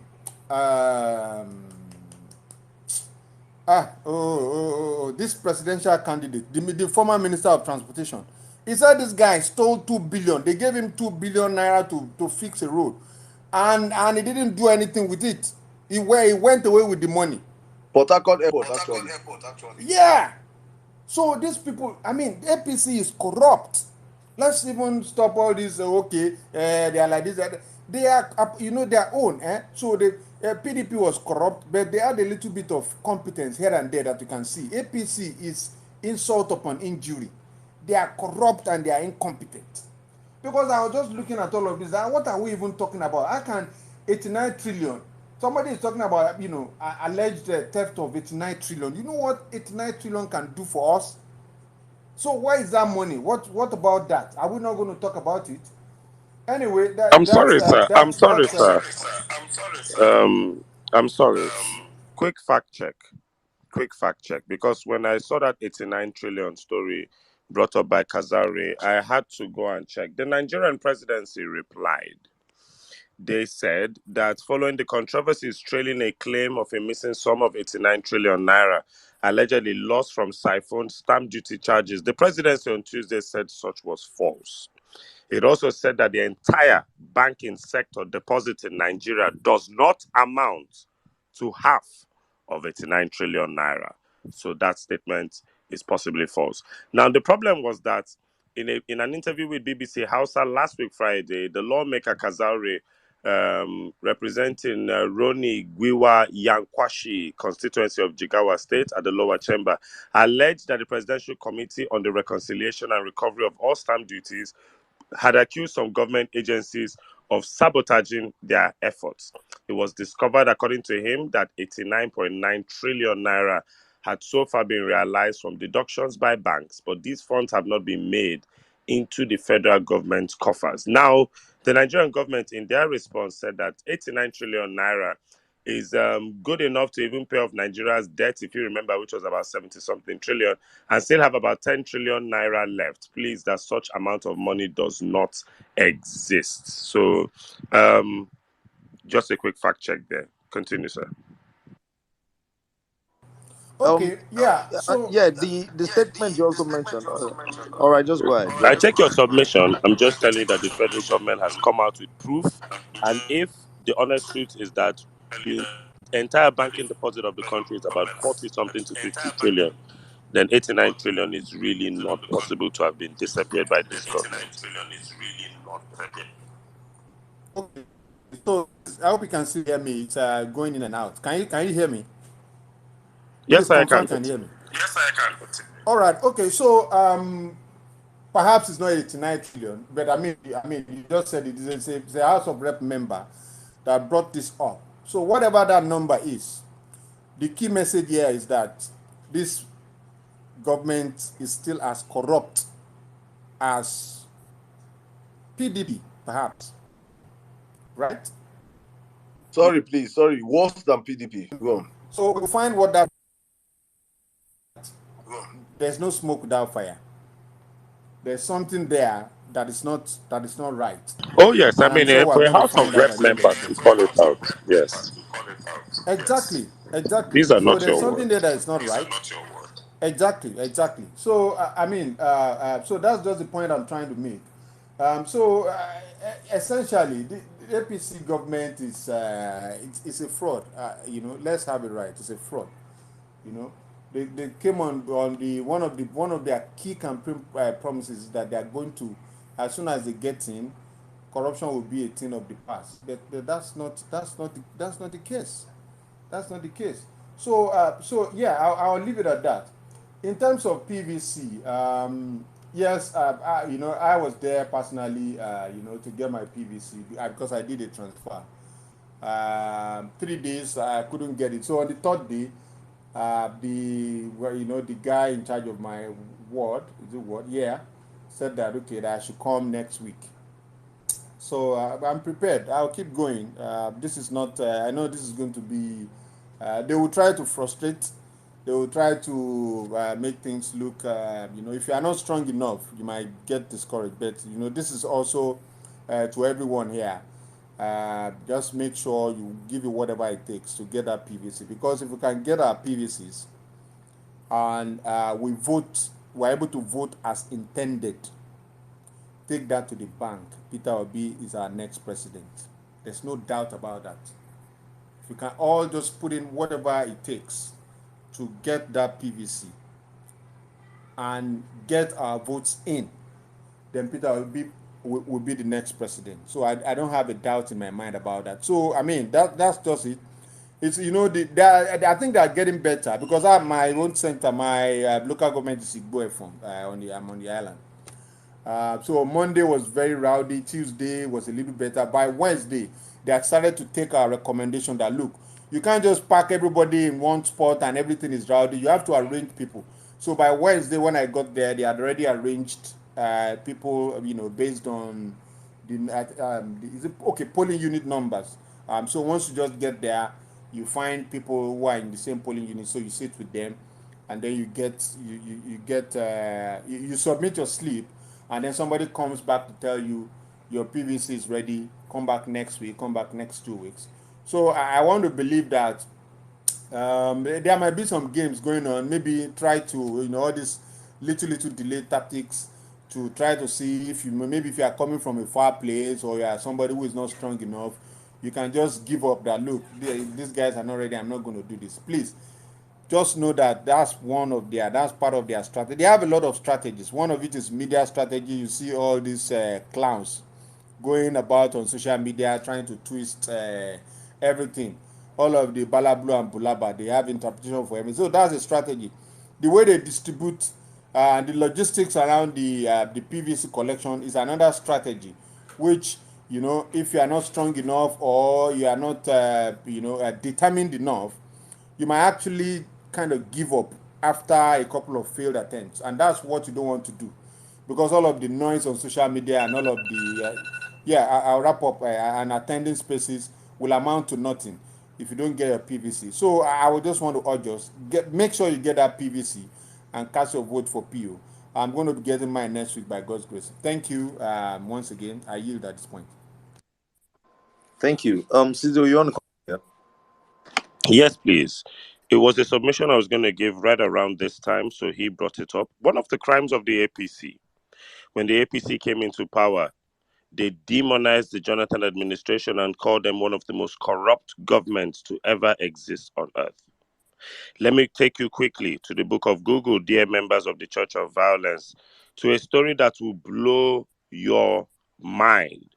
Now, December the 15th, basically a few days ago, the EFCC put out a post. I'm reading from the Premium Times of December 15, 2020. We've recovered over 30 billion naira from the suspended Accountant General of the Federation, Ahmed Idris. I need you to understand that when the Accountant General of the country is stealing this amount of money, then there is a lot of problem. Now, let me break this down for you. The EFCC is prosecuting Mr. Ahmed Idris and other co-defendants over an alleged 109 billion naira fraud. A quick mathematical check of how much is 109 billion naira to dollars. Under the current shambles of the Nigerian currency, 109 billion naira is 245 million United States dollars. It is definitely much more, but this is just the base price, 245 million United States dollars was fleeced off the Nigerian people and the Nigerian coffers by none other than the gateman of the vault, the Accountant General of the Federation. Now, this week alone, the EFCC managed to recover 30 billion from this man out of 109 billion. All right. Also, a quick check. How much is 30 billion naira in dollars? 30 billion naira to United States dollars in the current shambles of the Nigerian naira is 67,266,960 United States dollars. I repeat, this week, 2 days ago, the EFCC recovered 67,266,960 naira from the Accountant General of the Nigerian Federation, Ahmed Idris. The money that has been stolen under this administration is worrisome. I do not know how Nigeria will recover. As much as I shout and scream for Peter Obi to enter, I am very worried when the Accountant General is in a position to fleece 244 million United States dollars through our banking system in a nation where the EFCC already exists and the ICPC.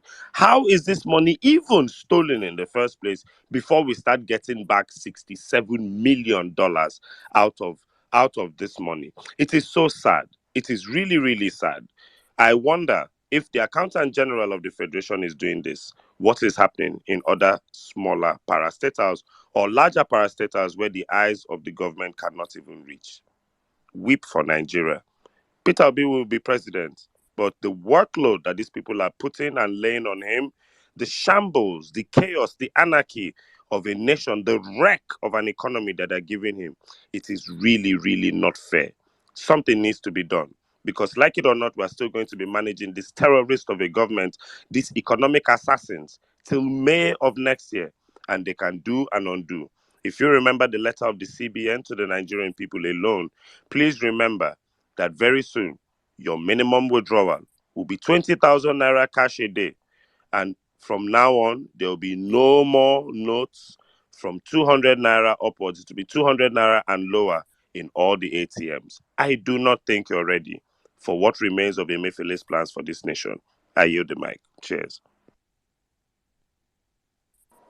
Thank you very much, Cizo. Zos, are you ready?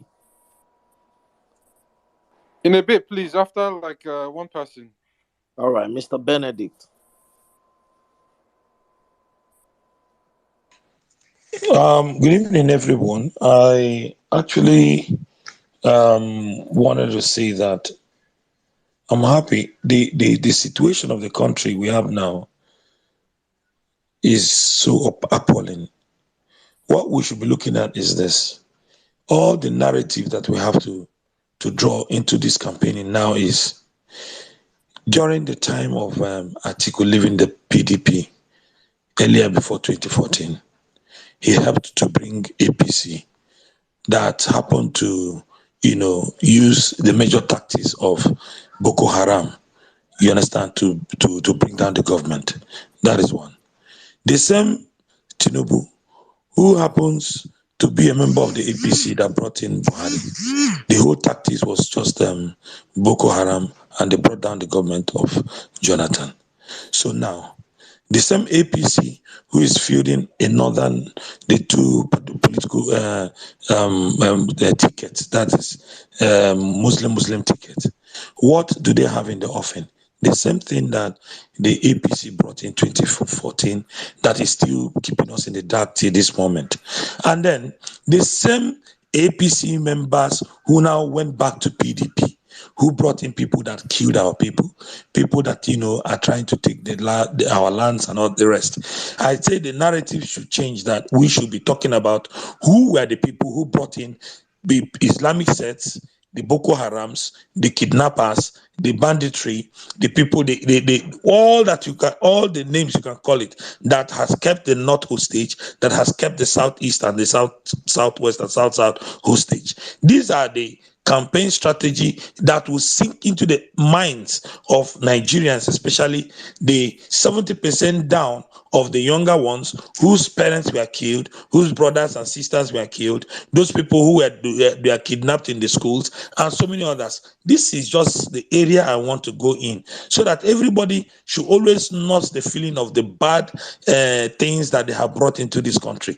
Apart from all this, I don't think I have any other thing to say, because P2B is a professional. He's a scholar. He is a good trader. He's a person that ordinarily, if you look at him, his way of movement, his way of talking, his manner of approach, his kind of system of trying to readdress issues has given him that high standard of human beings that we should emulate. So what are we going to take in the side of the aged ones, like this other man in APC who keeps singing Bara Blue and then the other man who wants to repeat that he's a unifier that cannot even unify his members in the party. See, we are all tired of all these things. There are three of them. That if Nigerians should know the best thing to do, they should talk about just voting P2B. Now, another thing is this: please let us continue to look at how we can address the issue of 2.8 million voters that are going to be disenfranchised because of double or multiple registration. We have advised that it's in some of the medias that we have put out, that the thing that they should do is this: looking at the ones that were registered earlier before they become double registration, they should expunge the old registration and keep the newer ones that are updated, because they are the same names. Because the older ones, even if you remain, they should remain. They cannot vote. But the newer ones that are updated, they are the ones that, okay, they can verify where they are, where their polling booths are going to be, and whatever. It is better. We have said this. It is only INEC that will tell us that there will be a credible election in 2023. If these things are not addressed, I think there is fear in this government, and none of us will come out of it real. And if it happens, many people will take to the street. Please, I yield the mic, because a lot of things have gotten me very, very upset. Thank you. Good night. Thank you. Also, let me just come in here. 2.something million. They have passed that stage of any addressing INEC or anything. We have less than 70 days to elections. Whatever that is, the numbers to vote and win an election is out there. The PVCs to vote and win an elections are out there. We have over 90 million PVC that are out there for people to take and go out and vote and win. Looking for 2 million person, just trying to bring up more problems where I feel that we should be focused on getting the voters that have their PVCs now and push those that PVCs are not there. Those 2.something million people go and enter and work for as agent, polling agent, get useful. If you have a problem right now, INEC trying to say, let us start going to INEC to address people that did not get their PVC. We are just wasting time. We have 70 days to elections, and for me, we should be focused on getting people out to vote. If you have a problem, you cannot vote this year, please become a polling unit agent.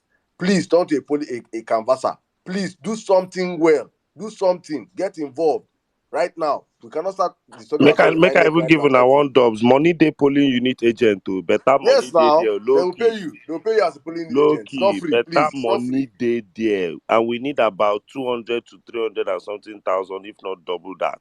Better money day Please get polling agent involved. work. Wink, wink. Low key. 90 million voters are out there with PVCs. 90 million. Probably 80 million now with the ones that are coming out now, making 90 million. Why we should be crying about 2 million voters? 90 million voters out there. Go out there, push them, mobilize them, get them out to vote, and the rest is history, honestly. So let's just stop trying to make INEC look like they'll do the one they can do, and we'll do our own and leave the rest for God, honestly. But Omar, back to you. All right. Saddam, check your DM, please. Let's go to Ogunyemi. Hello, Omar. Hello, Susie. Hello, Saddam. You know, Prof. How are you? Long time now. Sorry, anytime Man, where you for see Susie? Susie no there. Now, Susie, they call Susie. I I beg, knew no, man, don't worry. Me, now my personal You know what? cruise. Continue Don't for worry, that. Anyhow, bro. we they call her. Now that's Susie just off. Don't worry. Sorry. My nickname not the year am from time. No worry, now my personal cruise. MC, sorry, yeah.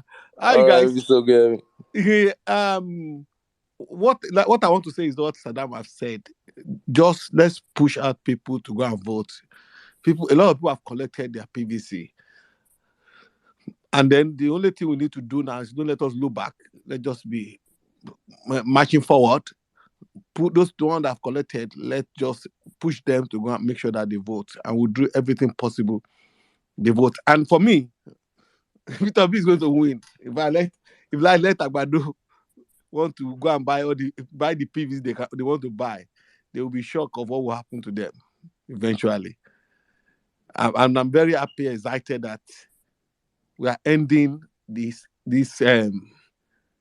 I call them criminals, political criminals who have held the country in the hostage for ages. Their end has come. I will thank God that for APC, you know, I put out a tweet today when some people said Tinubu brought BLT. I just found out that a lot of people are because maybe many people are young and they don't know a lot. There used to be Lagos State Transport. I forgot the full name. Lagos State Transport something. Because I remember my late sister husband worked there. They gave professional work to people where you earn your salary monthly, you have a pension, you are so happy. They wear white and black. They are checkers, they are drivers. They look nice. Then when Tinubu came in, he destroyed that and brought BLT. And the first thing he was using the Agberus to set up BLT. And you can see what we have today. BLT is a private business. It's not Lagos State business. Two, they lied that Tinubu, he wasn't telling it that he turned water to a city. That's a lie. If you are young, we used to go to Babish. I don't know when people know Babish used to be the recreation. Like by now, but by this time of Christmas, everybody will be looking forward to go to Babish. In fact, family, friends, used to have fun fair there until they came in, destroyed the whole thing. People are forgetting that place. Babish is where Odudua, most of the Yoruba state have their licensing office in those days. So this guy came, destroyed the whole thing. And people have never asked the question, how much do you spend in filling up the Atlantic Ocean? Do you know about number of granites that went in there? Do you know the destruction Dangote did in Osun State under Aregbesola? Do you know how many of those mountains was blasted and destroy people's livelihood? You know, when people talk, people don't go to deeper things. Another thing is that city they pride in, the land in that place is $800,000. That was as at 2012. For you to have a land, I don't know how much you sell it now. It's not meant for the elite. It's not meant for the public. It's meant for the elite. So it's a private business. So Tinubu never built anything. He built zero. He promised during the campaign he's going to build millennial school in all the local government. He built only 4 and end story. You know what he did? The guy is so smart that he used to love to do things. He's a media man and he's a show man. He wants to do something to people that everybody will see it. Like this Gigi Bola. So everybody's saying, oh, I have glasses. So the +1 +2, they sell £1 here in pan shop. They bring it. Those days they used to sell them for 50p. If you come to UK we used to come to UK in the 1999, 1988. When you go to Panland, all these glasses, this +2 +1 reading glasses, it used to be 50p. The guy came. These guys are criminal, man. They don't carry this country go where we don't know. The guy when he came to UK, they went to Farmland. They brought a lot of +1, +2, +3. You know this glass now, +1, and I give it to people. Oh, the people are happy. And when they brought out the bill, you'll be shocked. These guys are criminal, but people say, they did. I told people here on this place that I personally came to Nigeria with my friend. We do it. We brought glasses, reading glasses, over 5,000, and we did cataract surgery for people, free. We never told anybody. We went to the village, nobody had it. Because because somebody spoke here, that's why I spoke. I decided to speak that day. I'm speaking rubbish. You can't use because what he did. So because of what I did for those people, they should come and compensate me for what? And these are how much are they selling this last? £1.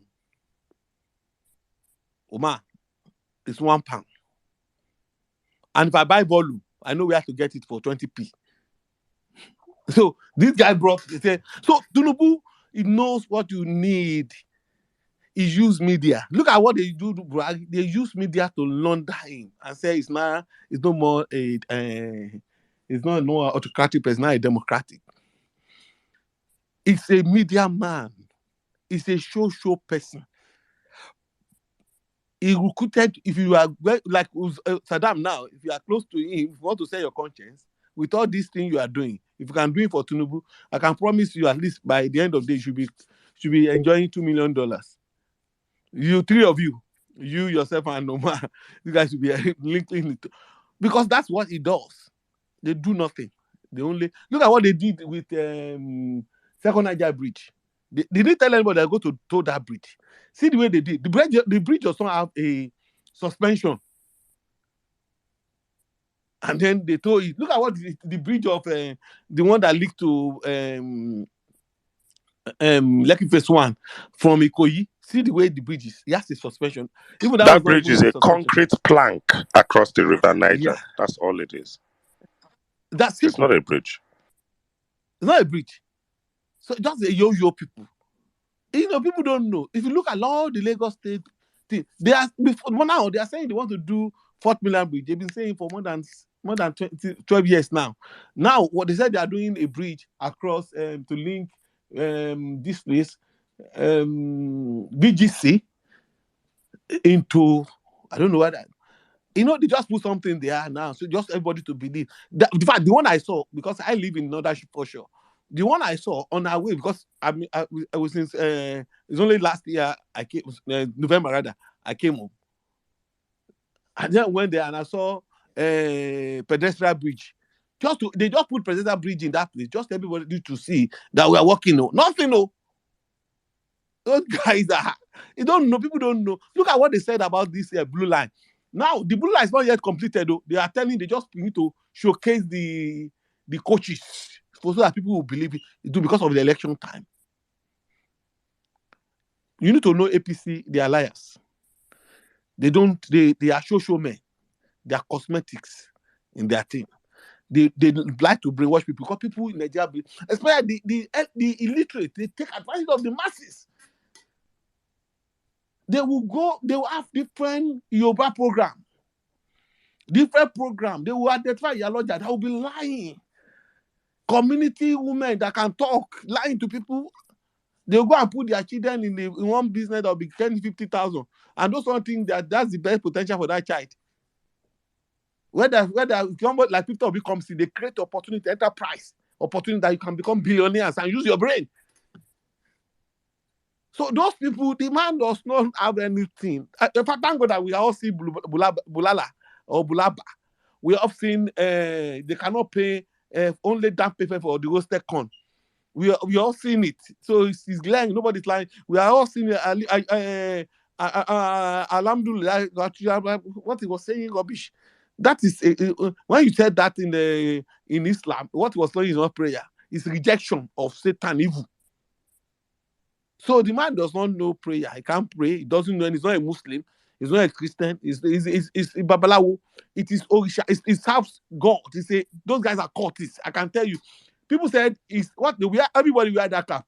That thing he put on his head is infinity. Because my great grandfather was herbalist. My father told me this. That is infinity. It's a means of chaining you. If you wear that cap, you'll be chained. Anybody go and try. If you put that in your head, if you come back and be talking normal, you. Don't kill me,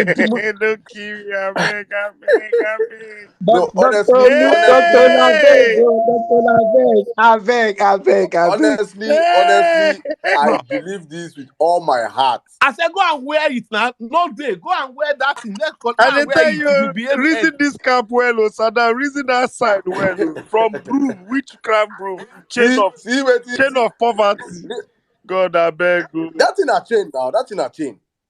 It's infinity now. It's a sign in occultic. You know, when people talk, I just say some of us have grandparents. Before my father became born again now, I know a lot.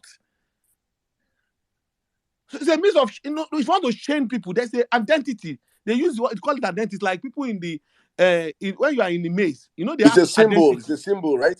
Yes, identity. An occultic symbol, yeah. Yeah. Why? If you watch people that some people that are close to him don't wear that cap. Go and watch them. Anybody that wears his head, you are already joining them. It become an identity also. Your brain will not function very well again. The man know nothing. I've been telling since 1999. I've been listening. I said this guy does not know nothing. They say he invested in education. Lagos State still having worst result in WAEC GC jam. And a man came, he invested money from 26. They became, and now black people they don't school. But B brought, they are the best doctors everywhere. I've seen them. I met two husband and wife here in UK. They told me about Peter Obi. They both of them used to be shop boy, they call them. So if anybody comparing Peter Obi, you are comparing light and darkness.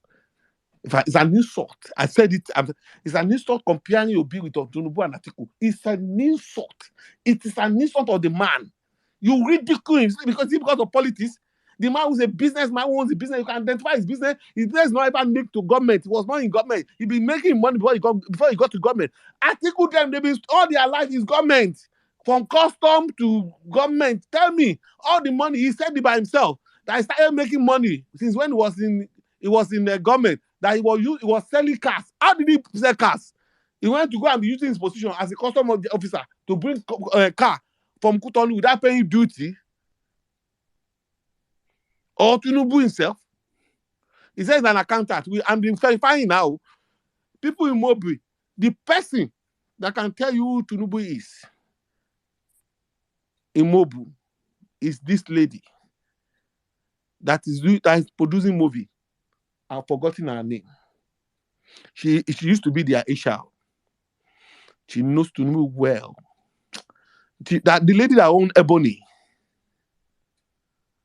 magazine, what's her name? MC, you know her. What's her name? She produced movie also. Ebony, Ebony magazine. I've forgotten her name. All those glamorous women of that military era. I've forgotten the name. Just continue. That woman, Yeah. she's the one that she knows Tinubu that na packaging that Ogunlere brought him. All of them because of women and drugs. The guy didn't go to any school. Na packaging, bro. Everything that Oluwole. If they've checked him all through, boy, we don't see anything. No. They've written academics everywhere, but nothing show everything are packaging a lie. The same thing Atiku. I don't tell Atiku everybody that Atiku. I know how Atiku gets that is MBA, then they carry the Anglo Ruskin. I will tell you the procedure. I'm a lecturer, so I know in Anglo Ruskin, there's an Anglo Ruskin has an association with what the body call OTHM and Qualify. So you go to Qualify, you do level 7, and you go and do top up, just research, and then you get MBA. Then Atiku write the thesis. If you write make him bring the thesis now. Are you talking about, was it Mo Abudu you're talking about? Something Abudu, yes. He was. If you want to know Tinubu, ask that lady. I won't say more than that. So, if Atiku say he write thesis, let him bring thesis now. I have 2 questions to ask him from the data he gathered. Let's come and defend it. And he said he had distinction. Rufai has 40 questions for Tinubu alone. No, you know what? When Reno was saying, please can you wrap up, please? Please, some of these things is just like because when you look at our base value, you look from there, you know that this guy does not have depth. There's something academic you have. When you are doing a wider research, you interview more people. You have wider research or depth research. It's depth research, you have little people, but you ask more questions. If you look at depth research on these guys, you find that they know nothing. They have nothing in their head. They're asking Atiku about his manifesto. He was using Obi manifesto that was published, simple to read, and to answer the question. And the who thinks who no cannot even ask him question. I said, no, sorry, that's not what you are writing in your manifesto. We have digested both manifesto. Find out that, oh boy, all thing that people have been saying is now Obi manifesto. I'm not go and be listening. His response are because it's very simple now. Just 68 pages and the other pages about the content of the individual that is involved. So it's very simple for anybody. Anybody can pick if you are just within 1 hour. If you are a serious person, you will have finished reading it. Thank you, Saddam. I will continue to listen. But APC Buhari, like me to like your brother. Buhari,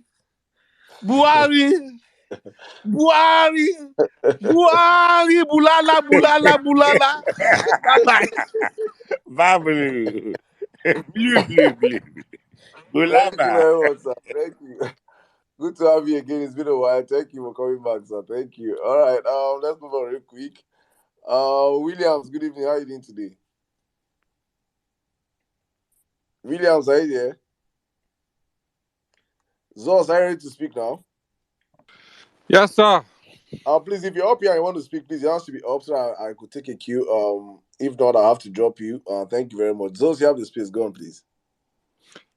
Prof, I greet you. Good evening, Prof Emeritus. I greet you especially. Cizo, Omar, greetings. Calvary greetings I bring to you, listeners and speakers.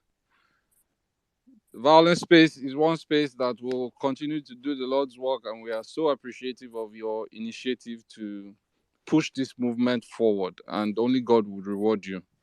I pray to the Almighty God that your blessings would be meted to you guys on earth. Yeah, so speaking to the space, first of all, I want to read a publication from one of the newspapers.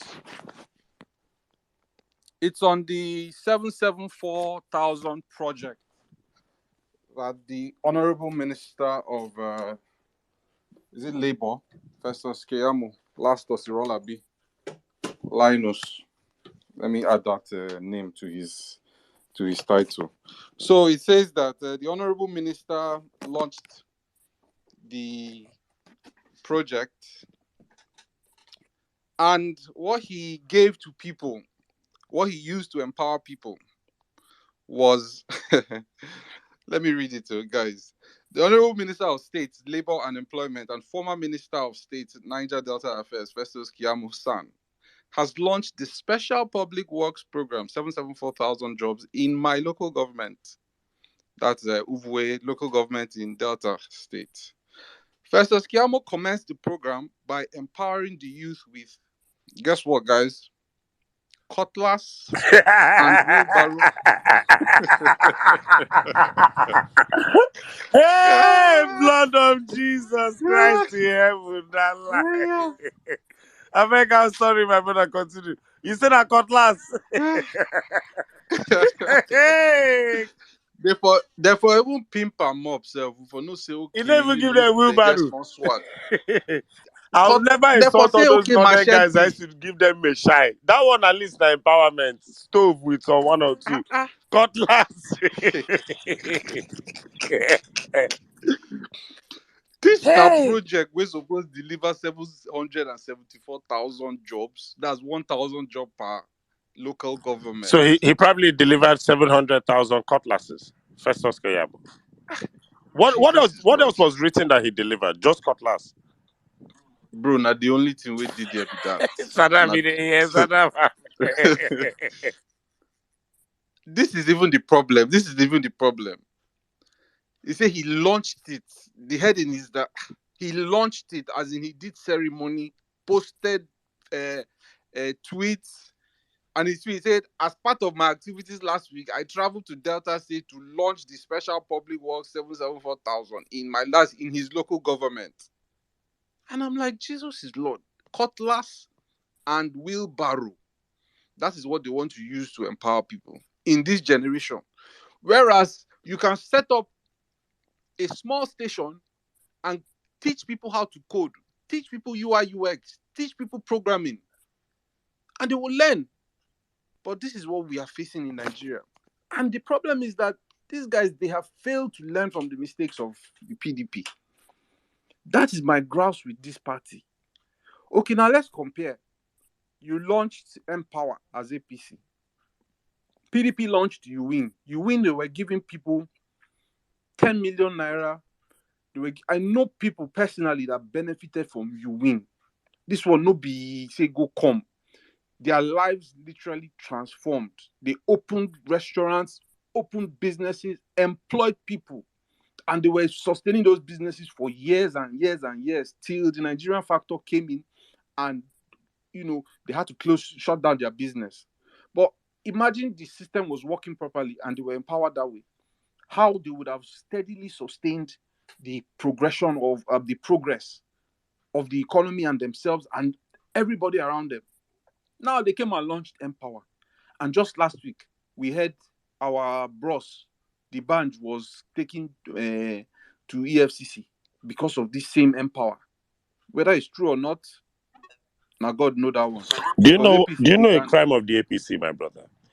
Do you know that when the band was arrested for the Empower fraud, they said the band in cohorts with government officials embezzled the money? Do you know that on public record till today, the name of one government official was not called? But these people went as far as tarnishing an Afrobeat hero with over 20 years experience, making Nigerians happy, staying out of trouble. The band has never had any financial problem in his career and in his life till these people did this. I think it's very unfair. Check, there is nowhere you will see the name of any government official that was arrested or called alongside the band, but in every report indicting the band, you will see the band alongside some government officials, because obviously the band does not work in Empower, has nothing in government. And there's no, I wasn't surprised to see that he came out of it innocent and has been going about claiming his innocence ever since. That is literally one of the crimes of APC that happened in the last 7 days that we didn't take account of. How APC went as far as tarnishing the name of the band in a poorly thought out investigation. They weren't ready, and the fact that the government officials' names were not called, but they hold the band, from what I heard, spent about 48 hours in incarceration. I yield. Thank you very much, Sizzle, for that. It's just a big shame. And these guys will not even have the audacity, the effrontery to publish these names. They will never publish those names. They will be struck out. Nobody will ever see those files again. In a space earlier, Joe Best Christos, incoming virus, was narrating how somebody petitioned the EFCC from their Calabar office. They refused to attend to the problem. They kept on telling the woman, "Oh, madam, just die the case now." This is billions of naira in just one very, very small government parastatal. Billions of naira down the drain. The woman went to report, and they said the Calabar office said, "Oh, madam, just die this case now. Make the case rest." The woman did not agree. She came and petitioned the head office. Head office did the same thing till the case reached vice president's office. Vice president's office too came and still did K-leg and dribbled everybody, and now the case is just hanging. Is in limbo. So I don't know. I don't understand what kind of party that is. I mean, well, they're not even remorseful. They are not remorseful. They are so proud, arrogant, and they display this arrogance with so much pride, thinking that, okay, nothing can happen to them. And it's just a big shame. It's a big shame, big disgrace for a country that has over 200 million people, that has a youth population that is more than the number of people who are above 60 years old. But look at what we are doing. Look at how we are suffering. Because these old cargoes don't want to know when it's time to relinquish this power and hand it over back to people that would make good use of it. Rather, they want to be giving those useless tech bros and praise singers and political jingoists peanuts. Okay, they give you $100,000. What is that going to do for you? The highest it can do for you is to buy citizenship in one of these countries. After you buy the citizenship, You go they do care work, they clean people in your shop, and that is the highest you can do. So imagine, okay, you use okay, you want to buy a house in Abuja, or you want to buy a house in Lagos. How much would you afford a good choice property? And then you now buy generator, you buy you dig your borehole, the money don't finish. But they rather latch on to this little stipend that they are receiving, and they will be claiming big boys, driving Benz up and down, cheating and stealing the government money. It's just a shame, because honestly, not going to lie, I expected so much from Buhari in person and his party. I expected so much, but it didn't even take 6 months for me to realize that these guys, they don't even know it, and then they do. They don't fuck up from the get-go. They don't even know it. In short, from Buhari's first speech, when he gave that 5% and 97%, I'm like, okay, 103. Baba, I don't even understand what they even the shopping. I know see these people, they don't confuse. So it's a big shame, and please, guys, let us get our PVCs. Let us go and collect our PVCs, because the stories that we are seeing online is just not going to help us. Don't agree, don't bulge, don't let them tell you to go and come back next year. Look for any means, strategy possible, and make sure you collect your PVC, because you see that next year that they're telling you to come, you will never get that PVC again. That is what they will use to vote and try to rig election. So, guys, please let us go and get our PVCs, and let us pray. We can't stop praying, honestly. Yeah, we would say, oh, prayer is for the people who are suffering, blah, blah, blah. But we just have to pray, guys. We have to pray, because what these people are up for, as we never best as we are fighting principalities and powers. Imagine that animal that went to the beach to go and do video naked and praying. Imagine the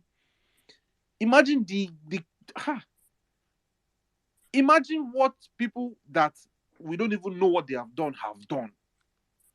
Just imagine. But we sit down and they will show us all these clips, and we'll be like, okay, thinking is normal. It is not normal. These people are not normal. And Peter Obi has said it. If you want to take this power, you have to be as crazy or even crazier than them. So, guys, let us get ready. Collect your PVC on the day of election. Visit your polling unit as early as 6 o'clock. Man that polling unit with your phones charged, with your power banks. If you can get 10,000 mAh or 100,000 mAh power bank, get it, so that you will not hear Jerry Cambia say your phone don't die. So that you will record everything that is going on, and you post it live on social media, so that we will catch these people. They can't rig this election, and they will not rig this election, because we're not going to let them rig the election. It is the people that let them rig elections. I have witnessed elections in 2007 where an incumbent governor who performed, go and check Muazu's record, Governor Adamu Muazu's record. I've seen your hand, Saddam. Excuse me. Go check Governor Muazu's record. The guy performed beautifully, built roads, redesigned the state. It linked Bauchi and Jos. But the guy, they didn't elect him because the people refused. So thank you very much for the opportunity to speak. I'll close by saying happy birthday to Boo Boo, our one and only super failure that has taken Nigeria from top to bottom. Thank you very much, Vawulence Space, Adam, Sizzle. Real ever best, my G. Greetings. And to all the people that are on the speaker section and listener section. God bless you guys. I appreciate the opportunity to speak. Thank you. Ciao. Thank you very much, brother. Thank you very much. All right, let's just move on real quick. Williams, are you there? Real Abes, please check your DM, please. Okay. Udo, good evening. You have the space. Please, 4 minutes. And guys, please, while you're speaking, please, Williams, mute your mic. I've called you twice now. Guys. Please mute your mic, please. Sorry. Please, if you're speaking, please just pay attention to me up here. I'll be waving my hands. When you see me wave my hands, so that you have at least 30 seconds to round up. So please keep your thoughts within 5 minutes max, please. Thank you very much. All right. Udo, you have the space, please. From Udo, I'll come back to you, Williams. Meanwhile, Malam, welcome, man. Today's Barry's birthday, so I'll give you a chance to speak today, yeah? Thank you. Udo, you have the space. Go on. Good afternoon, good evening, everyone. This is Vawulence Space. especially. I've spoken only once on this violence space. This should be my second time. Greetings to you, Sir Adams, and Sizzle, my guy. Where's our third guy, Sir Omar? Omar is supposed to be here to complete us four, because four of us have been on this space since May. Four of us have been making this thing happen. We have pushed this Peter Obi movement so far. So please, everyone, the third person that is on this space, please, can you let's try to retweet for three more people to join us on this space. Maybe we can become seven. And before they used to say we'll win only 11 local governments, but at least let's just try and push. They said we're going to win 20 something states now, 25% in 20 something space. Let's just keep pushing. Maybe at least 3 or 7 of us can push and make it more space, more states to win.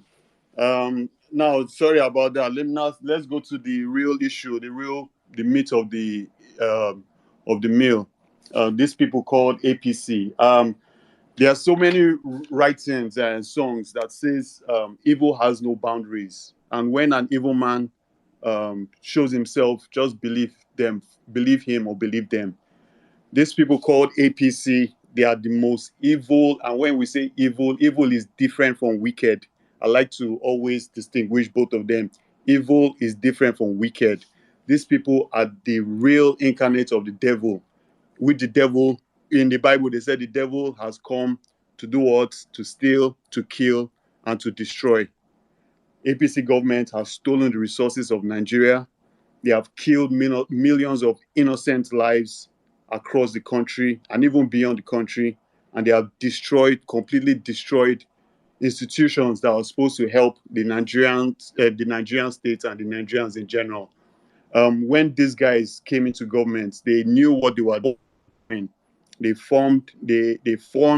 They invited, and they harbored these terrorists who are now inflicting pain and evil on the whole on the whole on the whole country, because we can't just say it's only in the northern part that is suffering this insurgency and banditry and all the evil killings in Nigeria.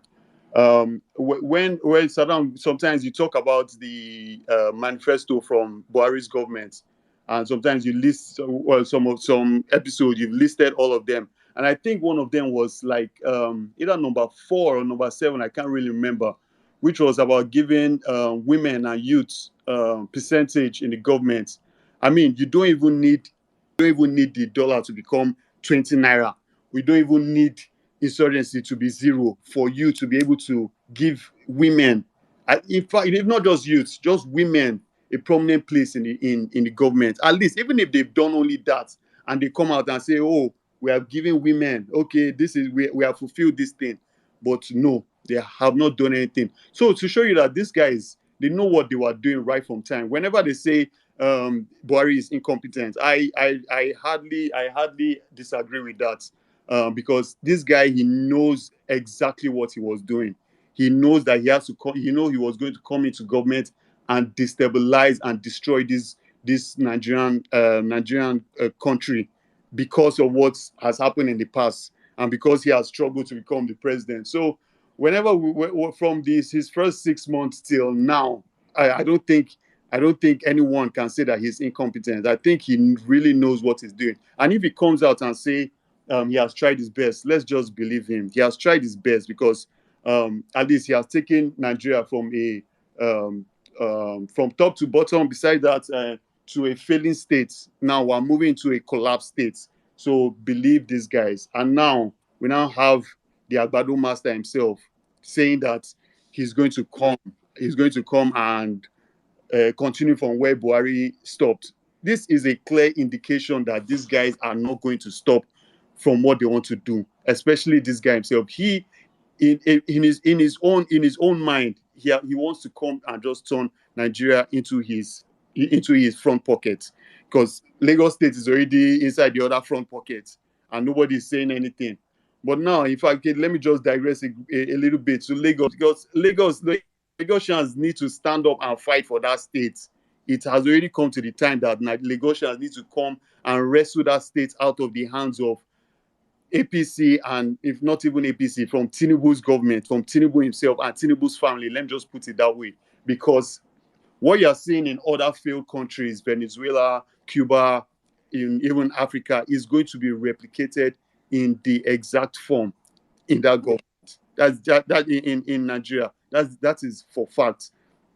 When you look at the APC government and you see what they've been doing in Lagos, and I was reading one book when I was when a long time when I was younger, and he talked about a white elephant project. And what you need to do is just look around Lagos and to see that it's only white elephant project that has been just occupying space in the whole of the government.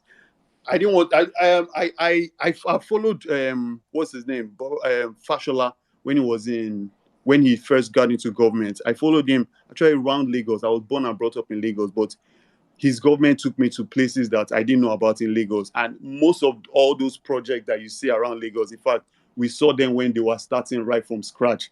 The most painful part is the monorail that started over 12 years ago. Over 12 years ago. As in, you cannot phantom this out that these guys are just taking this money for which was meant for the people and just stuffing it inside their pocket. There's no doubt about that. I mean, they showed the other day. I was reading a tweet from, and they were showing from Trude about February Bajabiamia and his projects, over 1 billion on classrooms, over 1 billion naira on classrooms, and you cannot just pinpoint those classrooms and say, okay, this is even world standard, or let's not even say world standard. Let's not say world standard, because when we try comparing Nigeria and Africa to the world, I like to correct people and try to tell them that the world has moved. The world is not moving. The world has moved. It's not as if it's moving. It's just that the developing countries that are now moving. But Nigeria and the rest of Africa are just stuck in one position because of the kind of leadership that we have. Just because of the kind of leadership that we have. And we have to take it from next year having okay, yeah, I see you, Saddam. Let me just round up by saying even though Peter Obi is going to have a very tough year next year, but let's not relent. Let's not relent. A competent leader will lead us out of all the problems that we've had. Let's just be, and the trickle down effects from a competent leader, you can't underestimate it. So let's just continue doing what we can do. I can't vote for obvious reasons, but I've been doing all what I've been doing, talking to people, especially back at home. That is the best. Saddam, thank you for giving me this opportunity. I hear you guys. Thank you, everyone. Just keep on doing what you're doing. Thank you. I yield now. Thank you very much, my brother. Please, keep doing it. Keep mobilizing for us. In the spirit of Buhari's birthday, I brought one of Buhari's fan up. So, guys, please don't kill me. It's today's Buhari's birthday, so we can give APC chance to talk today. Let them come and wish Buhari happy birthday for us. So please, you guys should indulge me while I bring up my friend, my longtime friend, Malam. How are you now? Malam, are you there? Malam, you can enter violence space, you go fear. If you go around on the APC space, I say you go shout like madman. Malam, unmute your mic and speak now.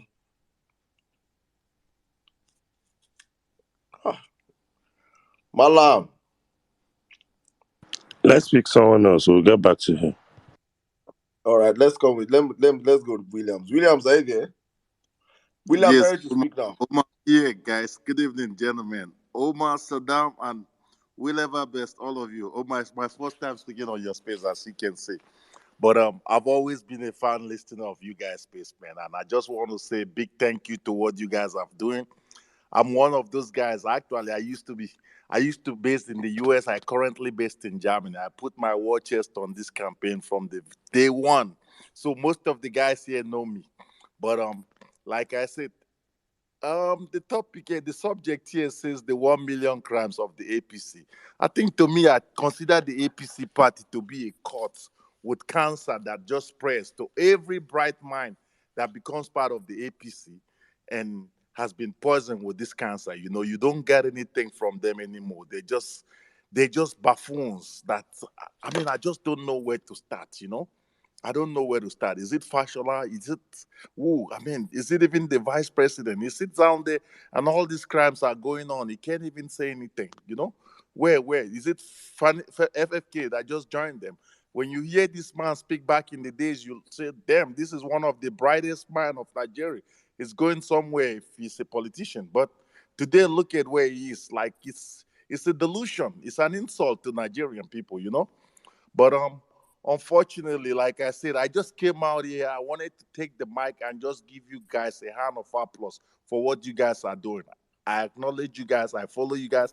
I'm not a great speaker like some of you guys are, but I'm a great listener. I listen to what you guys are doing every day, and I kind of like, you know, I really appreciate.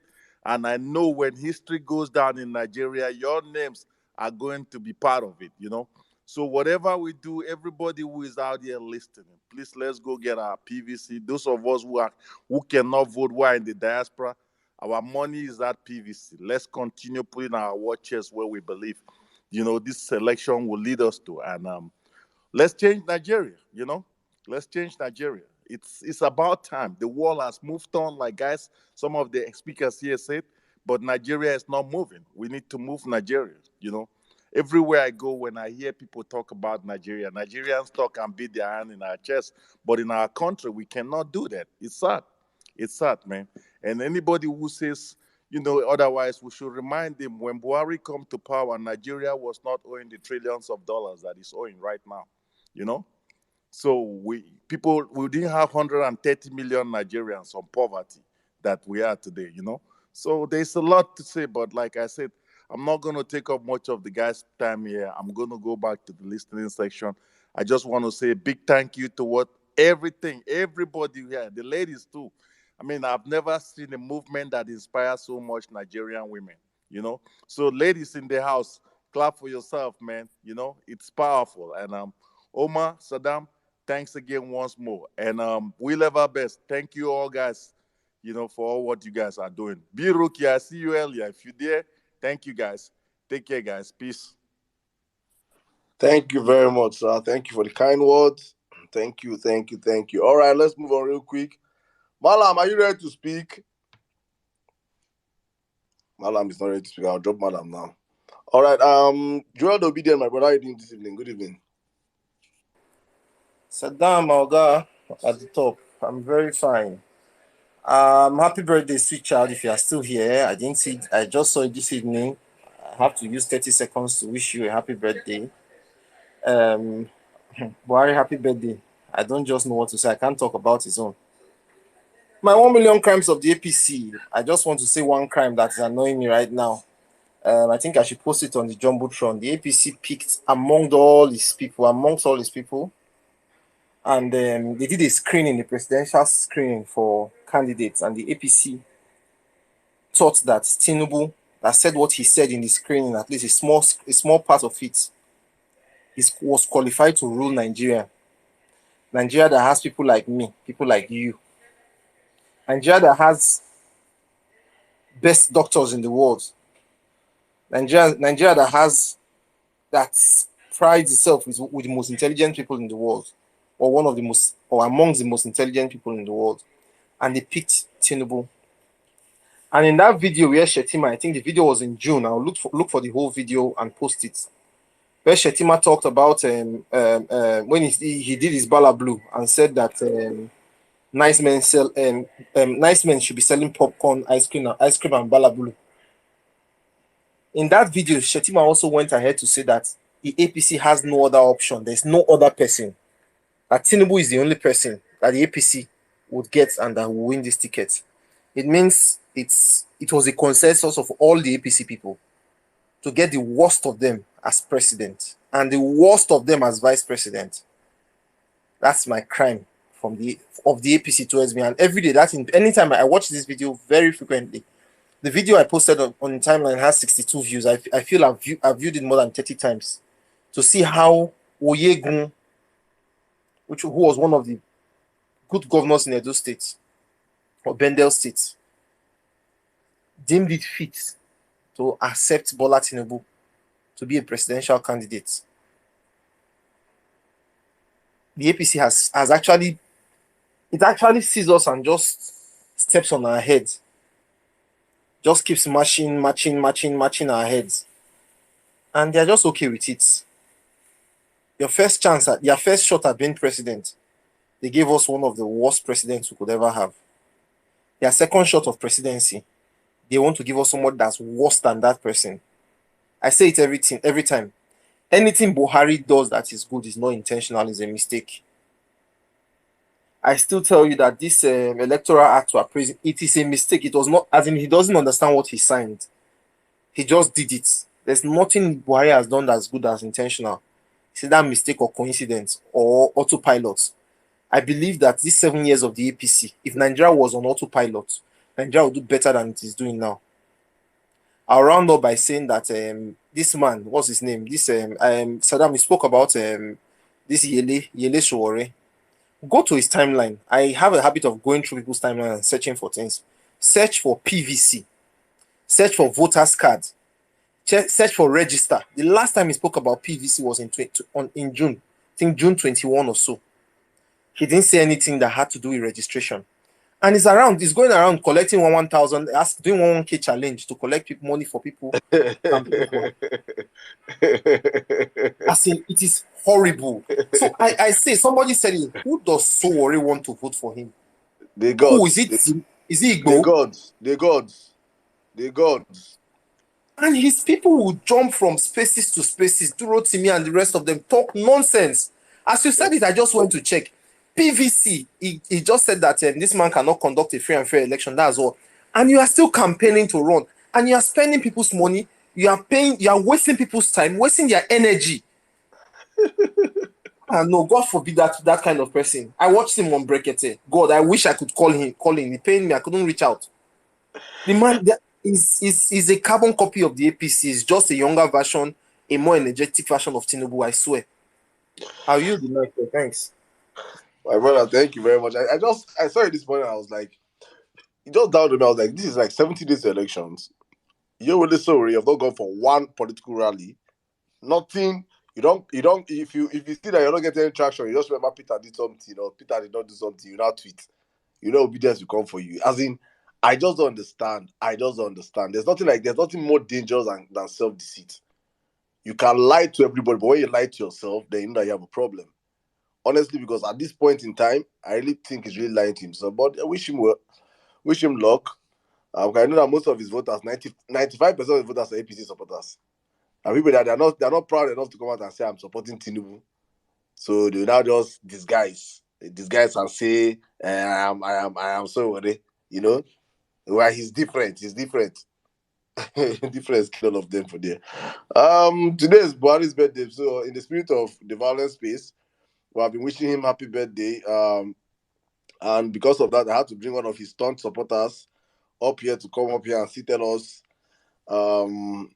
happy birthday to say Baba. Malam, how are you doing today now? Mr. Sazama, good friend, how are you? How are you running your space? Malam, as you can see, we are doing well. We are very fine. I hope you watched that film I asked you to watch the other time. I honestly, I can't remember the film, and I can't say I watched any film, and I've just been watching people's rally in Abuja with 770 people in attendance. After you have made a down payment for a restaurant, you couldn't watch it. It was a terrible thing. Malam. So my friend Saddam, thank you. I just listened to you guys, and some of you wish my principal a happy birthday. It's a nice thing. That's politics without bitterness. And so even though some are still not happy with Mr. President, but it's all good. It's good. It's all good. It's about politics, and by the grace of God, we are looking towards February. We'll see what will happen, and by the grace of God, like Buhari said, he will give a free and fair election, which he always promised, because he is a victim of bad elections, and I don't think he will give a bad election to Nigeria. And I wish him a very happy birthday, like your principal Peter Obi did also, and we wish him healthy, and whatever it is, he's a Nigerian president. If he is good, Nigeria will be good. If he's bad, Nigeria will be bad. So I wish him happy birthday, and for those who wish him birthday, happy birthday, I wish him same. And for those who didn't still believe in him, I hope they will see the reasons why they have to wish him good in whatever way.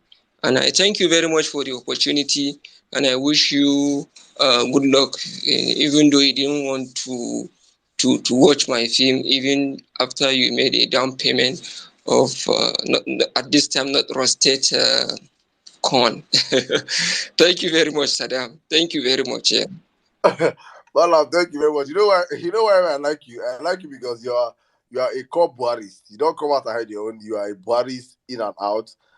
You know why you support and you know why I believe him. Even though I know that I don't support and I don't believe him, I believe he has failed Nigerians and he has done woefully in the past 7 years. You know what you see and you know what you think. Yeah, he has done well for you. I won't hold any grudge against you, as you said earlier on, politics without bitterness. I'm also happy that as I'm seeing you, you're not down for you have not made your own down payment for a roasted corn. So that means it seems you're not you have not you are not I see that you're not in that camp. Well, it is well going forward. Please just tell your principal that he should do everything possible to grant Nigerians a free and fair elections. Let him write his name in the good book of history. That is the only thing and the only way. That is his saving grace. Honestly, if we can grant Nigerians a free and fair elections, we can willingly say Buhari has done well. Nigerians, we don't ask for too much. We are a very, very contented set of people. That is why even today, there are people that still support Buhari. Like you now. You see, you can support Buhari. That shows you that we don't have problem. We are contented with the whole suffering and everything. So please beg him and tell him, let him just grant Nigerians free and fair elections. Let the will of the people decide come next year, February. And whatever the people says, let him stand by the people. And hopefully, posterity will remember him for that. Thank you, my brother. All right, let's move on real quick. My brother, Rileva Best, your hands are up. Let me allow you come in before I go to Gabriel. Rileva Best, how are you doing, my brother? You want to give us on that lecture this evening? Rileva Best, are you there? Yeah, I'm here because I just wanted to just like say, because I saw Malam, I was just wondering, these people, I don't know, by now they should have learned their lessons. It's good I had the courage to come to this space, and thank God he just talked about Buhari and never talked about Bola Ahmed Tinubu, because if we actually have suffered the wickedness and the disaster of Buhari, and if some of them are wishing us Bola Ahmed Tinubu, then we have no word for them. People like this shouldn't have escaped the Amajiri, they shouldn't have escaped the Amajiri civilization. Because the problem is, for those Amajiri, we still pity them. We still believe that they are in chains and we need to actually do everything possible. I think that is even why we're on this mission, to make sure we deliver all these people that these politicians have held hostage. And for people like Malam, that for one reason they have escaped Amajiri and they are still, behaving. They shouldn't have escaped. They should have been there.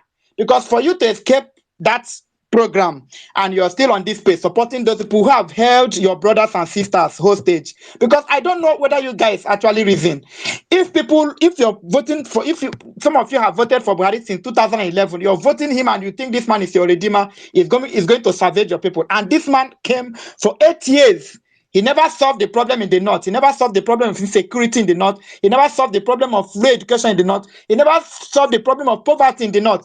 And you're still coming here to say that you're thanking those who is thanking Buhari. We are not thanking Buhari's birthday. We are just mocking. I don't even know why you guys don't even understand sarcasm. We are not, because what has he done? The only thing we are going to thank Buhari is after February.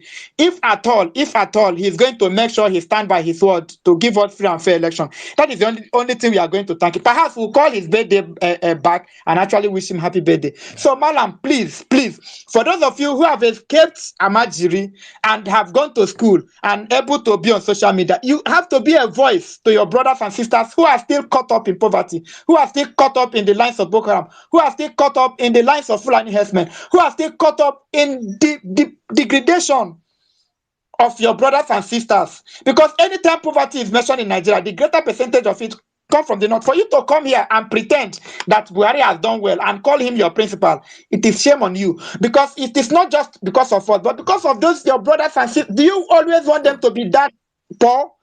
Please and please repent, repent, and come out of it. It is high time you guys begin to tell yourself the truth. Buhari has not solved anybody's problem. Buhari has actually putting you in more poverty than he had met when he had not become president. Please and please, you have escaped Amajiri. It is time for you to speak for those people who are still in Amajiri. Thank you. You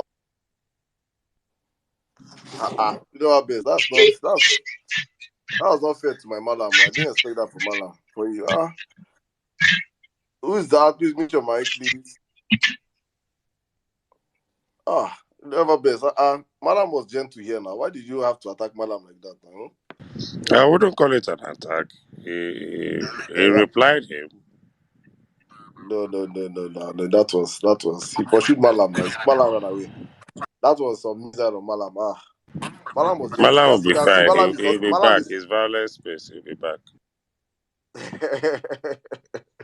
Malam, come back, come back. Don't worry. Today, I will shield it. I won't allow anybody bully on this space today. Today is Buhari's birthday. In the spirit of say Baba. Yeah, you know, Buhari is my biggest. It's my biggest camp. In fact, Buhari is our campaign man. Is our Doyo Cooper is just in mouth. Buhari is the main director general of our campaign. Buhari is the one that we're telling people, see 8 years of Buhari, and Tinubu say he will continue. And someone I want to condemn from Buhari said, but it's not even, he has no sense. His brain is empty. So you know it's going to be worse. So you know what, please be kind of Malam. I believe Malam has some obedience. This has been coming as codedly. I think he's beginning he's beginning to see the light, honestly. So please take it easy on him going forward. Yeah, Gabriel, my brother, how are you? Ya ne Saddam. Lafiya, ka karba PVC ga? Ka gani na tura maka ka gani. Nage, congratulations, my brother. Congrats. Ina da PVC right from time na replacement ne. Okay. So I just connected a new one. The old one was damaged. Thank you. Na gode. Shizel kana. Shizu Bayaji. Hello, my brother. Welcome. How are you? I don't sell you, Sako. Shizu Bayaji also. Oh, I thought you were killing me. Sorry. For those who are understanding also, I agree to now. I'm spacing from Jos, Plateau State, the home of peace and tourism, even though our current governor, the DG of the Agbado, the Bulabu, what do they call this one? Town hall, different from whatever he wants to say there. The DG, the governor of this state, is actually the DG of Agbado Master, and the other day I was. No, but he's going to lose his state now. No, I'm coming somewhere. The other day I was at a space, I think yesterday with Ayo. I used to be there sometime before, but yesterday, I don't know, I just breezed in there, and lo and behold, they were discussing about Atiku's visit to Anambra. And they were just, as a matter of fact, they were just trying to console themselves and giving themselves some hope and things like that. And lo and behold, they handed a mic to me, and I scattered the space completely, and everywhere scattered. Like serious water was given to them. And someone challenged me from actually from KB State and was telling me that Peter Obi will not get 25% of the votes in Plateau State. And I laughed and I said, wow. And I told him, look, I recommended a YouTube video from someone, what's her name, Lois Dido, Marian Dido. The lady actually went to the DG's village in Shandam, his actual village. They call the place Ajikamai. And she went there to actually do a census just to gauge the people and see who will they vote come February 2023. And lo and behold, the entire village of the DG is actually obedient. The entire village, from everyone, she started from the first to the end, everybody was obedient. So that's the village. I'm talking about village Gong Gong Gong, that's Shandam local government, not to talk of the main town, Jos here. So Jos is fully obedient. I am one of them. And what really happened on that day I went to pick my PVC was that they were actually sending people away. Some were saying, okay, their details were not found. They were not able to locate their polling unit number and things like that. And people are actually not aware or are not, do not have the knowledge that part of the slip they gave them, mostly the slip they gave them were actually washed off, so they could not get any information from there. And for that reason, they were telling them to go and come back in 2 weeks' time. So I was like, what's going on here? So I went there myself and I found out that I needed to have my polling unit number before they could trace my distance. So I had to go online and check it and then get it. So while they were going, I said, come back. I'll be here and make sure all those who they were sending away, I said they should come back, and I made sure that they got their PVC and they left. And lo and behold, before I do that, I asked whether you're obedient, and I need to know who you are voting for first before I actually use my data in assessing the information you need. So Just is fully obedient, and I just want to say that we should all go for our PVCs. And people actually, I'm really happy with what I've seen. People actually trekked because the way they do it now is that people have to go to their local government, and people come from far and near. Most especially like in Jos here, people come from places as far as Ferengada. People are down. People don't even have transports, and I could see people were trekking. That's the commitment people are actually putting into it to trek down to the INEC office to go and get their PVCs. And when I asked, they say no.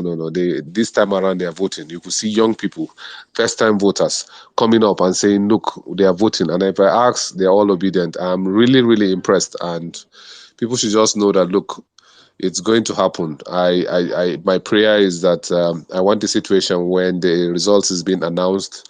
They will say Peter Obi is at 40 million, and then Agbado and Atiku are struggling with 5 or 6 million. And those 6 million, seriously speaking, we need to make sure that after the election, they will find and recommend the psychiatric hospital for those people. So I yield the mic. Thank you. Thank you very much, my brother. You know something we say on this space all the time. We always N6 brought it up here. He said landslide. I know we're saying this like 5-6 months ago, and we'll be like, what are these guys saying? Landslide. And we adopted that phrase, and ever since then, it has always been the mindset we have carried on this space. Landslide victory. It has to be a victory that when they wake up, there is no amount of rigging, there is no amount of coercion, there is nothing that can be done. As in, I just envision how that election day will be. That the outpour of Nigerians on the streets that day, every Nigerian that day, whether you have PVC or not have PVC, freaking leave your house. You're not sleeping. If you don't have PVC, go out there. They must be putting it near you. The crowd that they will, if there's a drone shot from the sky as they across Nigeria, they see the sea of people that will hit the street that day. There is no amount. They don't get thugs. They don't have that number of people that come out and say, let us rig these elections. Let us disrupt these elections. Nigerians will troop out because that is a day of destiny. It's a day we have to take back our country. There is no... So I pity these APC guys. They're going to see me. Let them get 10 million votes. We have 80 million people, as in 90 million from INEC. Let's just say 10 million don't collect their PVC. We have 80 million people. We can bring out 50 million of us. Thank God though for Buhari. That's why I keep thanking Buhari. So please, Releva Best, please take it easy on Buhari, please. His time has passed. Please, you guys, please be thanking Buhari because Buhari has made it possible that all of us now on a very normal day, election period, we don't come out to vote. We just chill in our houses. The urban voters, the middle class voters, those ones that will be normally, that's the day you remember you can book hotel and you invite your girlfriend. A normal day, that's the day you and your husband will chill. That's the day people will sit down at home, play football in the street and everything. All that class of people right now they are 1 or 2 years close to poverty line. 1 or 2 years bad investment now, like that you go begin to come internet the beg for this thing giveaway. All that class of people right now, those are the people that are going for the PVCs. Those are the people that are activating the PVCs. I've had PVCs for 10 years. I've never voted before. Those are the people that are going to come out and vote. So thank you, Buhari, for what you have done for us. Keep the poverty up. Let it be that by this December now, Christmas now, if you see head of fish chop, you go thank God. Yes. Let the hardship go round. Nigerians will wake up by February. All right, my brother. Before I come to you, Tanko, let me take you, Maurice Hex. Are you there? Good evening. Yes, yes, sorry, good evening. Thanks. Can you hear me? Yeah, loud and clear. You have the space. 2 Yes, we minutes. can, sir. Continue. Sorry. Go on. You have the Good, space. good. Thank you. Good evening. Thanks, guys. Saddam, thanks for what you do. Cecil, Omar, and everyone else in the back end of this. Thanks, guys. Thanks for everything you do. Look, I'm just going to go quickly because I've got only 4 minutes or 5. A million crimes of the APC. One for me that stands out is the not harvesting on the talent pool, the human resources of Nigeria. I run a business here. I'm in Nigeria now. I run a business, and the talent pool is immense. Not harvesting, not encouraging this, not trying to make this better, in my view, is a crime against humanity. It's a crime against Africa, and it's a crime against the world. Reason is, Nigeria has the largest population in Africa. Let's just stick to the youth population. The weaker Nigeria gets economically, as human beings, we make hay, or we find a way to survive. Nigerians leave the country. That's a pressure on other countries, not just in Africa, but elsewhere. The utter talentlessness of this APC government baffles me. Utter talentlessness. Absolutely talentless. These people are so talentless that they couldn't punch their way out of a wet paper bag. That's how bad these guys are. I run a business here, guys. This year, 2022, in April and March, I paid 350 naira a litre for diesel to power up our office. Today, I paid 790 naira a litre for the same diesel. So I'm paying almost double what I used to pay. Now, guys, let me just put that in a clearer picture. That means the amount of money I spend to light up the office, to make sure the business runs, I should have been employing another Nigerian. So that's therefore creating jobs. These people have curtailed my ability to employ more people. And that brings me to one conclusion. I think they actually hate us.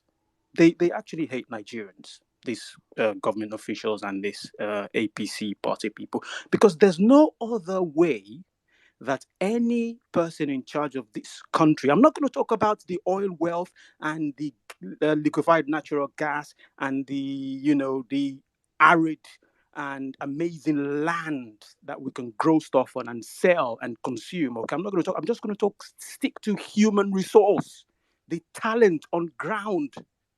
That alone, not encouraging it, not empowering it, I think that's just that explodes. That just angers me. Great, that gets my goat, so to speak. Okay, check this out, guys. Do you know that Nigerian youths would rather die in the Mediterranean Sea than to stay and help build this country, because no one encourages that from the top. So therefore, why do I think this government hate Nigerians? They hate Nigerians because no parent would rather see their children leave their homes and say, look, Dad, I'm going to live with Papa Demola up the road because you're rubbish. No parent will tolerate that. They'll say, no, sorry, my son, come back. My daughter, please come back. I'll take care of you. I'll do this and that just to keep you sweet. These guys do not care their utter talentedness. These guys would not be able to organize a party in a beer parlor. That's how talentless they are. Just imagine that for a second. Nigerians would rather end up being slaves in Libya than to live and build this our own dear country. This is our ancestral homeland. You know, I grew up in the UK. I chose to come back here. I run a business here, and I've just told you how much I used to pay for diesel and how much I pay now. And such is the quagmire we found ourselves in this country, and that's why they hate Peter Obi. And I'll explain. Where Peter Obi talks about moving from consumption to production. So, whereby we're just importing. When you import so much, it means that you're giving your own money to someone else. Yes, you're gaining something in, but you're consuming it, so it doesn't bring anything else in. So when you now produce, you can consume it and also sell it. So you're bringing residual income in. Residual income basically means that you've got extra money to space here and you've not made up your mind about voting LP or Labour Party or Peter Obi. It means if talks about is dealing with every aspect of the Nigerian life, both competency in governance that he speaks about, ease of doing business. Quick example, we went to Rwanda for our business. To set up a business in Rwanda, in Kigali, would take you best part of 7 hours. Same building. Downstairs, they tell you the price at the reception. You go up 4th floor, you pay your $28 and you're done. You can run a business in Rwanda. In Nigeria here, dealing with NAFTAC, dealing with chambers of commerces, and they are. This is a country where they had a war. Cote d'Ivoire had a war, civil war, almost 10 years ago. To set up a business took us only two days. 2 days. Countries that just come out of a war 10 years ago. 2 days. They were willing to set us up as a business. In our dear beloved Nigeria, you get people asking you for kickbacks and you're telling them, you do realize we're employing Nigerian people that would even make you richer, because most of these DGs also are business people. They've got shops, they own business, they own eateries, they are property developers. So the more money in Nigerians' pockets means more wealth for them and means more money in the economy. But they don't see the picture, and that's why I said that they are absolutely talentless, clueless. Look, one of my colleagues, one of my staff at the office, passed away at the start of the year. Shot in cold blood on his way to work early in the morning because he had to get away from the hold up and the huge traffic, as you know, in the island coming in from the mainland. And he was shot by a police officer, stray bullet, shot by the police officer. I wanted to take up the case. I spoke to the family. I'm just going to make this key point because I know time's tight. The family refused to take up the case for fear of repercussion. And one other thing I observed, because these people in charge are so talentless, they've convinced Nigerians that Nigerians do not deserve nice things. And that's dangerous. Because when you start to think that you do not deserve nice things, you'd actually hurt yourself. Hurting yourself is continuing to believe in those that have put you where you are. Nigerians are psychologically depressed. Believe me, I work with them. I recruit them. I'm here. I'm one of you. I'm not better than any of them. I know what's going on here. We need to take our righteous indignation of what's happened to us in this country. Our youths, our friends, our sisters, our brothers complained about police harassing the youths. What did the Nigerian state do? They gave them more death. They gave them more attacks and SARS. Let's take this anger, holy anger, take it to the polls. Give these guys a bloody nose and let's make this country better. Let's go. Thank you, guys. Thank you very much. Thank you very, very much, my brother. Nice submission, Maurice. Bro, you said too many things that just got me thinking. I'm like, I met two Nigerians because of the week close to my place of work, and you need to see how this guy. One of them is working he's working extra hours, and I'm looking at this guy. I'm like, guy, how far? He said, bro, you're not gonna understand, And we got talking, and I'm like, bro, how far? Do you know that majority of Nigerians you see in Europe mean God? Man, oh man. Hey, goodness. Nigerians had to walk through the desert, through Libya, through the Mediterranean Sea to come to Europe. Nigerians are fleeing every day out of that country through the sea. And you need to see, I looked at this guy and I'm shaking and I'm like, they left Nigeria through the sea. And I'm thinking, the world is not ready for a mass migration of Nigerians. One mistake we make next year, honestly, next year will be termed the year of Exodus. The youth will run away from that country because you cannot stand it. All this liberty of having Twitter to tweet, social media, you will be gagged. Not to talk of the whole economic troubles that will come with a Tinubu or an Atiku's ticket. We are not ready for that. And I keep saying it on this space, I say that irrespective of whoever becomes president next year will be rugged for all Nigerians. Whether it is Peter, whether it is Tinubu, whether it's Atiku. But the difference is who is going to start the effect of so many coming into a new regime that are trying to acclimatize with all the nonsense that have happened in this past regime. It takes extra. And you see Atiku that cannot even come down from steps without them supporting him. You see a Tinubu that cannot make coherent speech. These people cannot stand and say, let's have meetings for the next 16 hours, sitting down with different parastatals, heads of different agencies, trying to iron issues out, trying to set the country back to work. These men, they do not. If you think a Tinubu will go rugged for Nigerians. And we need people that are ready from day one to fold their sleeves, get their feet in the dust, and get to work immediately. People that understand basic economic terms, not people that outsource their brains. Be wise, vote wisely. All right, let's go. Maurice, you want to say something? Yes, just quickly. Sorry, I forgot to mention. I've got my PVC. I know my polling station. I know the escape route, and I know how to go in and out. Just one last thing, because I've been talking about Nigerians in Nigeria. Let's talk about just quickly. 1 minute. Nigerians in diaspora. How does Peter Obi affect your life? He talks about competency in government. You've gone to the Nigerian High Commission in the UK. You've gone to Nigerian Embassy in the US to renew your. Know this personally. You need to take your pillow and duvet because you're going to sleep there. Because these guys are totally incompetent. They're talentless. Competency in government basically means you turn up at the appointed time. As the rule says, you'll be out in 1 hour, 2 hours max. That's competency in government. So Peter Obi government reflects on every aspect, both home and abroad. In Nigeria currently, we have people that are in employment and poor.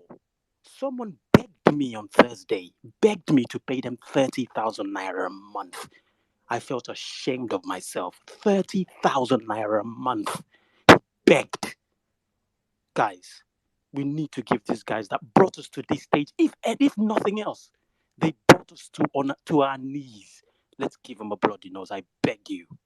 So that in the future, they're going to look back on this and say, look, Peter Obi set the precedent that every Nigerian has a stake in Nigeria. Thanks. Thank you very much.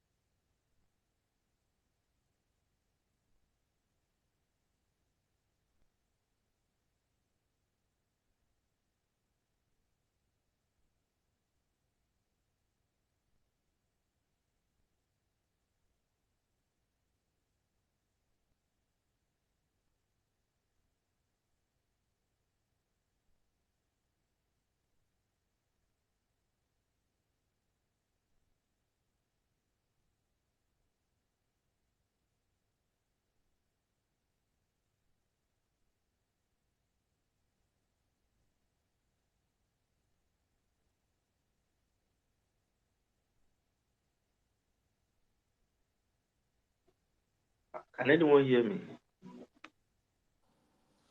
Yes, My we can. goodness. We can. Continue, sir. Continue. We all can. I think All you have right. about 30 seconds left, if not a wrap up, Saddam. Tanko, please go on. All right. Good evening, everybody. Are you hearing me? Yeah.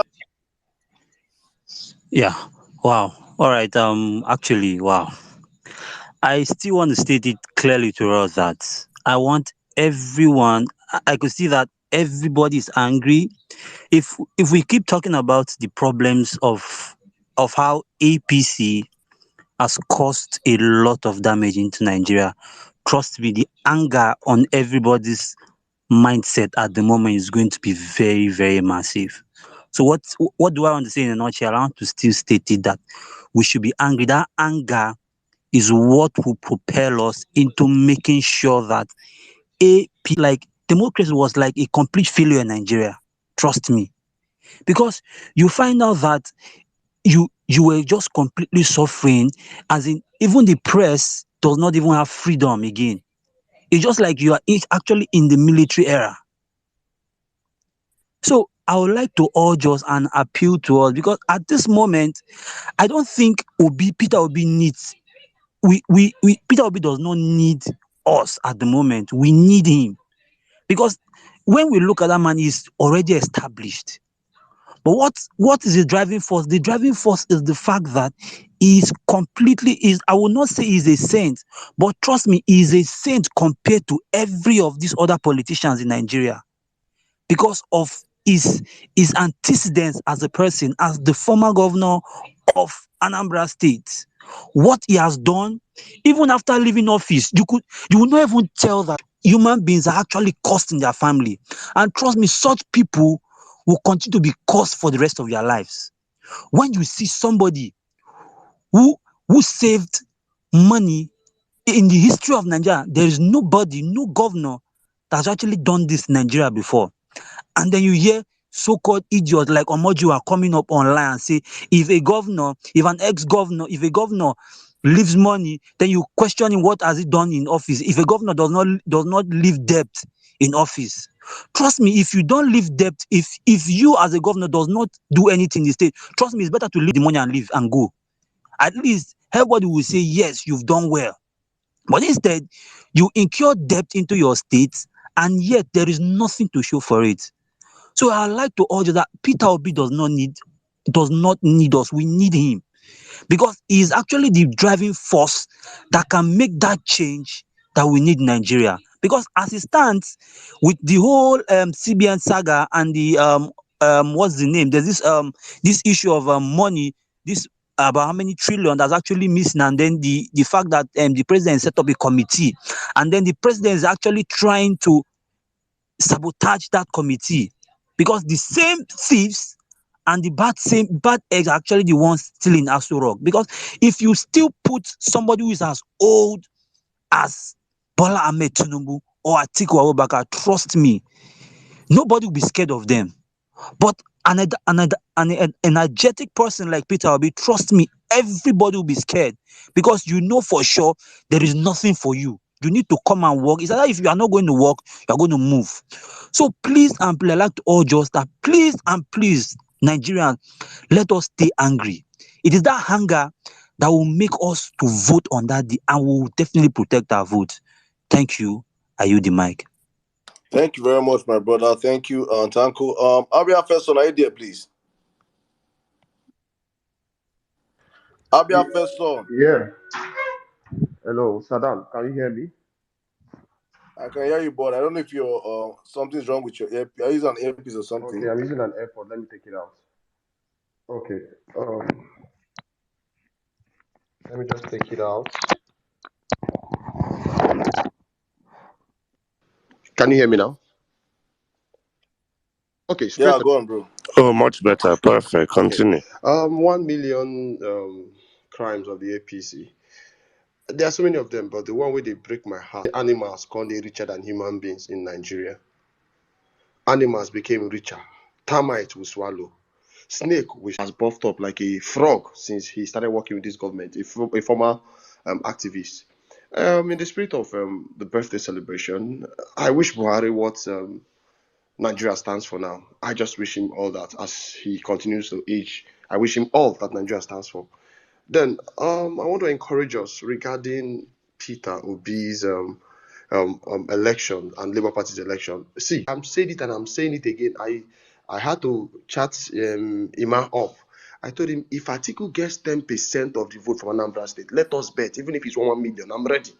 Like there are things I don't need to give myself headache about. There are things we know for sure. Wait, P2P is going to Akwa Ibom. After Akwa Ibom, he goes to River State, then Bayelsa. Let us allow him end this year that way. Then let's begin next year.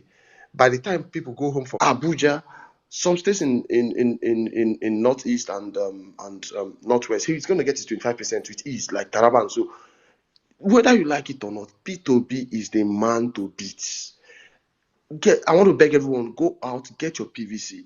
One of the things that still hurts me about this current government called APC, do you know what's the best of brains to Nigeria, to the foreign ones, and the country that trained them? We are okay with that. So if it is not hurting you, it is hurting me. The best of our brains are in the UK here. Australia, Qatar, Saudi Arabia, and even Canada and US. So APC, Ngige, who is a doctor, two of his sons were in College of Medicine, same time with me then. Ngige opened his mouth to say, yes, our doctors can leave, no problems. Now look at the effects. Now we have nurses who go to pharmacies to buy drugs, and once they go to buy drugs, they'll ask you, please, how do I give the injection? How many meals? Does it make sense? Those are people who study nursing in 3 months. Would have to go through the training on this roadside training. I want to beg us. I want to beg us. Stay angry. Stay angry. Come May 29, 2023, Peter Greg Obi will be sworn in as president-elect of the Federal Republic of Nigeria. Are you the mic?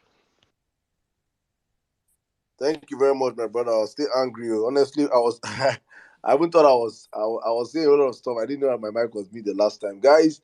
I was just sharing from my thoughts about how much Nigerians in diaspora are invested in this whole project. If you see, if you're a Nigerian in Nigeria, if you're a Nigerian in Nigeria right now, just look at the buzz, look at the support that's coming from diaspora Nigerians. These are people that are used to good life. These are people that have seen the best of life and understand that it is not rocket science for you to have 24 hours light, for you to be able to on your tap and you have hot water, warm water, and cold water. You don't need to buy pure water. You don't need to bathe with pure water as my people or cook with pure water as my people he built Lagos. In his Lagos, people bath, eat, use pure water. You don't need all those things in a working country. You don't need to be scared of the police when you see the police in a working country. You don't need to stress yourself for so many things. That is why diasporans see all this stuff and they resonate with the message of Peter because they see hope. They see someone that can begin to turn around the fortunes of the country. Come next year, as I said earlier on, it will be difficult for the country, but we need someone that understands this. While I was in Nigeria, I met a man, and the man is one of those very wealthy men. He's Scottish, Nigerian, and he was sharing his story with me. A whole lot of projects that will be going on come next year by the grace of God when Peter becomes president are going to be financed by the public. It's going to be public-private partnership. Government will have very less say in projects you'll be seeing. All those major roads, all those trains, all those, even electricity. People are willing to come back home and put their money to work. But they're not going to do it in a system whereby you come in and you want to fix a particular sector and all the government officials are telling you are kickbacks. What is in it for me? Nigerian leadership with PDP and APC are filled with wicked satanic people. I see no reason why a man will come out and say, I want to give Nigeria electricity. And he goes and they tell him, go and meet the Minister of Works, of Power. And you go to the Minister of Power's office and he's telling you, what is in it for me? What is in it for you? It is that crazy. Then they now set up a committee of committees just to siphon money. So people, Nigerians back home, look how much invested we in diaspora are putting our energy and time to this is because we believe that there's only one man we believe that understands what the times we are in, understand the work that needs to be done to get Nigeria working. Thank you. Mazi Henry, are you there? Good evening. Yeah, Saddam, hi. Sorry, please, Shizu. Mazi. If you're up here on the speaker section, please, your hands should be up so I can take a cue of all the people up here. If your hands are not up, I just have to drop you. Mazi, go on, please. Good evening. Yeah, thank you. I greet you. I greet Shizu. I greet you, everyone. Wow, 1 million crimes of the APC. Well, there are a lot of crimes of the APC, but I think the one that stands out for me is, the former governor of Ondo State, Olusegun Mimiko. He won an election through the Labour Party, and he came to the state, and he built, he developed the state, and he built schools, and hospitals are free for it's called women and mother and child.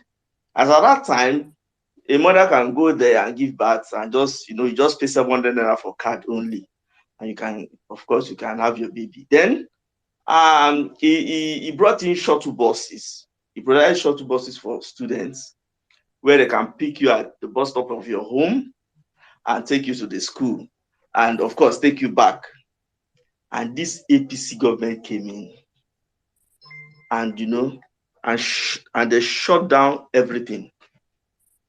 And recently, during the rainy season, I was just looking at the events going on in Ondo State, and I saw these children where rain were beating these children, and I was like, my goodness. And there's a particular influencer in Ondo State, in Akure, who he made a post about this thing, and he tagged the state government, and they didn't even do anything about it. These children will close from the school, and rain will start beating these children outside. And before you know it, these bike men and taxi men started taking advantage of these children. These children, some of them are not even up to 14, 15. They started messing these children up. Sometimes they are sleeping with these children. 16, 17, they are sleeping. All these bike guys. And the government, we make pleas to this government for them to do something. And I saw recently where the photos of those buses were parked somewhere. And when you ask this government, they will tell you they can't fund it. But they were able to fund this bus from Akure to Imo State for the wife of the governor for a campaign in Imo State. They use these buses to take people from Akure to Imo State. When you go outside, when these children close from the school, they're outside there. Some of them, their parents can't afford to pay their to and fro. The bike guys and the taxi men are using those little children, having sex with them in those days. There are a lot of crimes of the APC, but when I remember this one, anytime I think about it, it hurts me so much. Well, I yield the mic here. Thank you, Saddam. Thank you very much, my brother. Northern Assembly. Good evening. Are you there, Northern Assembly? Hello, Saddam. Hello, Vawulence. Oh, This is Abuki Nagari. Aboki, good evening. How are you doing today, my brother? Please, Aboki, sorry, before you go on. Guys, please, if you're up here and you want to speak, your hands should be up, please, so I can take a cue. If not, I'll have to drop you, please. Aboki, go on. Good evening. Good evening, Professor Saddam, the whole Vawulence team. I greet you all. Last, suspension don't reach my side. They don't suspend my account. So that's why I'm using the official. When? It was day before yesterday. I can't enter. I see padlock. Bam. They don't suspend my account. I say, okay, no problem. Let me just wait for them. So thank you very much once again, Saddam, for the opportunity. Actually, I had a busy day, going around. So 1 million crimes of APC. Each and every blessed day, we are seeing, we've been seeing the shortcomings and failure of this government each and every blessed day. This movement, as I said earlier, nobody should come to you and tell you otherwise. Peter Obi is a God-driven movement. I am seeing it with my eyes. Look at what is happening today. APC are going around here in Kano State, as collecting people's PVCs at the INEC offices, because the INEC office of my local government is located at my area. So someone called me that these people are collecting people's number, documenting, and so on. I said, these people, what are they doing? I went there myself. I saw it with my eyes. This is what they are doing in Kano. Ask anybody in Kano Municipal INEC office. This is what I saw. They are collecting people's data and everything, documenting. I don't know what they are going to do with it. I don't really know. But you know what they are going to do with it now? I should not tell you. But nevertheless, we will not relent. We will keep educating people. Look, if you follow these people, this is another 4 or 8 years of sufferness again. These people that are calling Peter Obi should come in. These, most of them, they have something doing, especially we the Northerners, because we are the receiving end. Whenever I'm doing something, if I see my people, some people that are not even concentrating on their selves, I used to even shed tears. I'm telling you, just imagine Almajiri, not drop out, not everything, not. So why can't we sit down and tell ourselves the truth? Let's get a good leader. We have these resources. We are rich in Nigeria. We are rich, but we don't have leadership. At this point, I will congratulate the Vawulence team, the Vawulence people, all together. This week, today, we have aired our 11th episode of our radio program. 11th episode. So please, we should clap for ourselves. 11th episode. This is the 11th week. Yeah, we're airing our To the Moon's Era program here in the north in our radio stations. So I would like to use this opportunity again to thank everyone, because our program is now the leading program in the whole of the north. Consistent program, consistent, coming every week with no cancellation, nothing. It is coming directly, and the response we are getting, because each and every radio station, they have this session um, at the end of the week that people used to call and air their opinion. Which program do you find interesting this week? So most people, the response we are getting is very, very positive. Every Tidum. So this is a very good news I have for every one of us here. What we are doing is reflecting, a good reflect to us, and we should keep going. And please, again, whatever we're going to do now, let's focus more on what will give us votes. We should not waste time on other things, going helter skelter. No, let's focus on the real voters. The real voters. Educate them, sensitize them. As I said, the Northerners, they don't need money. No, they don't need money. Just make them believe in what you are doing. Make them believe. How can you make them believe? Use radios, use jingles, go to them and just just start to state the failure of this government. That's all. You will win another now. Nothing much. So thank you very much once again. I yield my mic now. I wish my account will come back very soon. Thank you, Saddam. Thank you very much, my brother. In case you guys have forgotten, let me remind you based on what Buki just said right now. Our Violence Space radio program with the Northern Assembly that we raise funds here. This is the 11th week of playing our jingles, 30 minutes programs in 6 different radio stations in the north. And I'm just going to list out the radio stations so that if you're in any part of the north, you can just go and verify. You can put. I'm going to list them out. So please, if you have people in the north, verify for us also. I've gotten my verifications back to back, and every day, every weekend, one consistent thing I will always appreciate Abokina Giri is that I don't even ask him. He sends me a new copy of these programs every day, every weekend. As Fridays like this, now today now he sent for me today's on. So please, guys, our Violence Space program is airing. The airing schedules Arewa Radio 93.1 Kanu every Saturdays by 8 p.m.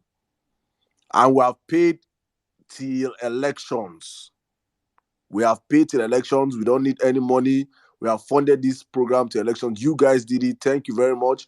Arewa Radio 93.1 Kanu. Saturdays 8 p.m. Please, somebody you should be jotting things down so that you can also tell people that you know in Kanu they should tune in every Saturdays 8 p.m. Arewa Radio 93.1. And guys that I dropped from the speaker section, I said something simple. I said if you're up here, you want to speak, raise your hands up. If your hands are up, I have to drop it. That means you're not ready to speak.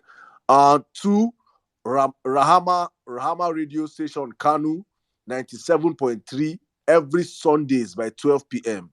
So tomorrow is a date. Just tune into Rahama Radio Station, 12 p.m. tomorrow. Hello, Saddam. Yeah. Can you hear me? Rahama Radio is 11:30. You know we've changed the time to 11:30. Okay, 11:30. 11:30 a.m. 11:30 a.m. in Kano. All right, 11:30 a.m. So please, guys, tomorrow 11:30 a.m. Please tune into Rahama Radio 97.3.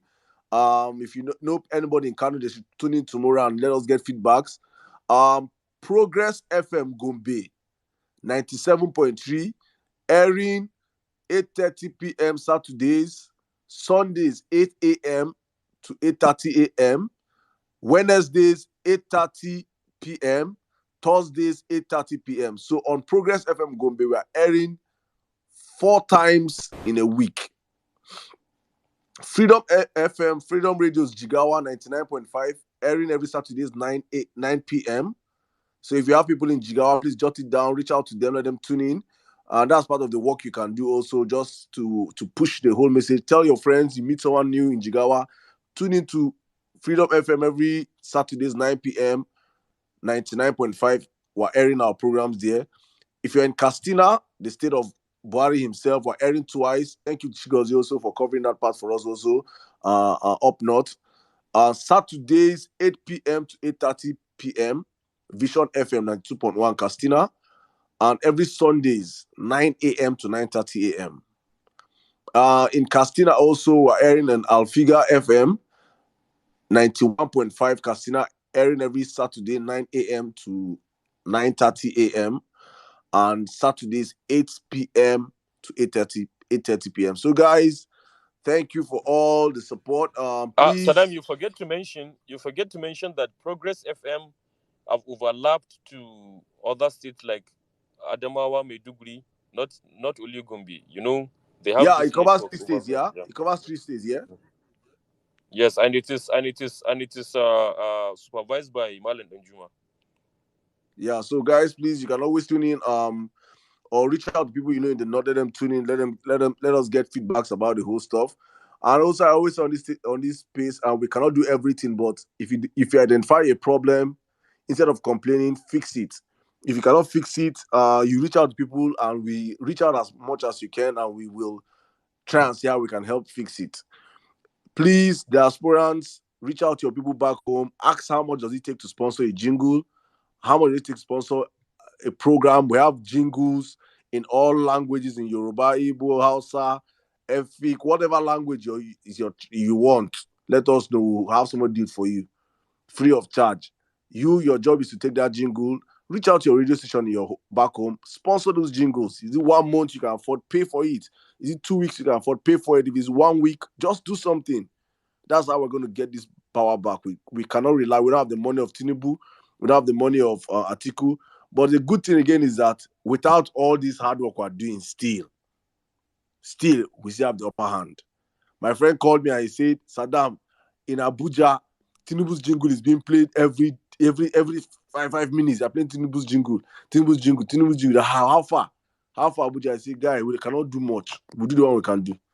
Then today, they did mega rally in Abuja.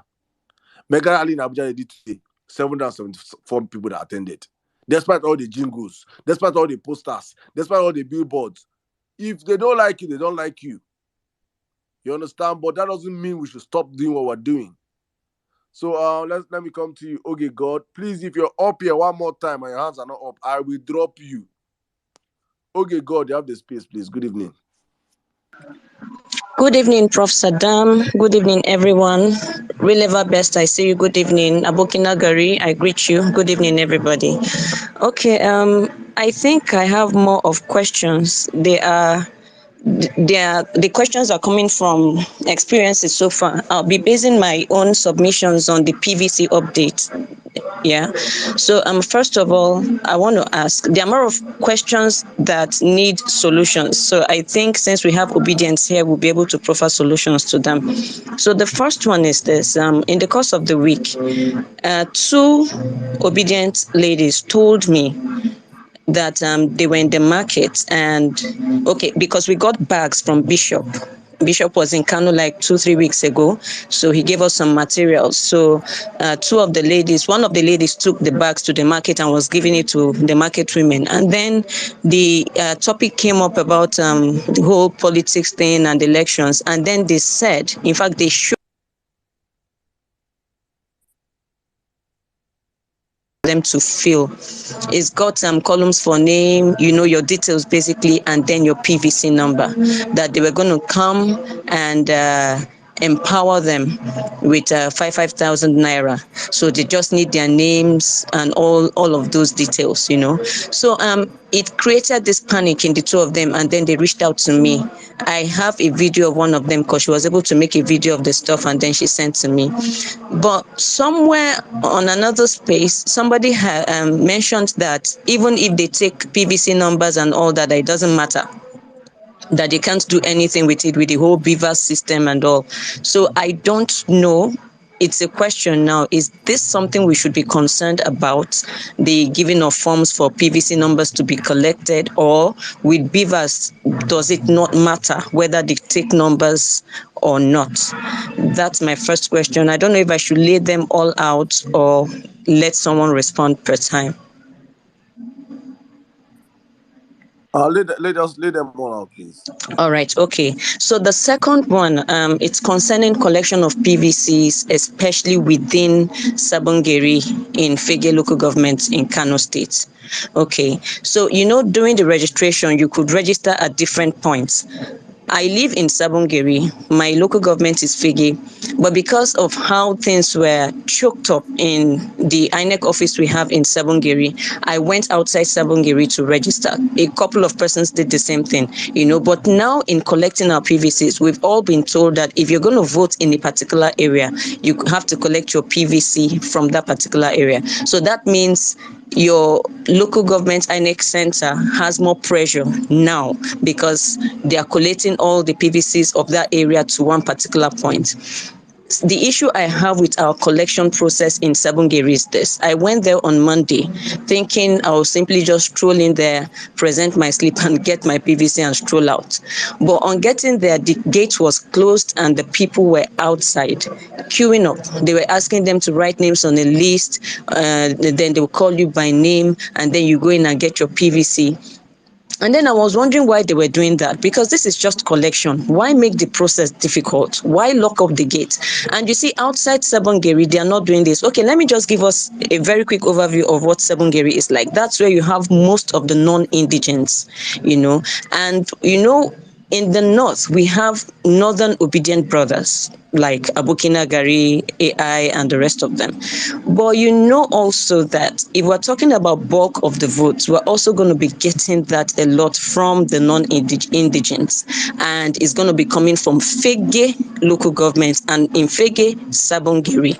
So now this Sabongeri area is, if you come to INEC offices in Kano, it is just that Sabongeri area. Sorry, okay, please, can you just direct your questions, because it's much like a submission. I don't know if what's the question, please? The question is, what do we do when you have the INEC officers giving numbers to people queuing them up and then doing like 200 attendees, like they attend to 200 people per day. Among the 200 people per day, not everybody get their PVCs. If they're going to keep doing these 200 people per day, if we multiply it by 40, like the 40 days we have to collect our PVCs, that's like 12,000. That's way less than the number of persons that registered for PVC within that area. So if they will keep at this, it means not everybody will be able to collect their PVCs. What can we do about this? I've tweeted like Monday, Tuesday, Wednesday, Thursday. I was at INEC office observing these things and making videos and tweeting. I've been tweeting, some other persons have been retweeting, but what else can we do? Because if we keep short on this, it means that, like I said, most of those who registered for PVC in that area are not going to get their PVCs, and most of them there are obedient people. That's the second question. Then the third. All right. You have another one? Yes. How many questions do you have first? Let me know. 4. 4. Yes. This one I jam, bro. Yeah, continue and ask. And just go straight to the question. Let me jot them down. Okay. Then Third one, go on. the third one is to Abokinageri. This one came up when I heard you saying in Kano they don't need money, all they need is jingles and radio and all that.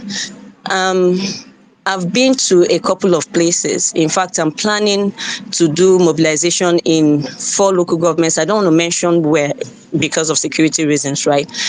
And they keep saying you have to refresh the people, you have to pay their transport if they come and all that and all that. So when you said the northern brother, because okay, please, Professor Dam, let me just quickly say this. Last week Sunday, Dr. Rose, I think a lot of us would know Dr. Rose in Kano.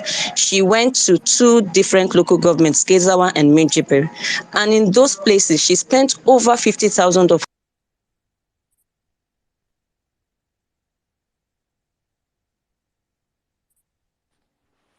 own personal money, paying for refreshment and Okay, idea.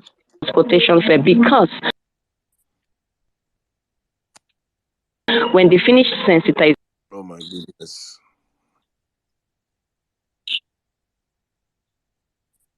I'm sorry, Saddam. I had to mute her. Something is wrong. And said, yeah, something's wrong with your network.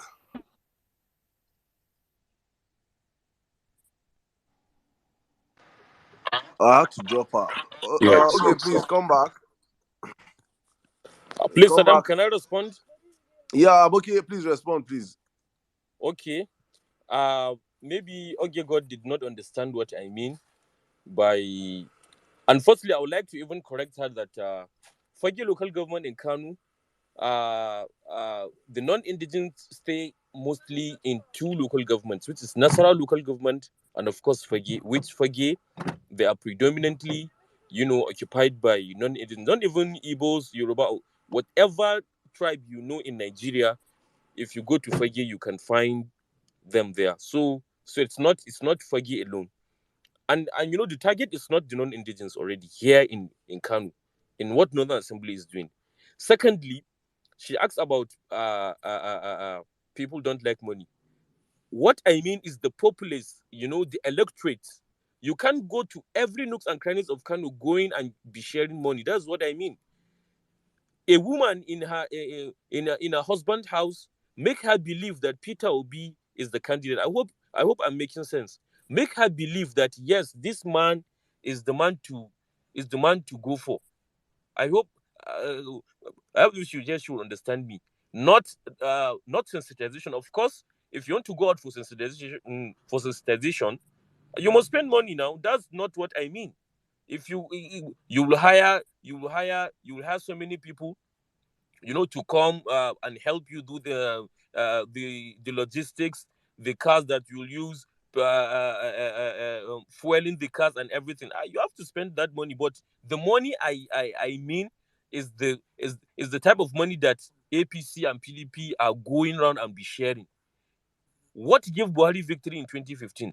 It was belief. People believe that Buhari can make this country better. This is what gave Buhari victory, and people believe in him. They are the ones spending money. Like now we are spending our own money, our hard-earned money in the obedient movement. That's what happened in 2015. That's what I mean. People don't actually need money now. Educate them, sensitize them that yes, Peter Obi is the one. Make them believe. If you make them believe, whether you give them money or you don't give them money, they'll still vote for him. That's what I mean. I hope okay God can now understand what I mean. Thank you very much, Sada. I understand. Boki, I want to ask you a question. Yeah. You heard her where she said about the stress of collecting PVC in that Fegi local government. Because me now right now, all I'm thinking of is exposing, making those people, those INEC workers here very famous. We can make them very famous on social media. That's their bosses. We have to ask them, wow, why are you guys trending on social media?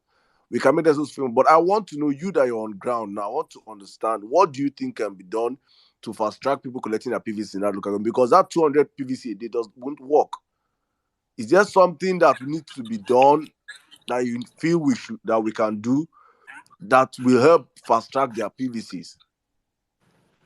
Okay. I think number one is sensitizing the people. You know, we have this attitude. I don't know of the southern part of the country. We the houses we have this negligence. If you give 2 weeks period of doing something, people will not get serious. You understand? Will not get serious until maybe 3 days to the deadline or 2 days. That's when people will be trooping. I hope you get me. This is number one. Secondly, if the INOC officials see a lot of people coming, they will do what is right.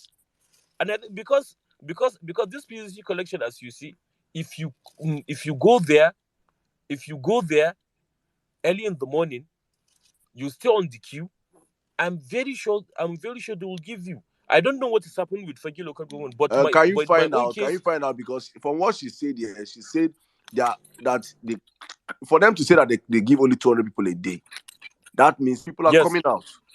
I will find out. I will go to Sabungari tomorrow. I don't know where their Please, INEC no, office is located. please I find think out, because I I will think go that there. I will go there and see it myself. But in INEC my are own local open. government, nobody can do that for us. I don't know. Please, But in please, my own local government, there's not that. There's not. Everybody is collecting from 8 a.m. in the morning till 4. That's when they operate. But I'll go to Fagge tomorrow, inshallah. I'll go and see what is going on there. please. All right, now Okay. thank you very Thank you, much, my Sada. brother. Thank you. Okay, if you can, okay, if you're on the space, please come up. We have problems with your network. Come back up so you can ask the remainder of your two questions. I think, and if anybody knows, because I've asked this question, people have asked me this question too, of them collecting people's data and everything. I don't know if it's for follow up, because from all I've heard from INEC people is that no matter what you collect from people, all you need to vote that day is your biometrics, and that is either your facial recognition or your thumb print or something. I don't know that. I don't know if they say your VIN number, because if it's your VIN number, everybody's VIN is on the internet. So there's no how you can rig the elections by just taking people's data. That's what I've heard. Except it's for follow up. That's why I think that getting all those data from. But I don't know if anybody if you have a different view to why people's data are being collected, please come up here and let us know and how we could checkmate it. Thank you. All right, let's move on real quick. Mr. Dennis, good evening. How are you doing today? Good evening. I'm doing good. Hello to everyone. I just want to contribute. First of all, let me say a big thank you to everybody. I really appreciate the effort we're putting. And precisely, I think we're getting close. And we all need one or two encouragement to keep this team going before we finally accomplish the goal, which I already see is going to be a success. But for me, just because of the topic of the day, the 1 million crimes of APC, I just want to chip in one or two. So there's something that really bothers me from my own end. It's still about how the APC, they are able to get away with the promise of the refinery. Look, thinking about the whole promise of how Buhari and Tinubu, they boldly came out and talked about getting refineries in Nigeria working and all that. I can't imagine how much the APC have borrowed to invest on rail, even to Niger. And as of today, that is, you're able to accomplish that. And the most critical part of the economy, which is you guys subsidizing this petrol and all that, you don't want to tackle it. So, and they are having the peace of mind. They are getting away with it, still able to talk on different media channels, using different people, still wanting to get away with propaganda. I think that's a very huge crime, and something that it really is really affecting us. I don't know how they are getting away with it. The way they played Kachiku out, the way they brought in different persons, and they finally manipulating the NNPC the way they want. And I remember precisely, I can't get the dates right now, but they've released nothing less than twice different money for renovating those refineries. Results are not seen, and they haven't had the whole time to have built from the scratch till date. They won't do it, and they are coming out here campaigning and even sometimes even referring back to PDP. I don't know what happens. I don't know how they do it, but this is a very huge crime from my own perspective. They are getting away with it so easy, and I just want to remind us about it, and that is one crime that really boils me every time I think about it. So for every other thing, I'm doing my own contribution in my own way, paying to the campaign team and doing some stuff. And we'll just keep going. And I want to encourage everyone to keep doing what they do. And that's it for me. I'll yield the mic. Thank you very much. Thank you very much, Mr. Dennis. Please, diasporans, please don't forget to, before you send anybody money for Christmas, ask them, do you have your PVC? If they don't have their PVC, let hunger kill them this Christmas and they will not die. Please don't waste your money going forward. If they don't have their PVCs, please carry that money and put in Peter Obi's campaign or find a support group that are doing the hard work and support them. Please don't waste that money. If they don't have their PVC and they're not registered under INEC and they're fully grown people above 18 years in Nigeria today, that person has decided to commit suicide. Let hunger kill that person and God will not judge you. Thank you. All right, Johnny James, good evening. How are you doing today? Good evening, boss. See you. Good evening, all my fellow spacers. Will you obedient? Ever best. Charlie, do you love your matter too much? Well, actually, APC, 1 million crimes, huh? Well, this is how I'll start. I'll start by saying, where is the assurance of roads they promise? Sometimes I just imagine, how long does it take to build roads? How many kilometers does it take? How much logistic does it carry? Now, if you think about that, you imagine how much they will put in budget, they will times, and still yet will get nothing. I remember they were saying that, that there was this picture that came out, and then they mentioned that these are the Lagos Tinubu built. And they show us Alimo. Is it Alimo? I think it's Alimo. The bad pothole, Charlie. The road was damn. But they can tell us Tinubu built Lagos. So where is the road? There's no road. Everybody's normal. There's no lights. Everybody's normal. There's insecurity. Everybody's normal. Scarcity. Everybody's still normal. Banditry. Normal. What is it you want to mention? Everything. We are still normal. How are we normal? How are we normal? People like say we forget things. We forget things too easily. We've been suffering since onset. Continued suffering. You know what I love about this violence space is that like minds are in this space. Like minds are in this space. How can you be alive and be suffering? You can't buy bread cheaper, whether Muslim or Christian, whether Igbo or Hausa, whether Yoruba or Ewe, what they call these people, they are quite. You can't buy bread cheaper. It's the same price they give you, they give me, they give everything. And we're still thinking APC. Now you look at Bulu Bulu.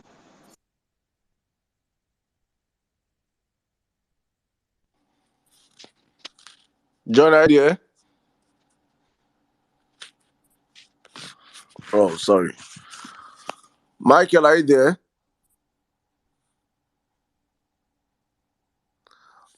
Okay. Yes, Guys. Adam. Yes, Adam. Good evening. Good evening, my brother. How are you doing today? Yeah, I'm good. Oh, thank you so much, and compliment of season. Oh my brother, the network, your network is crazy. Please work on your network, please, please, please, please, please.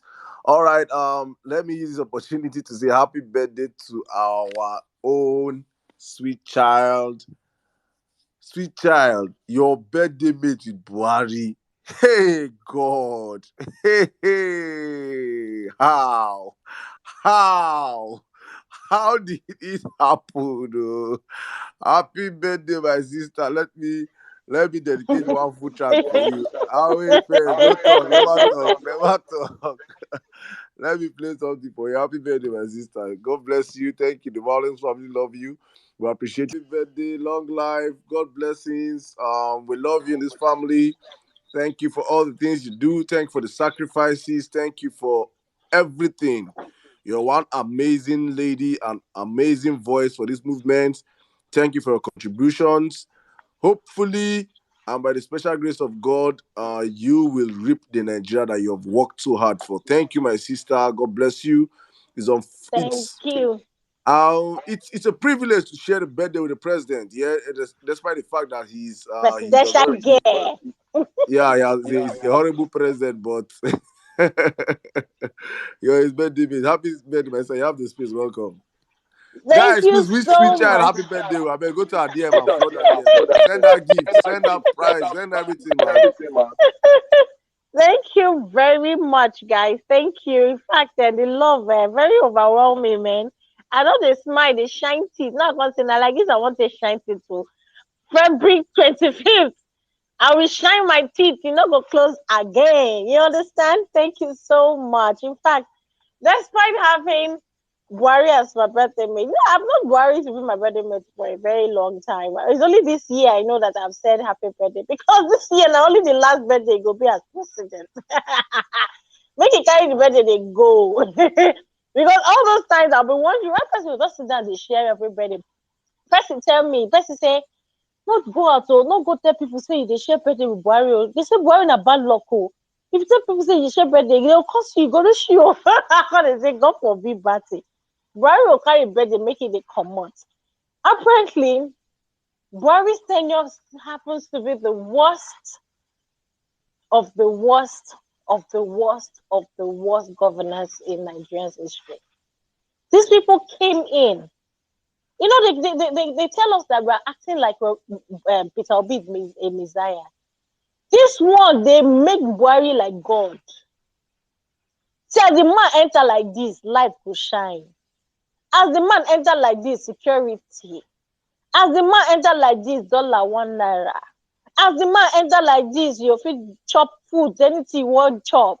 As the man enter like this, it go be how they put children not go to collect money for their mama hand, say they want chop for school. Say food go yakpa.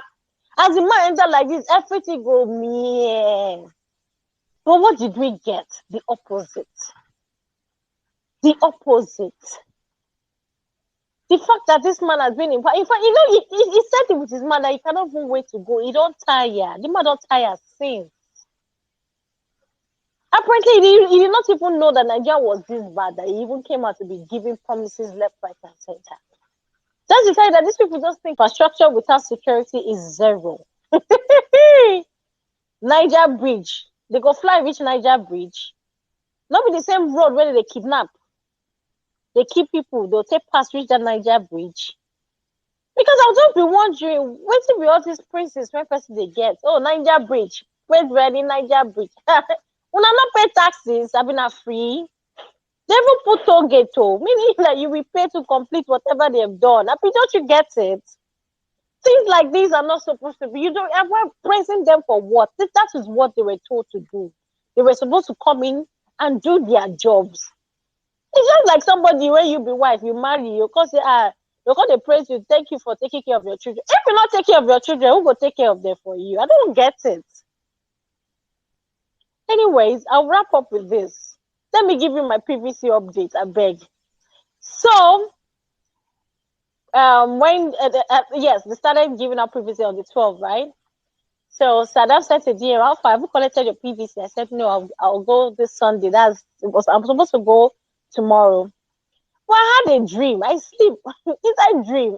They tell me say my PVC never ready. How was it? Why you not go ready? You understand? Inside that same dream, I said, no, you can't tell me that. The previous has to be ready, blah, blah, blah. That's why I wake up. Now I can say, yeah, I don't like this dream, oh, this dream not be better dream, oh. You know? Immediately, got dressed, took my bath, drove down to where to get my PVC because where I stay is not where I'll be voting because I want to vote close to where my mom is. Nobody's at home. It's just my mom. My siblings are not around. They're not based here. So I just want to be with her during the election. So I moved my PVC from Benin down to my mom's side, not even to where I stay or where I live here in Lagos. That's how I drove down to that place. So I gave them sleep. There were people there. I gave them sleep. They said they were going to check. Yes, it was fast. We had people that came in. They started the search 9 o'clock. We had people that came in, collected their PVCs, but very few of them were able to get PVCs, while others were asked to come back. So I gave them my sleep, gave them my mom's sleep because I told my mom to come meet me there because they said they were not going to give the PVCs without the person who owns it being present. So I told her to come. So before Momsy came, they told me they found Momsy's own. I'm like, okay, where's mine? Oh, we can't find yours. Excuse me? You can't find what? My mother's one is even lost and found. She lost her own. We do new one. I did my own before Momsy's. I was one that even helped my Momsy to do the whole registration and everything. And our own is out. Then what's happening with mine? And I'm like, I did this transfer since last year, October. So this is what? December. More than a year. They started begging me, telling me, oh, they were sorry. It's not a matter of sorry. Even one woman was telling me I shouldn't raise my voice. I said, don't tell me that. Oh, don't just go there. Don't tell me that. I shouldn't raise my voice. As how? Do you know how many times I've been here? This is my 5th time coming here. I come here every time only to be told that my PVC is not ready. What's happening? You know, they said it's from headquarters, head office. And I said headquarters, head office. But INEC came out with publications saying that PVCs are ready. Go and get them. Then, luckily, let's say luckily, there was this news station. They came to do interviews for some people. So this journalist told me she would like to interview me. So, oh yeah, interview me well. Only while they were interviewing me, I was really giving them my back to back, you get? Only for one of the staff to come and tell the journalist that you're not supposed to interview people who have not gotten PVCs, only people who have gotten PVCs. You can see that even very few Nigerians really want something great, and the few Nigerians are obedient, right? But you see all these core illiterate people that work with government, that they already have the APC system in them. They already know that they can hide information by telling journalists, don't interview people who have not gotten PVC. Rather, interview people who have. Meaning that interview people who paint the government red. Oh, I got my PVC in 10 minutes. Everything is fine. PVCs are available. Blah blah blah. But don't interview people who have not gotten. People who rant. People who complain. Can you imagine? How can we get? I don't understand. And this was the same woman that came to meet me and said, "Sorry, madam. What's the issue?" I said, "I've not gotten my PVC." She said, "Eh." I said, "Eh." You're telling me, "Eh." And if you see the woman, she's taller than me. If she give me knock, like, you're afraid of that ground. We're not care. She said, "Eh." I said, "You're telling me, eh? What's the meaning of eh? You were the one I saw last the first time I came here, and you told me that I wasn't ready. And I came back again. I should be happy. You're telling me, eh? That what?" Oh, God.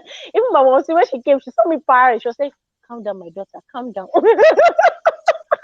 Sweet child, sweet child. Do you know that? Another thing is that probably the way you talk to your man is another reason why she not give you your PVC. No. Funny enough, it's not that because the woman was Wait, the last woman I told. let me give you a story. Let me give you a story. Uh, My friend, a friend of mine, that came on vacation. She was telling me about how she went to how she was. Look, you see all these people that work in all this in charge of all these, issuing either visa, issuing all these PVs, all these cards. They are very, very, very big. I don't understand how big they are on respect. Nonsense. You did not greet me good morning. She said that she went to an office. People were lined up outside in Nigeria, plenty. She was the only one that greeted the woman good morning. And she didn't even know that the woman was the one in charge of the office. The woman entered the office and came in and called her. People were lining up there for hours waiting for the woman. The woman, as she entered the office, she came in and she called her. "My daughter, come." Called her inside. She now said, "You, okay, take your own. See, since you're the only one that can greet, take your listen and go. And she was like, Nigerians are, honestly, Nigerians are crazy. But that is the reality. No, this one they don't even do that one because my name was on the Please, greet her register, next so she time, cannot please. even. Buy for her, buy for her, buy for her, buy for her a banana. You will see, she will give you No, they were actually pampering me, or they were actually apologizing, telling me, "Oh, sorry, blah blah blah." And I said, "Okay, it's fine." So when am I to come? They say in 2 weeks' time, which is January. Even, and the thing that is really annoying is that we have our brothers traveling, people traveling, and by the time they get back, the deadline for picking up your PVC would have elapsed. You get, and people will not be able to get their PVCs because there was one man that came and said, "My PVC is not ready. What's going to happen?" They said, "We come back in 2 weeks." And the man was like, "I am traveling." As in, I am traveling. So I don't understand when you're telling me my PVC is not ready. I'm traveling. The girl was like, there's nothing they can do, that he has to come back. So from the look of the man's face, he has given up. Like, I beg, make I go die. So their main cocoa is to frustrate people who want to get their PVCs. Even the one that came to do change of name, he said he paid that local government or INEC office official inside the same place, 2,000 naira. Please, can you, next time you're going there, please just do us a favor by videoing them. Please, get us videos. Nigerians, if you don't do your job, we make you famous. That's the way forward. That's the way forward. If you don't do your job, make them famous and let them know you're videoing them. Don't do it like hidden. No, do it video and let them know. Sir, don't worry, you'll be trending on Tunde's Ednot's page or Insta blog by tomorrow. Let them know you're making them famous. You will see them, they'll rush to work. But if you could wrap up, before you wrap up, I think, if I wrap up, before we say a prayer for you. Future, are you there? All right, let's pray for you. Let's pray for you and pray for all those that have been having problems with their PVC. Please, and please, go and get your PVC. I want to be live in a certain regime. Bismillahirrahmanirrahim. In the name of our Lord, the magnificent. Abokiragiri, where are you? Please come back here. Why are my Muslim brothers and sisters here, man? God, I want to be live in a certain regime. Regime. Aboki, please come back. I want to ask you a question. In the name of our Lord, the magnificent. Magnificent dudes. Magnificent dudes are we heavy? Gbogbo. The greatest Gbogbo. Saddam, I beg, no vex.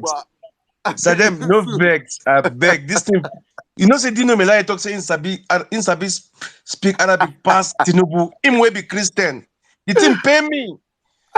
Because of this thing where Tinubu go do for Kaduna, Dino get mouth to talk, say even him Sabi read Quran past Tinubu. That's the mess we find ourselves. Wallahi, Saddam, I beg, make I talk. No vex, I no reason. This thing, they pay me. They pay me. I'm a Muslim guy. I'm a Muslim. If they pay me, say person go come between hundreds of thousands of people, can't they skip? If I just speak English now, if you know Sabi read them, the thing pay me, my bros. I beg. We need to look at. We need to sit up. We need to shift gears. Look, for example, look at this PVC issue, Saddam. Sizu, good evening, everybody. Sorry, I just entered. The thing pay me. I swear to God, this PVC thing alone, every day people they turn 18 years for this country. Why will INEC be doing this thing every 4 years? Why is it that when you clock 18 years, you have an NIN, just walk to INEC office, collect your PVC? This is not rocket science. I just gave example like on a speech yesterday. You can do an ATM. Yusuf, let me tell you something, my brother. Before you get so provoked and get so angry, understand that we are in a system that is not working, and it's not working. No matter how you try to complain, right? I mean, look at me. I'm very, very big on solutions. I don't like focusing my energy or making people feel the pains of where we are as a country.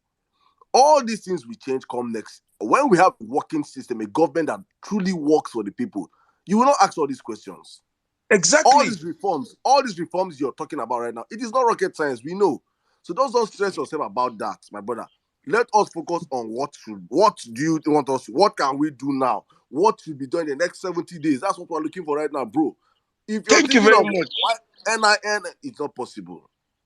Bros, I swear to God, that's why we need to just bench PDP and APC. We need a total paradigm shift. Everything, the health sector, the security sector, whatever, everything is not working. Right now, light no deal, guy. And let me tell you, I went to INEC office, 2 INEC offices yesterday. The only PVCs that are available are people that are replacing or repositioning. The new guys that registered, their PVCs are still not ready. Bros, you guys, I want to beg everybody on this space. If you have not gotten your PVC, please be going to INEC office every day. Because it's not, they are making it difficult for people to get their PVCs. And these are people that want to vote for the first time. People that just registered now, their PVCs are not ready in Kaduna. I don't know about Kano or Katina, but I'm giving you live and direct. I was on Magnificent. I went to INEC office in the morning. They told me that no, the PVCs that are ready now are people that are replacing the damaged ones or transferring. But for brand new PVCs, they should come back January. This same guy stayed December 15th. Do you get? So I think we have to just push and get these PVCs and put these guys out of office, because Nigeria is the best country in Africa. We can't be at this 21st century and be saying that we are doing PVC for 1 year. When you can go to GT Bank, you want to do ATM card, 10 minutes, your ATM card will come out. Then PVC, you come, they join queue, they go join queue for midnight. I carry people go queue for midnight for Zaria. They go write their name for queue because they want to do PVC. And up till now, the PVC is never ready. So what are we talking about? And we are saying that we have over 200, we have tickets, we have all the best talents in this world, but we can't get simple arithmetics right. We're not parading old people that are skipping in front of people, skipping in Yankee, skipping in Nigeria, and those will not be our president. I beg, let this not happen to us. Let's work hard. Let's follow up. Man. Saddam, you guys are doing a nice job. Sizzle, Saddam, everybody on the space. I beg, I love you guys all, man. Let's push it. Let's continue praying. I beg. Let's continue praying. Thank you very much. Thank you, my brother. Thank you very much. As in, when you say let's continue praying, do you mean we should start praying like this? Not like this, bros. I beg, but Saddam, you won't kill me this night. Aim of our Lord, the magnificent. Saddam, no be this kind of prayer. I beg, better prayer. Pray, since that one bust my head. Saddam, I beg. Make I go chop. I know they like chop for now. Make I go chop. You know, empty my belly this night. Rufus, I beg, Rufus. See, Saddam. Honestly, my brother. Saddam, I swear, but the first time when my mother heard this thing, but the kind of way she laugh, but she can't start to shed tears. She say, Alaji Malam, Sheikh Tinubu, he laugh, eh? God, this man. Now you can't. These TikTokers, this thing. You don't really give them skit be that too. Yes, no. Oh my goodness, it's crazy. Oh guys, please let's do everything we can to really avoid these people from coming to power, because everybody will just be skit. And the problem now is not that they will just be skits. How do you even listen to the skits? Because they will ban Twitter, they will ban Facebook, they will ban social media. So we cannot even listen. They will not play the skit for us on NTA. Nigerians, please will be wise or vote wisely. My brother Joe Obedient, good evening. How are you doing today? Prof. Saddam, good evening. I just remember one of the crimes of the APC, and that one touched me. I think Osaro day here, Switch out day here, well-meaning Nigerian, you day here, and I understand. I don't know if anybody here that's Benin, you know what we call Akati in Benin. Every December, there's usually this influx of people coming from abroad. You see new cars, guys with singlets and a handkerchief hanging on their neck. You see the ones that wear jacket under hot sun in the Hamatan. I missed that thing. This year, everybody is afraid of coming to Nigeria. They just have this fear of you'll be kidnapped, you'll be killed. And the decline has gone for the past 3 or 4 years. January, you'll be planning. If you want to change your car, you'll say, may I wait till January? All this Akati will sell and giveaway price. Now, you don't see everybody in Nigeria is Nigerian. Instead, we're having people, I think it's what's going to happen in UK now is Akati Nigerians in the UK. The number of Nigerians that will celebrate Christmas in the UK this year, I swear, they might be more than the ones that are celebrating in Nigeria. The other one is football. God, football has died. Football was what music is turning to be right now. It was what comedy and online and content creation is turning to be right now. And since they entered, I don't want to say the whole of sports, football specifically has died. And these people, these people, they need to come out. I wish say after February 25th, they'll just say, Buhari will just say, Obi, take over, I don't tire. If it was possible, if it was legal, it should happen. I swear. And I beg Maboki don't go off again. I beg, I need somebody to translate the exact way, waiting that guy pray. We need to have a translation of it, not just laugh over it, to know what he really said. Yusuf, can you help us? Yes, Saddam. It's actually Auzu Billahi Minash Shaitanir Rajim. That means I seek refuge from Shaitan, the bad one, the forbidden one.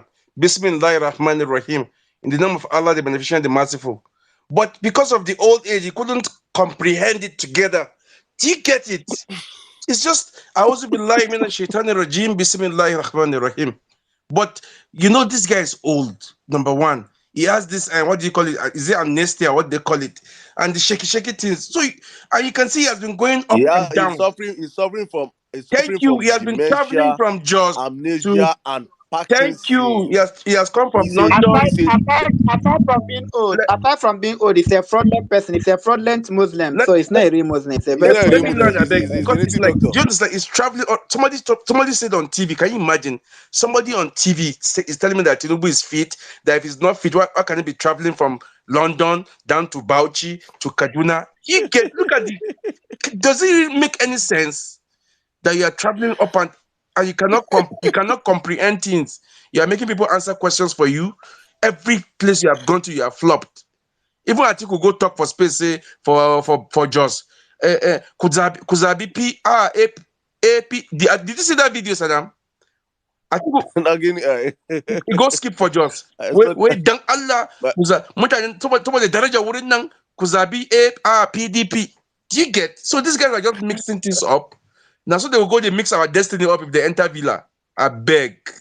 Make this not happen to these guys are mixing things up. They are mixing things up. This is a signal for us that these are not the right guys to govern Nigeria. I beg. This is 21st century. I beg.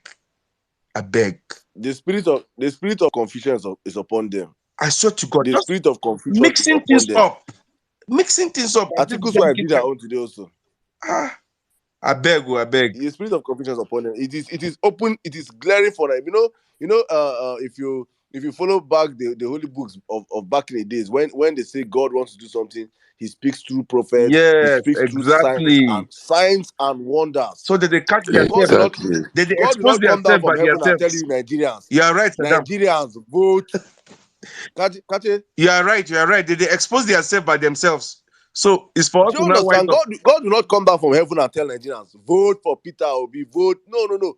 He has given us all the signs and wonders. We need to know that. See the gaffes these guys are doing. Every day Tinubu opens his mouth, he drops a blunder. Every day. I beg. He appears in front of the screen.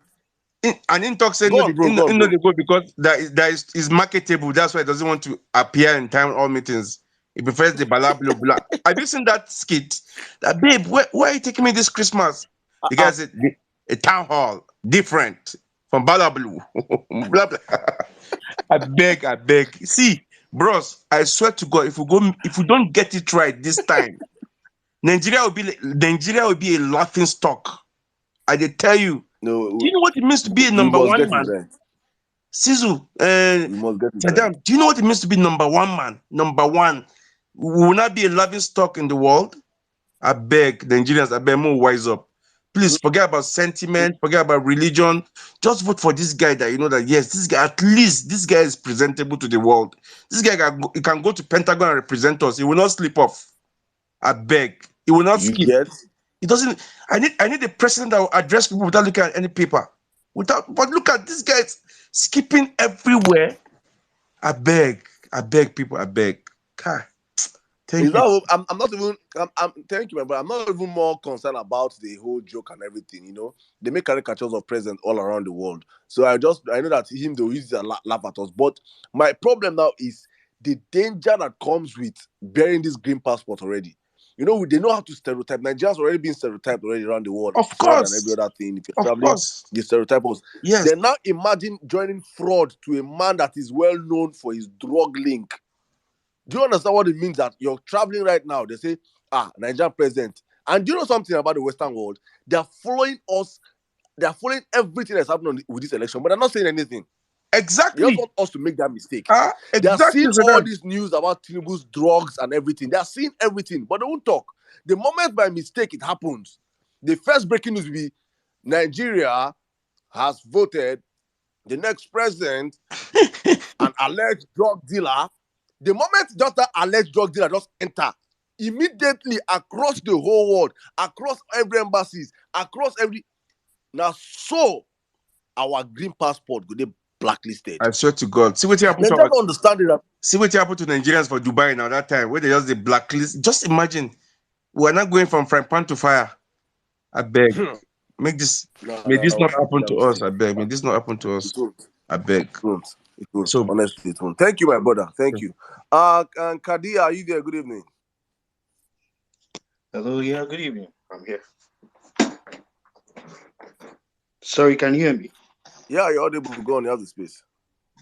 Good evening. I first would want to commend you all for the work that you are doing. Our prayers is that, all our efforts will not be in vain, and that by this time next year would have a President Peter Obi who is rightly running the country the way we want it to be. Quickly, I just go through what I wanted to say. It's really sad. It's unfortunate where Nigeria is today.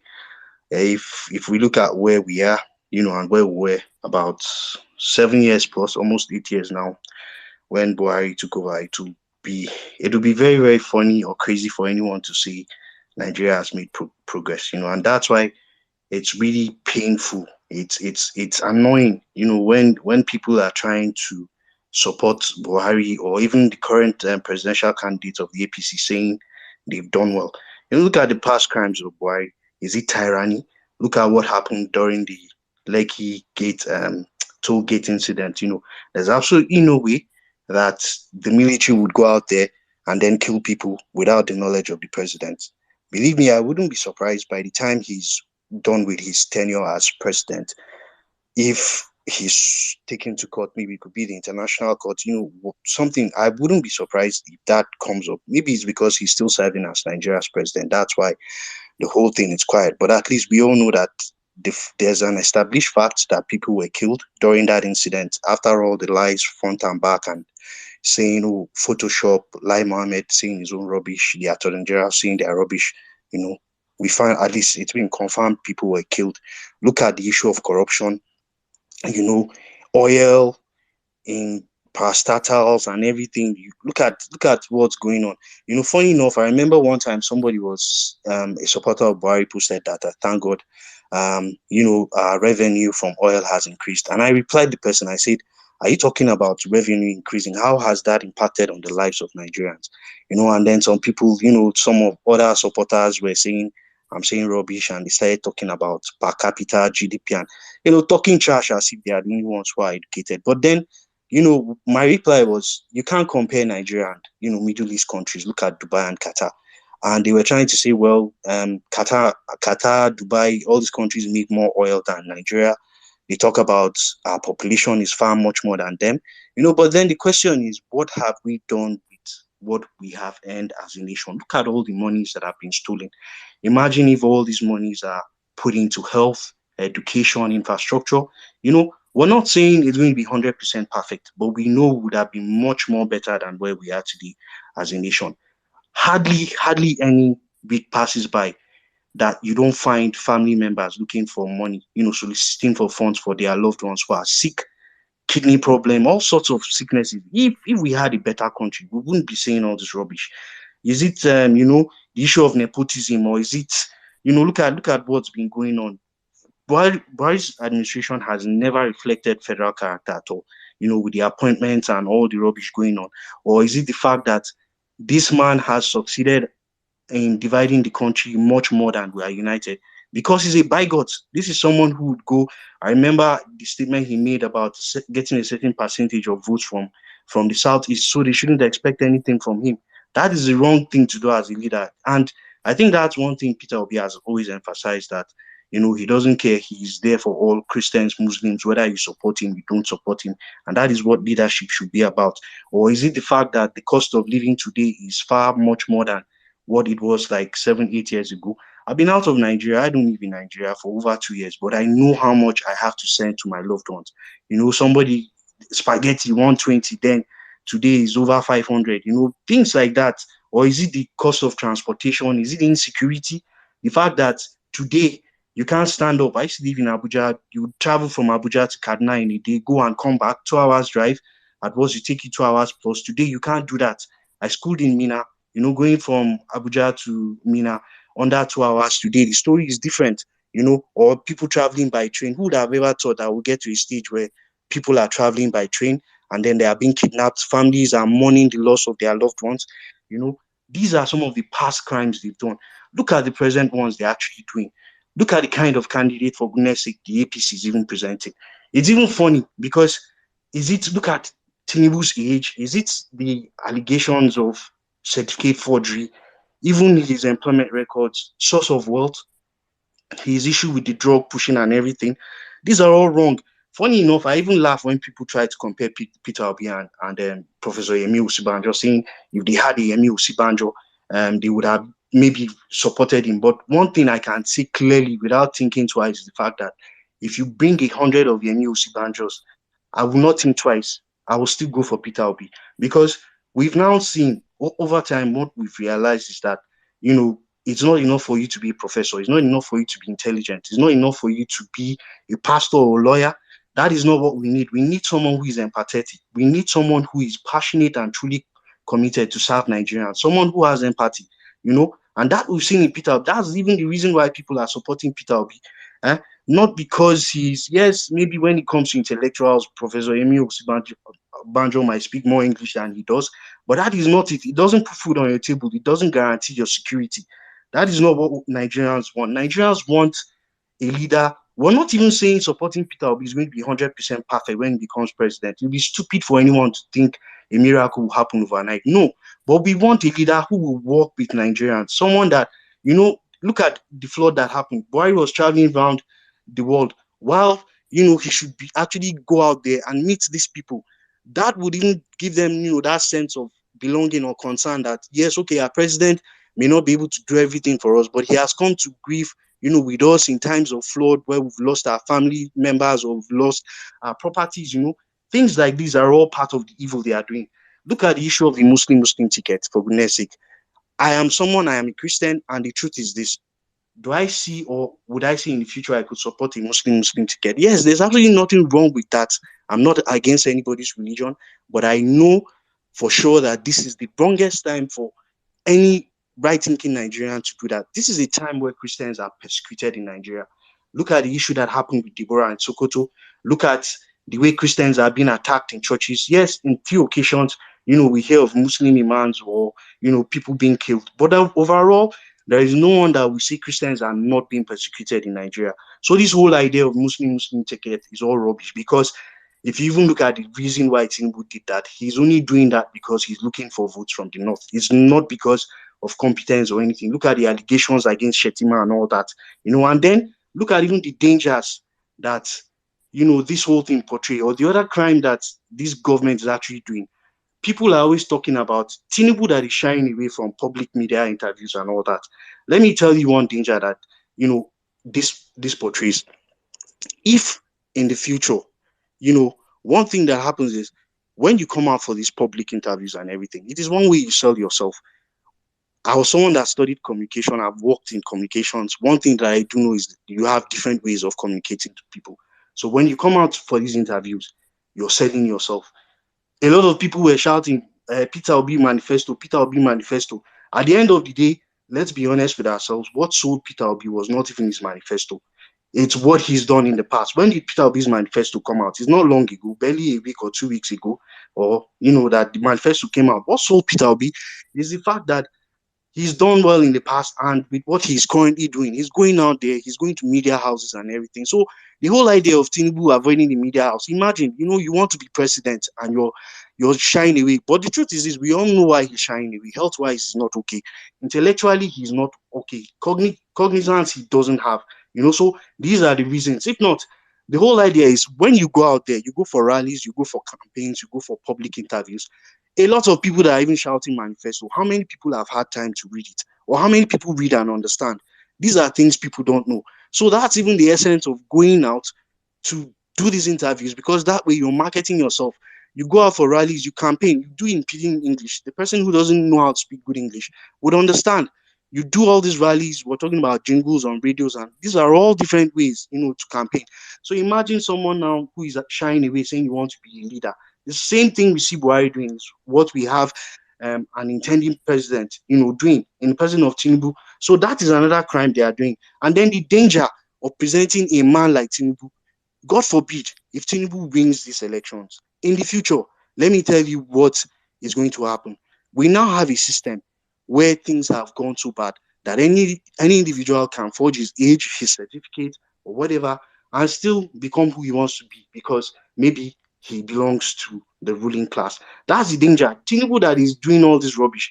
If today Tinubu is told that his chief physician or chief doctor is someone who has forged his certificate, or there are questions or concerns about his certificate, I can bet anyone Tinubu will no longer patronize that doctor. He would switch his doctors immediately. And that is how serious leadership is. We need people who are honest. And, the whole thing about integrity and everything, it matters. Corruption is killing us as a country. So if Peter Obi is bold enough to come out and tell Nigerians, saying, hey, go and check records of my family members, you see anyone that has been given land and all that, I challenge you. If you do that, I'll stop campaigning. That shows how bold, this man is so confident of himself that he could even not just speak for himself, he could speak for his family members. And I'm sure when he's even talking about family members, he's also talking about his extended family members. And then quickly in rounding up, I want to also talk about the current dangers of what we're even experiencing, part of the evil crimes APC is committing. Now we're towards elections. I keep saying there are two core important issues that we need to focus on. Aside campaigning, look at the way voters are being disenfranchised and franchised. A lot of people are having issues with PVC. That's why I still don't trust INEC. Believe me sincerely, if, as far as I'm concerned, if the INEC chairman was very serious, we need to see someone who's proactive. Jega was proactive during his time. I used to live in Bauchi when 10 coppers were killed during that election. I knew what it was. I had a friend who worked with NYC. Despite all the insults and everything, it didn't change Jega from who he was. He stood focused and he made sure he put in his best. And I'm very sure a lot of people agree with me that he did his best. Elections were fair and fair based on what we saw, And the thing is this, if we have a proactive INEC chairman, considering what happened in the last elections, we saw PDP strongholds in Lagos where it was assumed Atiku was Bro, going to can you win. please wrap up in 30 seconds, please? I'm doing that. People were attacked and everything. But then, instead of coming out with ways where they can tackle these whole issues, they are still, he's sitting down there, INEC offices are being burnt, all these things are happening, nothing is being done about it. And then the last thing I'll quickly say is, what are we doing about people not getting their PVCs? What are we doing about Labour Party supporters being attacked and killed? The structure we're talking about are people going out to vote. So if we don't address these killings, if we don't address these issues of attacks on LP members, our hope is that during elections, people will not be scared to come out. Thank you very much. Thank you very much, my brother. Thank you. Okay, let's move on real quick. Rita ENG1234. How are you doing today? Good evening. I am good. Good evening. Greetings, everybody. Sardon, please, that name is Rita English, okay? It was Twitter that added 1234 for me, and I had no choice than to take it. Now, wait till I see I call.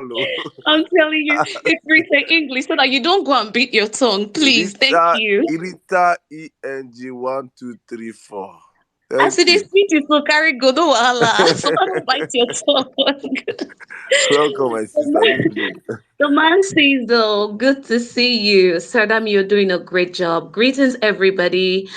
It's so nice to be here again. Thank you very much. Sweet child, my darling. Happy birthday to you. Such a pity that you are sharing the same birthday with the most incompetent president that have ever walked the surface of this earth, at least known to me. It's a pity. But don't worry, God will bless and increase you. Bad luck will be far from you. In the mighty name of Jesus. Amen.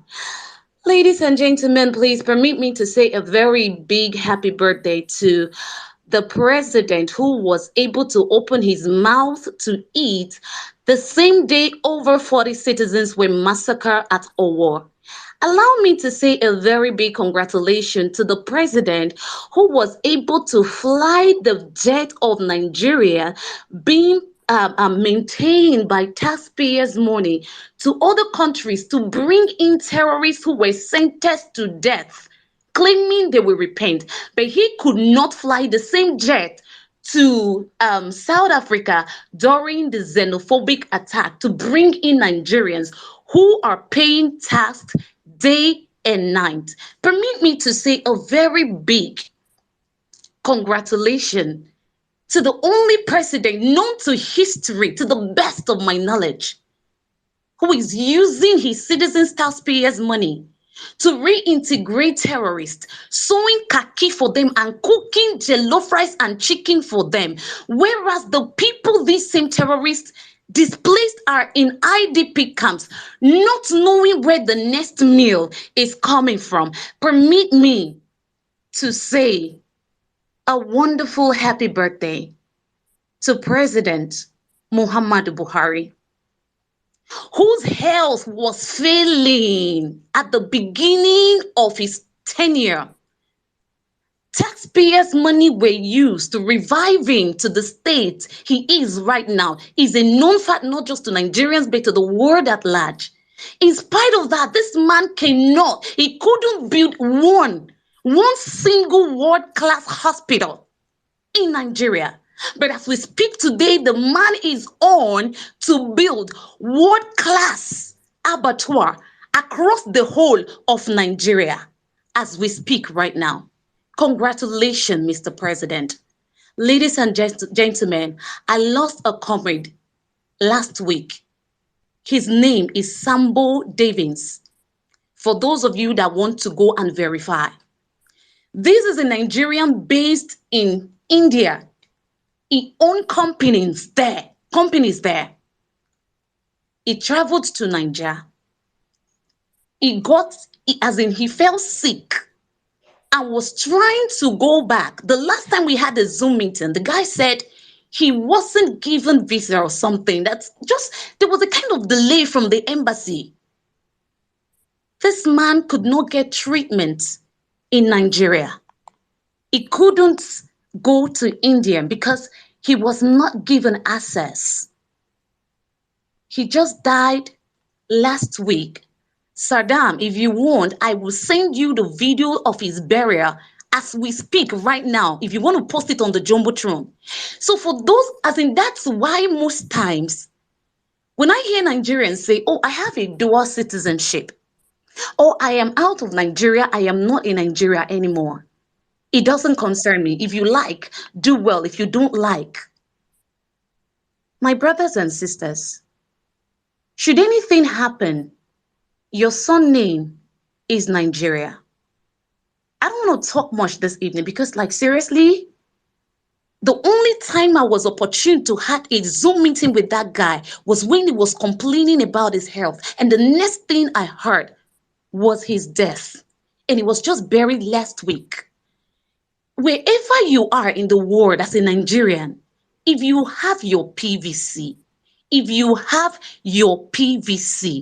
I beg, make arrangements to come and vote. Because the next coming election is a survival, is a struggle for our lives as individuals, as a nation, as a people. The time of saying, consign me, don't pass. So if Sambo Davis, I met him, we met in a group fighting for Nigeria's security, kinikon, kinikon, kinikon. But if he was that kind of person that says, it does not concern me, and he died like this, he no go pay me. But this man is a man, he's using his finance. As a matter of fact, the first time I heard about his name was when he paid his dues in that organization. And now he's dead. Please, please, please, please, and please, I don't care what you have, outside or even inside Nigeria. This insecurity, the ones by the terrorists, the ones by the road, the ones by the hospitals, is affecting everybody. For the fact that you are not affected right now does not mean you are safe. Aisha Yusufu would say it's just as in the people that died yesterday were once survivors. So please, dust your PVCs and keep them very safe. And come February 2015, come out and do the needful. And lastly, let's pray so that God in His infinite mercies will help our efforts to be fruitful. God bless the Federal Republic of Nigeria. I yield. Thank you. Thank you very much, my sister. God's will for Nigeria alone. Thank you. Guys, please. I also got a circular from Osun State and INEC. Osun State, what thing they happen now? Our Osun brothers and sisters, what's happening? You guys have over 407,000 uncollected PVCs. Waiting the sup now. Please, if you know our brothers in the Southwest, please reach out to them. Reach out to them. Osun State, you guys should go and collect your PVCs. The INEC chairman is complaining that you guys are not coming for your PVCs. Please, that is 407,000 votes waiting to be harvested. Do the hard work. Reach out to your brothers and sisters back home in Osun to please collect their PVCs. Please and please. Across the country, hit your people up. PVC drive this week. INEC office is open every day of the week, including Saturdays and Sundays. They are not sleeping. Please go, and if you have a problem, make videos. Let them know you're making videos. Tag us on the videos. We'll make them famous. That's the best we can do for now, while we keep collating all this evidence against INEC, so that we will, hopefully by January, we can have that very big match to Yakubu Mahmoud's office and let him know that we have waited for you, we have followed your timeline, and you have not given us our PVCs. There will be no elections if all Nigerians that want their PVCs and registered for their PVCs don't have their PVCs. There should be no elections. So please, guys, do your own part so that we as a people can do our own part. Please. Thank you. All right, modern day philosophy. How are you doing today, my brother? Good evening. I'm very well, very well. I am just very Modern day, happy. every time when you come, you want make I give you kai. No, just allow me. Somebody sent me videos of the mega rally from the Atiku camp today. So it was a good one, see crowd. I thought it was Holy Ghost Congress for the Redeem. I didn't know it was a child dedication. My grandmother died on Tuesday, so I'm in mourning mode. But Atiku mega rally gave me joy. The mega rally that 14 people. They are not waiting from a room or 4 people that they brought from a van attended the mega rally. So it's a good one. I'm happy that my candidate has been pressing next.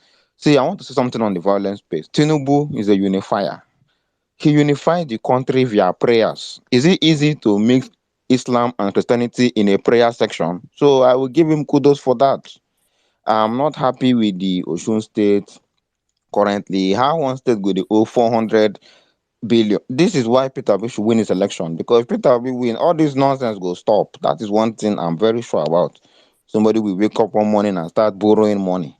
Peter Obi said we are going to move from consumption formula, revenue sharing formula to production formula, meaning that there will be no room to be borrowing money left, right, center. You borrow money and I do not see 20 airport and 30 seaport and 50 monorails. No problem. Turn Osun State to Japan, but you make am look like my village. Anyway, the crimes of APC are too much. My only problem now is the people that have been killed, that have been attacked. The political violence is getting too much, particularly where I am, Rivers State. I'm like, I don't understand. Somebody is not supporting you, you now go and start attacking the person. Like, you get structure now. Use the structure where you get now only to build house, lay your foundation and get everything intact for yourself now. The Buhari administration saying they will host a free and fair election, but people cannot collect PVC. Sure, you they whine me. Respect to our Rivers Ogoni brother for that. It is very sad that I will walk into a bank and take my ATM card in a day, 30 minutes, or if they use one particular bank, 2 days. But PVC, you fight, you quarrel, you argue, you even campaign before they give you your PVC. Like, I don't understand. The INEC is not apolitical in some parts, particularly Imo State. I don't know how the INEC will be appointing relations, blood relations to APC members to the INEC regs. Like, that one is even disturbing me. Like, how will somebody that is in the APC have a brother? Even myself, INEC should not appoint me because I'm too biased.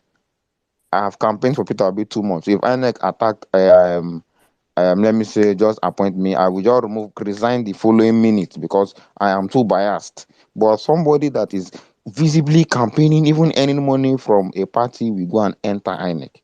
INEC need to sit up, and the violence in some parts of the country, some PVCs has been lost. I don't know. INEC keep saying we are going to reprint the PVC. Which person's PVC was not that have been reprinted? Those are the questions that bother me now. This PVC place. We see Atiku's wife saying vote APC. We see Tinubu saying vote PDP. These people, they want to start one party system. Do they want to kill the democracy? Those are the questions that I need to answer. I wanted to be funny now, but the former speaker talked about somebody who died. So all my jokes just evaporated. So I cannot use any satire today. I'm just feeling bad. Thank you very much, Saddam. Thank you very much, my brother, and take heart. Sorry about your loss. May God give your family the fortitude to bear the loss. Thank you very much. Mary, why you want to say something? Yes, sir. I want to say something. Hi, Saddam. Hi, Sizzle. Hi, everyone in the space. I would like to join everyone else in congratulating, they're celebrating Sweet Child today.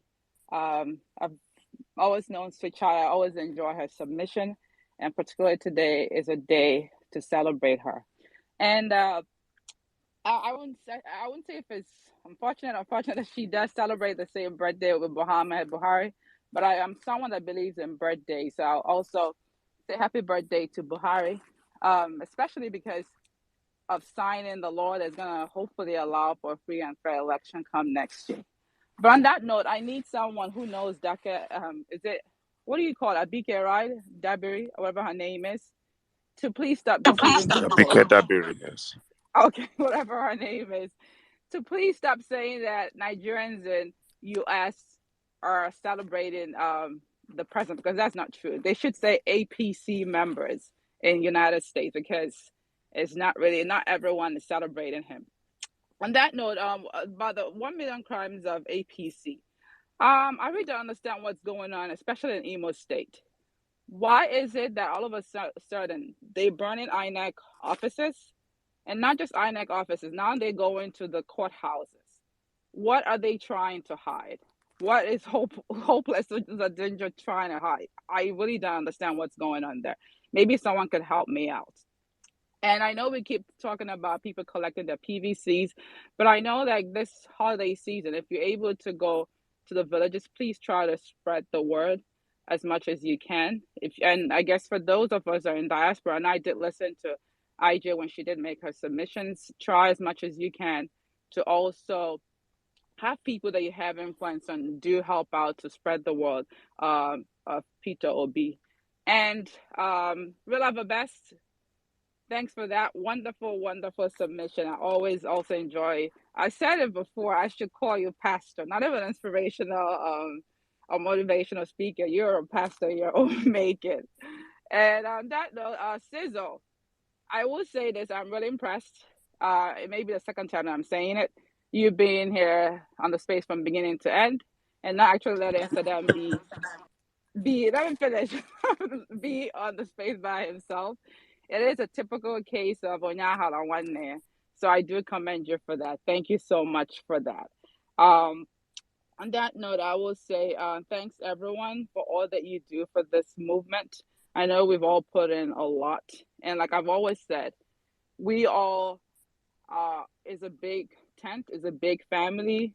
Keep doing whatever you do. I know, like if I call what I know, so that will laugh at me. But whichever group that you find yourself in, continue to do it, and I continue to do the little bit that you can. And like I've always said, I do strongly believe that come February 2023, we will all have a reason to smile and thank God for actually saving us from a bad government of APC. On that note, I would say God bless everyone and happy holidays. Bye. Thank you very much, Mary. Thank you very, very much. Mommy Bolande, I see you in the building. Thank you. Guys, also please reach out to my mommy Bolande. She lost her husband and she just laid him to rest. The family just laid him to rest on this past Wednesday. Our love from the Vawulence house are with you, ma. Stay strong and keep pushing. We love you and we'll be keeping in our prayers. Thank you very much. All right, let's move on real quick, please. I'm trying to make this space. I'm trying to accommodate everybody that have requested the mic today. So please, guys, 3 minutes each, please. No offense, so I can bring everybody up. Mr. Chino, so good evening. How are you doing today, sir? I'm good, Father. Good evening. Good evening, Cesar. Good evening, everyone. Good morning, wherever you are. Thank you, everyone, for all you do for this movement. We do appreciate. So 1 million crime of APC. So actually, the House of Assembly member or candidate of Labour Party that was killed in Onimo local government is actually from my local government in Imo State. His name is Wasco. That is really bad, you know. This is just to tell you how insecure Nigeria is, especially Imo State. That somebody can just come to your house, bring the man out of the house, killed him, burn his house, everything, and they weren't even able to trace them or anything. And from the story that I'm getting, the man wasn't the only person that was killed that day.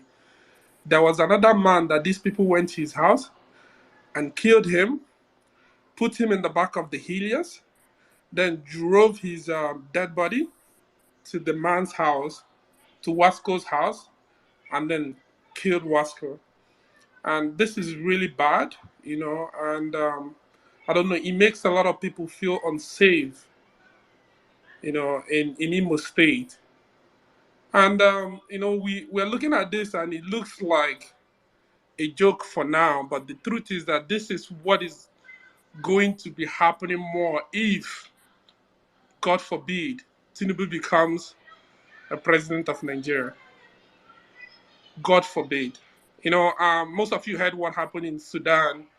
Most of the journalists and the people that actually captured the president peeing on himself. Some of them are hanged right now. Some of them, they say they committed suicide.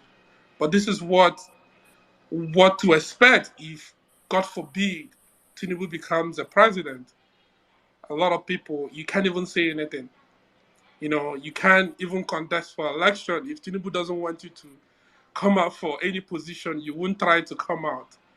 So this is why we need to fight more harder and do all our best to make sure that Tinubu do not smell Asurok. On that note, we are doing really good. And one thing I will say for sure is that P2B, Obidati supporters, people that are supporting P2B campaign, the ones that are not evangelists are more than the ones that are evangelists. Why do I say that? Rebels who know that, but in church, you have a lot of Christians. Some of them, some who are passionate, that have been called to go out and make disciples of all nations. And also there are the ones who also are called, but because they don't have that passion or zeal in them to go out and preach to others, so they stay calm, and all they know is that they serve the Lord, hoping that when the Lord comes, they will make heaven. So what I'm saying is that let's be encouraged that there are, if you think there are 10,000s of, or 1 million or 20 million or 25 millions of obedience out there, there are actually double of them out there.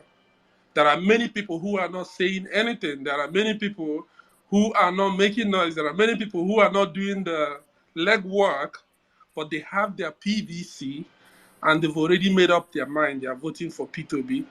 Come rain, come shine. So what I'm saying is that there will be a lot of surprise, and it will be a shocker to many in February. And if you see what is happening right now, a lot of people are going to pick up their PVC and how determined they are.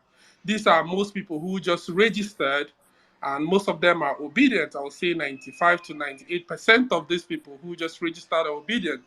There are also millions of people who have not voted before that have their PVC, and they also going to vote. So, so it will surprise a lot of these people. And why I'm saying this is because you will be seeing in social media there will be a lot of mind game from the PDP and APC telling you that, hey, P2B will not win. Hey, you know what, P2B does not have structure. But these are always the mind game they will always play, and they keep doing that. And the benefit of them doing that before is because they have the capacity to rig the election. So when they do that and they rig the election, the people will not revote because already you've been brainwashed. Many people have been brainwashed that your candidate does not have the capacity to win. But this time is a different case altogether. That Buhari, from what I'm seeing right now, is committed, even though there may be bias somewhere, but he's committed, to live free and fair election. And we have Beaver, and there is a lot of people now, their eyes have opened and they know the process. So, and many people are interested. So the truth is that it would be very difficult for them to rig this election. So I kind of ask the question, what is all this, their mind game? What would be the benefit for them? There is no benefit because we control the narrative both online and offline. So that is the truth. So they can't do anything. The only thing they're doing right now is playing this mind game, and it's not going to work. So lastly, my submission is that why P2B being a president is going to be different and divine is that this time is the people that are putting him there. Before all what happens is that big politicians will bring bags of money and they support someone to become a president. So when you become a president, it's not the people now because you've been paid to vote for them. So it's not the people that will hold that person accountable. The people that will hold them accountable are the politicians who have a personal interest. So they need contracts, and when those contracts are given to them, they won't do anything about that contract. They will eat the money, and you can't question them because they are the one that put you in there. But this time, the people are the one that are deciding who is going to be their president, so we can hold P2B accountable. And the sweet thing about it is that if you become P2B's minister, special assistant, or whatever, it's not even about you being corrupt. If you're not performing, bringing ideas, to this new generation, people can call you out. That is the truth because we need Nigeria that works. So when P2B comes in, the bar will be raised. Saddam, please, if your hand you're waving it means that it's time, please let me know. I probably don't understand that. Uh, Yeah, that's okay, it so now. I'm so sorry. I'm so sorry. I didn't know that's why you're doing that. Okay, sounds good. So that's mine that we can have a president that we can hold accountable because it's our money, it's our effort. I know everybody's putting all they can to make sure that this works. And I believe that when he becomes a president, we can hold everybody, whoever that gets position or serve under P2B's administration, we can hold each and every one accountable. Thank you so much. I yield my mic. Thank you very much, Mr. Chinonso. Thank you. DMZ, are you there? Yeah, Prof. Sadan, how you doing? I'm fine, my brother. Good evening. How are you doing today? Please, you have 4 minutes, please. Thank you. No problem. I won't take more, even up to that amount of time. 1 million crime of the APC. For me, one of the great crime I think the APC has committed is the way they've treated our security issue. See, sometimes another country send a list of the people who are financing terrorism. One would expect a serious government to really take that case serious. But we've seen how it's been treated by the Nigerian government. See, terrorism is a global phenomenon. And, who are the sponsors? What are their objectives? Nobody is giving us the answer. But we're still here, still talking about APC. So, and the funny thing is that these terrorists have killed civilians, they've killed the military men, they've killed Northerners, they've killed Southerners, they've killed Igbo, they've killed Hausa. And we're still here, still talking about APC. Another crime I think the APC committed to me was during the lockdown, the way I was scrolling through my Twitter and could see people struggling just to get Indomie and all those kind of stuff. So I think Saddam, Sizu, Omar, you guys have said a lot. We just need to vote them out. And inshallah, by the grace of God, February 2023, we can be able to put Mr. P2B and see if the unity of Nigeria can be managed properly. Because right now, the unity of Nigeria, the president has actually, disrupted the system. So thank you so much, and God bless you guys for what you do. Thank you very much, my brother. Thank you. Odo Akaji there? Yes, sir. Good evening, sir. How are you doing today? You have Very the space, well, please. very 4 well. minutes. Yeah, 4 minutes. You'll have to. I'll keep an eye out now for your signal, because I think I'm going to be talking for 20 minutes if you don't stop me. Please, 4 minutes, please. That was a wind up. Happy birthday to whoever is celebrating. And as for Buhari, all these people, you are never sure when they were born or whether there was any record keeping or whatever it is. So I'm not too bothered about his birthday. The greatest crime of this regime is not just the insecurity, but the lack of sincerity in managing Nigeria as an enterprise. They have this uncanny ability to do propaganda, to do media blackout, and then feel somehow that the problem is solved, And what I keep asking people is, if you come and shoot people, will there be a time when the relations of those people that died will wake up and say, oh, our people didn't die because Lai Mohammed said no one died? So it just goes to the heart of the matter. One day in a place called Dapchi, they kidnapped some girls. There were some negotiations.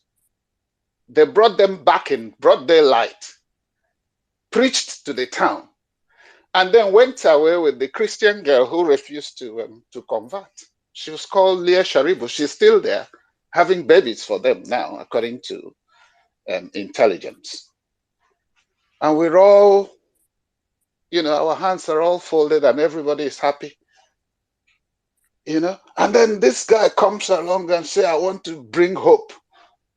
You give us hope from APC. APC coming to bring hope on APC. You do a journey. You say you've gone to Burning Wari. One of his Twitter people, I think it was D.O., the guy that used to attack Tinubu, who he bought. He estimated it's 6 hours round trip. Somebody else had already beaten him to it and said it was 8 hour round trip. I said, well, that is it. It's also fake trip and all that stuff. You're going to go there and give them security. APC coming to give security. And the irony of it was he traveled with his Chatham House security expert, who happens to have been superintending over brain inquiry for the past nearly 8 years now. So it's just as if we are being run by a fraudulent gang that's not bothered about the unity of the nations. Just like all this. I think somebody was talking about Buhari signing the Electoral Act. If you think when Jonah was fiddling with the accreditation, that was 2015. And and in 4 years later, Buhari carried on dragging his feet and refused to sign it into law so he can fill out his incident form and get himself. When he was doing that, his 4+4 sign. And he just refused to sign it into law so that he can get himself a second term by hook or crook. So we can go on and on and on and on and on, and everything is just collapsed. People will come and argue, and they're telling you people can't feed themselves. People are hungry. And somebody will just come and write and say, oh, he has done something on Second Niger Bridge. And I'm like, these guys, are you living in a parallel universe? People are not just safe. And as for the Labour Party, I've asked this question. I've asked it of Mr. Yunusa and all these guys, because I happen to have a brother who was a unionist, and they have their own internal thugs, if I may use that word, who go to enforce their own sit at home or stay away from work. Let me call it stay away from work. So how come they are unable to mobilize these people to give some protection to some of our people? I like what Baba Ahmed is doing. He is very proactive. When he sniffs something like all this, taking people's PVC and all that, they will go headlong, and he said Northern Elders Forum. That's what Labour Party should be doing, aggressively, so that they know, that, look, we know the game that is being played. How can you see Sonwolu come out and take photographs? He's picked a PVC, and then people go to Alimosho and they are told to come back in January. Why is Sonwolu picking a PVC? Is it that he didn't vote in 2019, or he's transferred to another house, or what exactly? So it's the more you look, the less you see. It's a criminal enterprise, and I think they are frustrated because they've been found out and they can't match the energy of the movement, and it's even going to accelerate some more as we push through December. So God bless you all, and happy birthday to my sister. I can't remember your name now. But Richard. Yeah, okay, yes. That's the one. God bless you. Yeah, thank you, everyone. Thank you very much, sir. Thank you. Guys, I think everybody has spoken. Oh, okay. Chimezie, you have the space, please. Sorry. Night, Saddam. I You almost don't say well now they deny me the space. guys, So the problem with Nigeria is that we don't keep to rules. If we say, yeah. if you come up here, they say, if you want to speak, your hands are up. Nobody will, if you don't raise your hand up, how do I know you want to speak? Okay. It's not my Thank you fault, so sir. much. Sorry, please. You people have been doing great job. So there is no amount of anything I feel offended that is something to hold water. The work you people are doing has made my soul happy. My wife was telling me that she's praying seriously that P2B will not lose, because if he lose, I will not be alive. And I said, Madam, it's more than what you are thinking. It's not about losing. There's nobody that is losing this election. Now to 1 million crime of APC. Hi. Is it just 1 million? When you commit one crime, maybe you are working in an office and you misuse some of the things entrusted in your hands. When they go to court, they will not only say maybe you took some money out of the resources that you are to use to work. So when you go to court, they will not only say that you took 1,000 naira, they will bring counter charges. And sometimes because you take 1,000 out of 1 billion, and you are found guilty of taking 1,000. So they will not just say that you took 1,000. They will begin to press charges, and sometimes you have 14 count charges, 15 count charges. So, but in this APC something, if you check all that has gone wrong since 2015, it will not just be 1 million. And let me be straightforward with the things that has affected me badly since 2015. Even though we have grace, we are the remnants of Nigeria under Buhari regime. So in this regime, we have seen hell. We have seen devil walk on the streets. We have seen a leader who is a proper terrorist, and nobody can do anything about it. And he will come on national television and brag about it. He told us that he will put a Ruger for his brothers to continue to maim and destroy the whole of Nigeria and take over it. So under APC, our life has become nothing more than a cow. So when a cow is being killed, hundreds of Nigerians are slaughtered to pay for that cow. So they have reduced our life to less than a cow. So cow worth more in Nigeria than the life of the citizens of Nigeria. Under this APC or PDAPC, we have seen that somebody can actually win election when he or she wasn't voted at the poll. So they can bring a judge who will say that the fourth person will take over from the first person or the actual winner of the election, and nothing can be done about it. So in other words, government of APC is about now we dey in charge. Do your worst. You can't do more than dead rats, as we used to say when we were in secondary school. So APC has put their finger in the eyes of Nigerians, and Nigerians could not do anything. Under APC, public opinion become useless.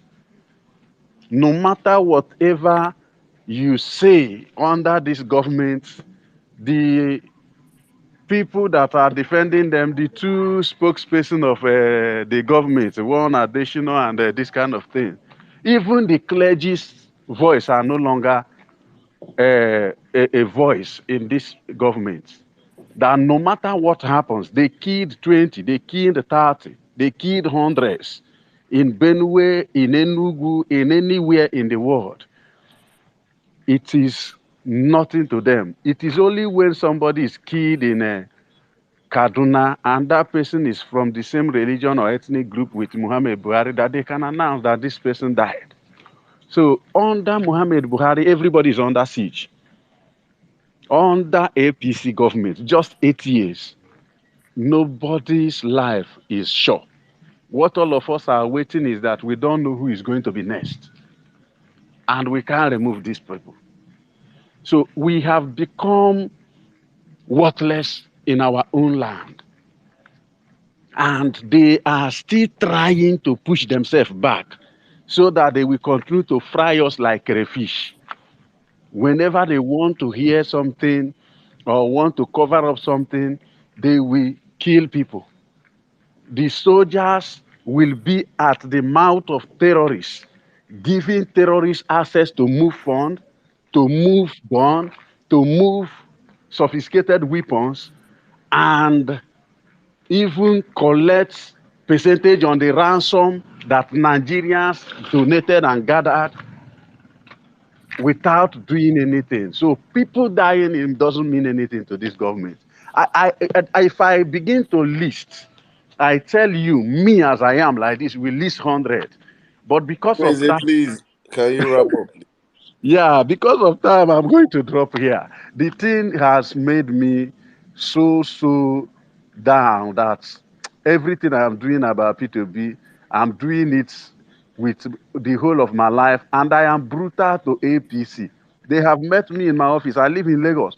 They have met me. I say, Pastor, we know you. If not because of the kind of person you were before, we will deal with you. How dare you campaign for Obi in Lagos? And a lot of places like that. And I wonder, doesn't these people also feel the same thing that I'm feeling? Nigerians doesn't have sense. Nigerians are not awakened yet. Many people are still playing tribe in this.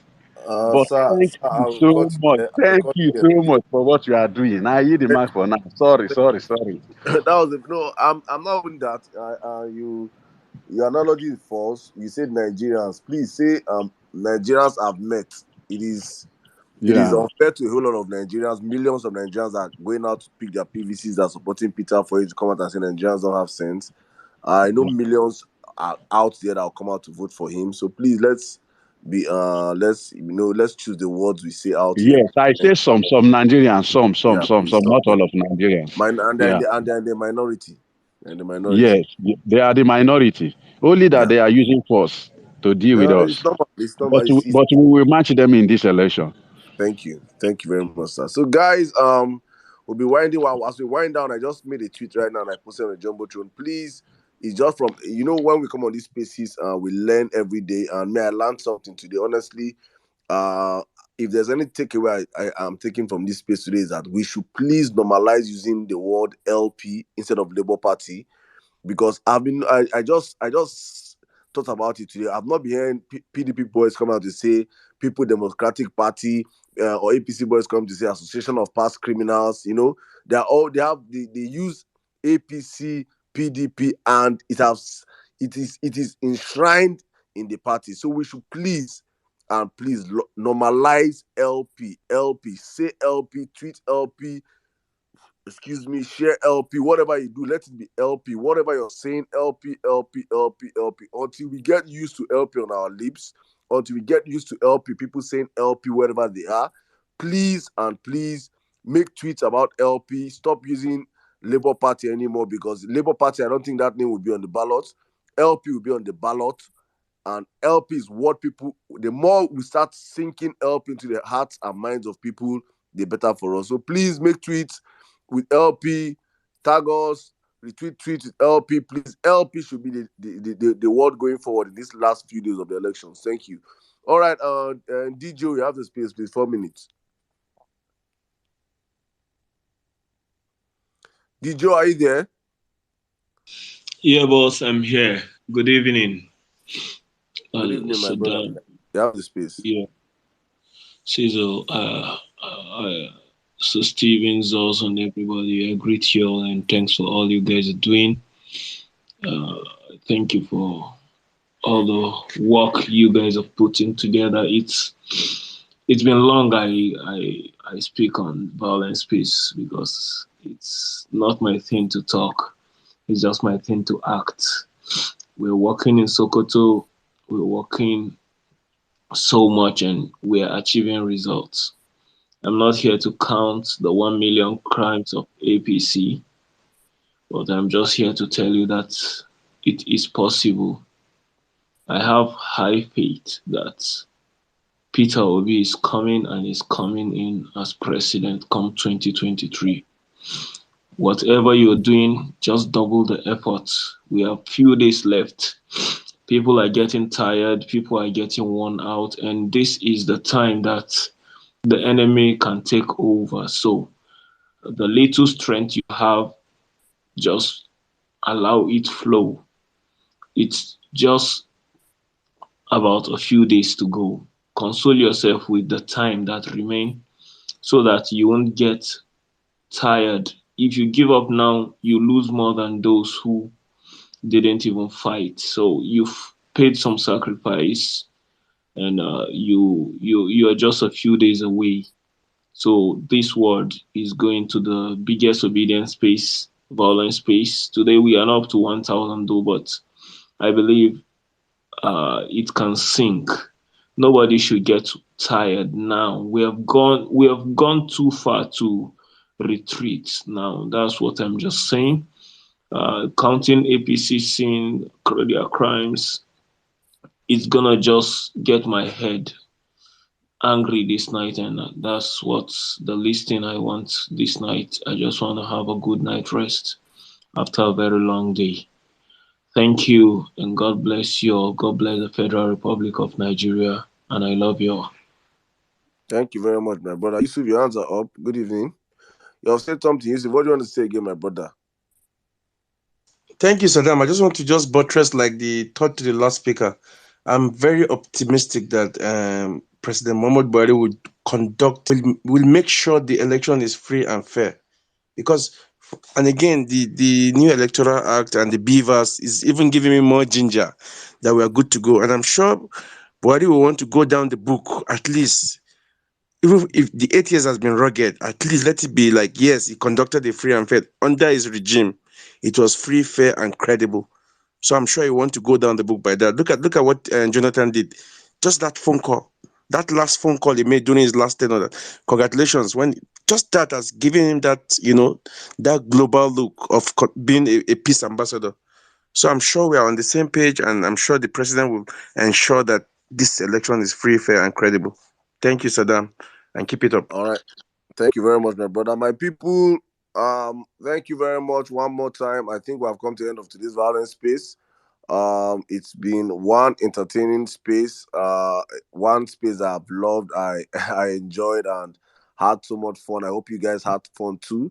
Thank you for always coming out for us. Thank you for always sticking with us. Thank you for the love, for the whole attention and everything. Please, I made an announcement earlier on and I said the Take Back Niger Summit that we made contributions for.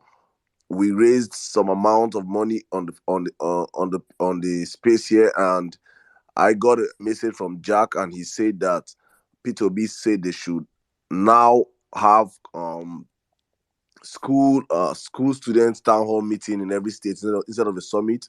So please, if you donated to that cause, please you can, and you want your money back, you can always send me a receipts of payment, and if you want a refund, we're going to send you back a refund.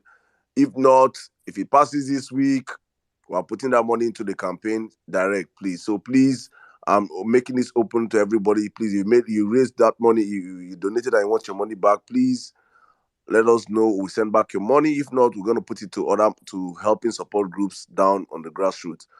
And with that being said, guys, please go and get your PVCs. I am so happy. Today is one of my best spaces because on this space, if I didn't count, I think I'm sure over 10 people came up on space today to speak about how they've gotten their PVCs.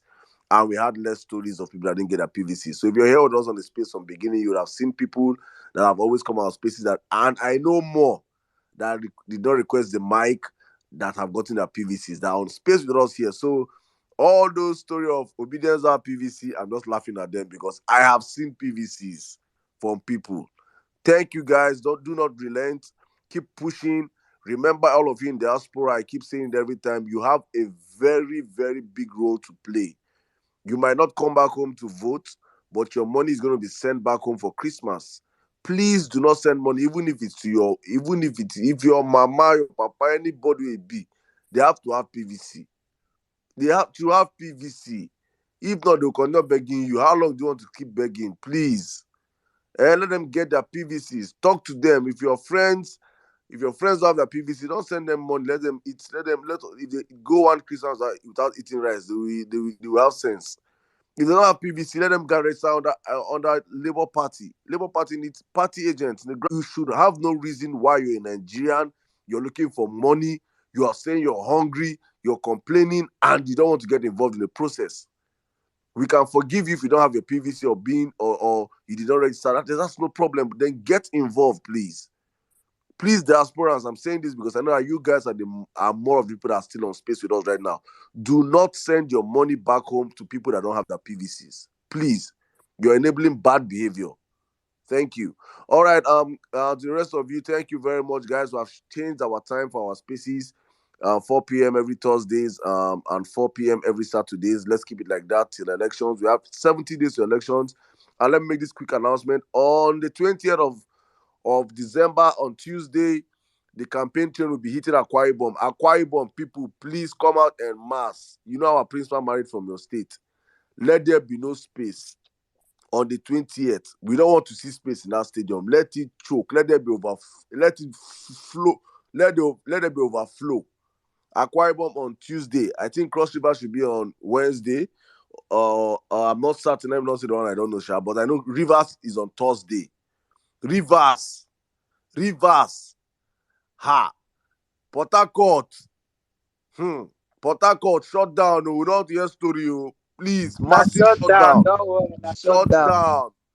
Releva best. It seems you have to go for that Port Harcourt. Let's know how far. It seems you go for that Port Harcourt. I don't have to go for you, Takot, by answer like that. Yeah, you supposed just run all those ones. Like, you run all those ones for us. You Yes, go run I'll all do these that. ones. So we'll talk in the DM. Let's know how we can mobilize for that. So please, you have to go and represent the violence team. In Ernst is off your mic, please. Thank you, my brother. All right. Please, I'm calling out Cross River, Uyo, Rivers. These 3 states. Make could not fall our hand this week. We need to see shutdown as in you guys saw the mega rally that happened in Abuja today.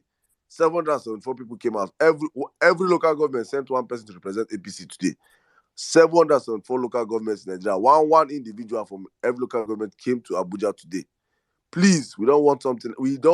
It's not possible, but we need it to be choked up. Guys, we are looking for grassroots mobilizers. Please, party agents, volunteers, please, on the space, reach out to people. Yusuf, please, you guys should reach out to your guys in the north. We need all our APC, all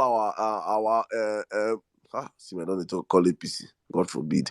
We need all our canvassers on ground, please. We need everybody on every hands on deck, please. If you know that you don't have your PVCs, please register to be a Labour Party agent. Reach out. If you don't know how to do it, reach out to us. We're going to direct you on where to go. You will be paid. Talk to your siblings back home.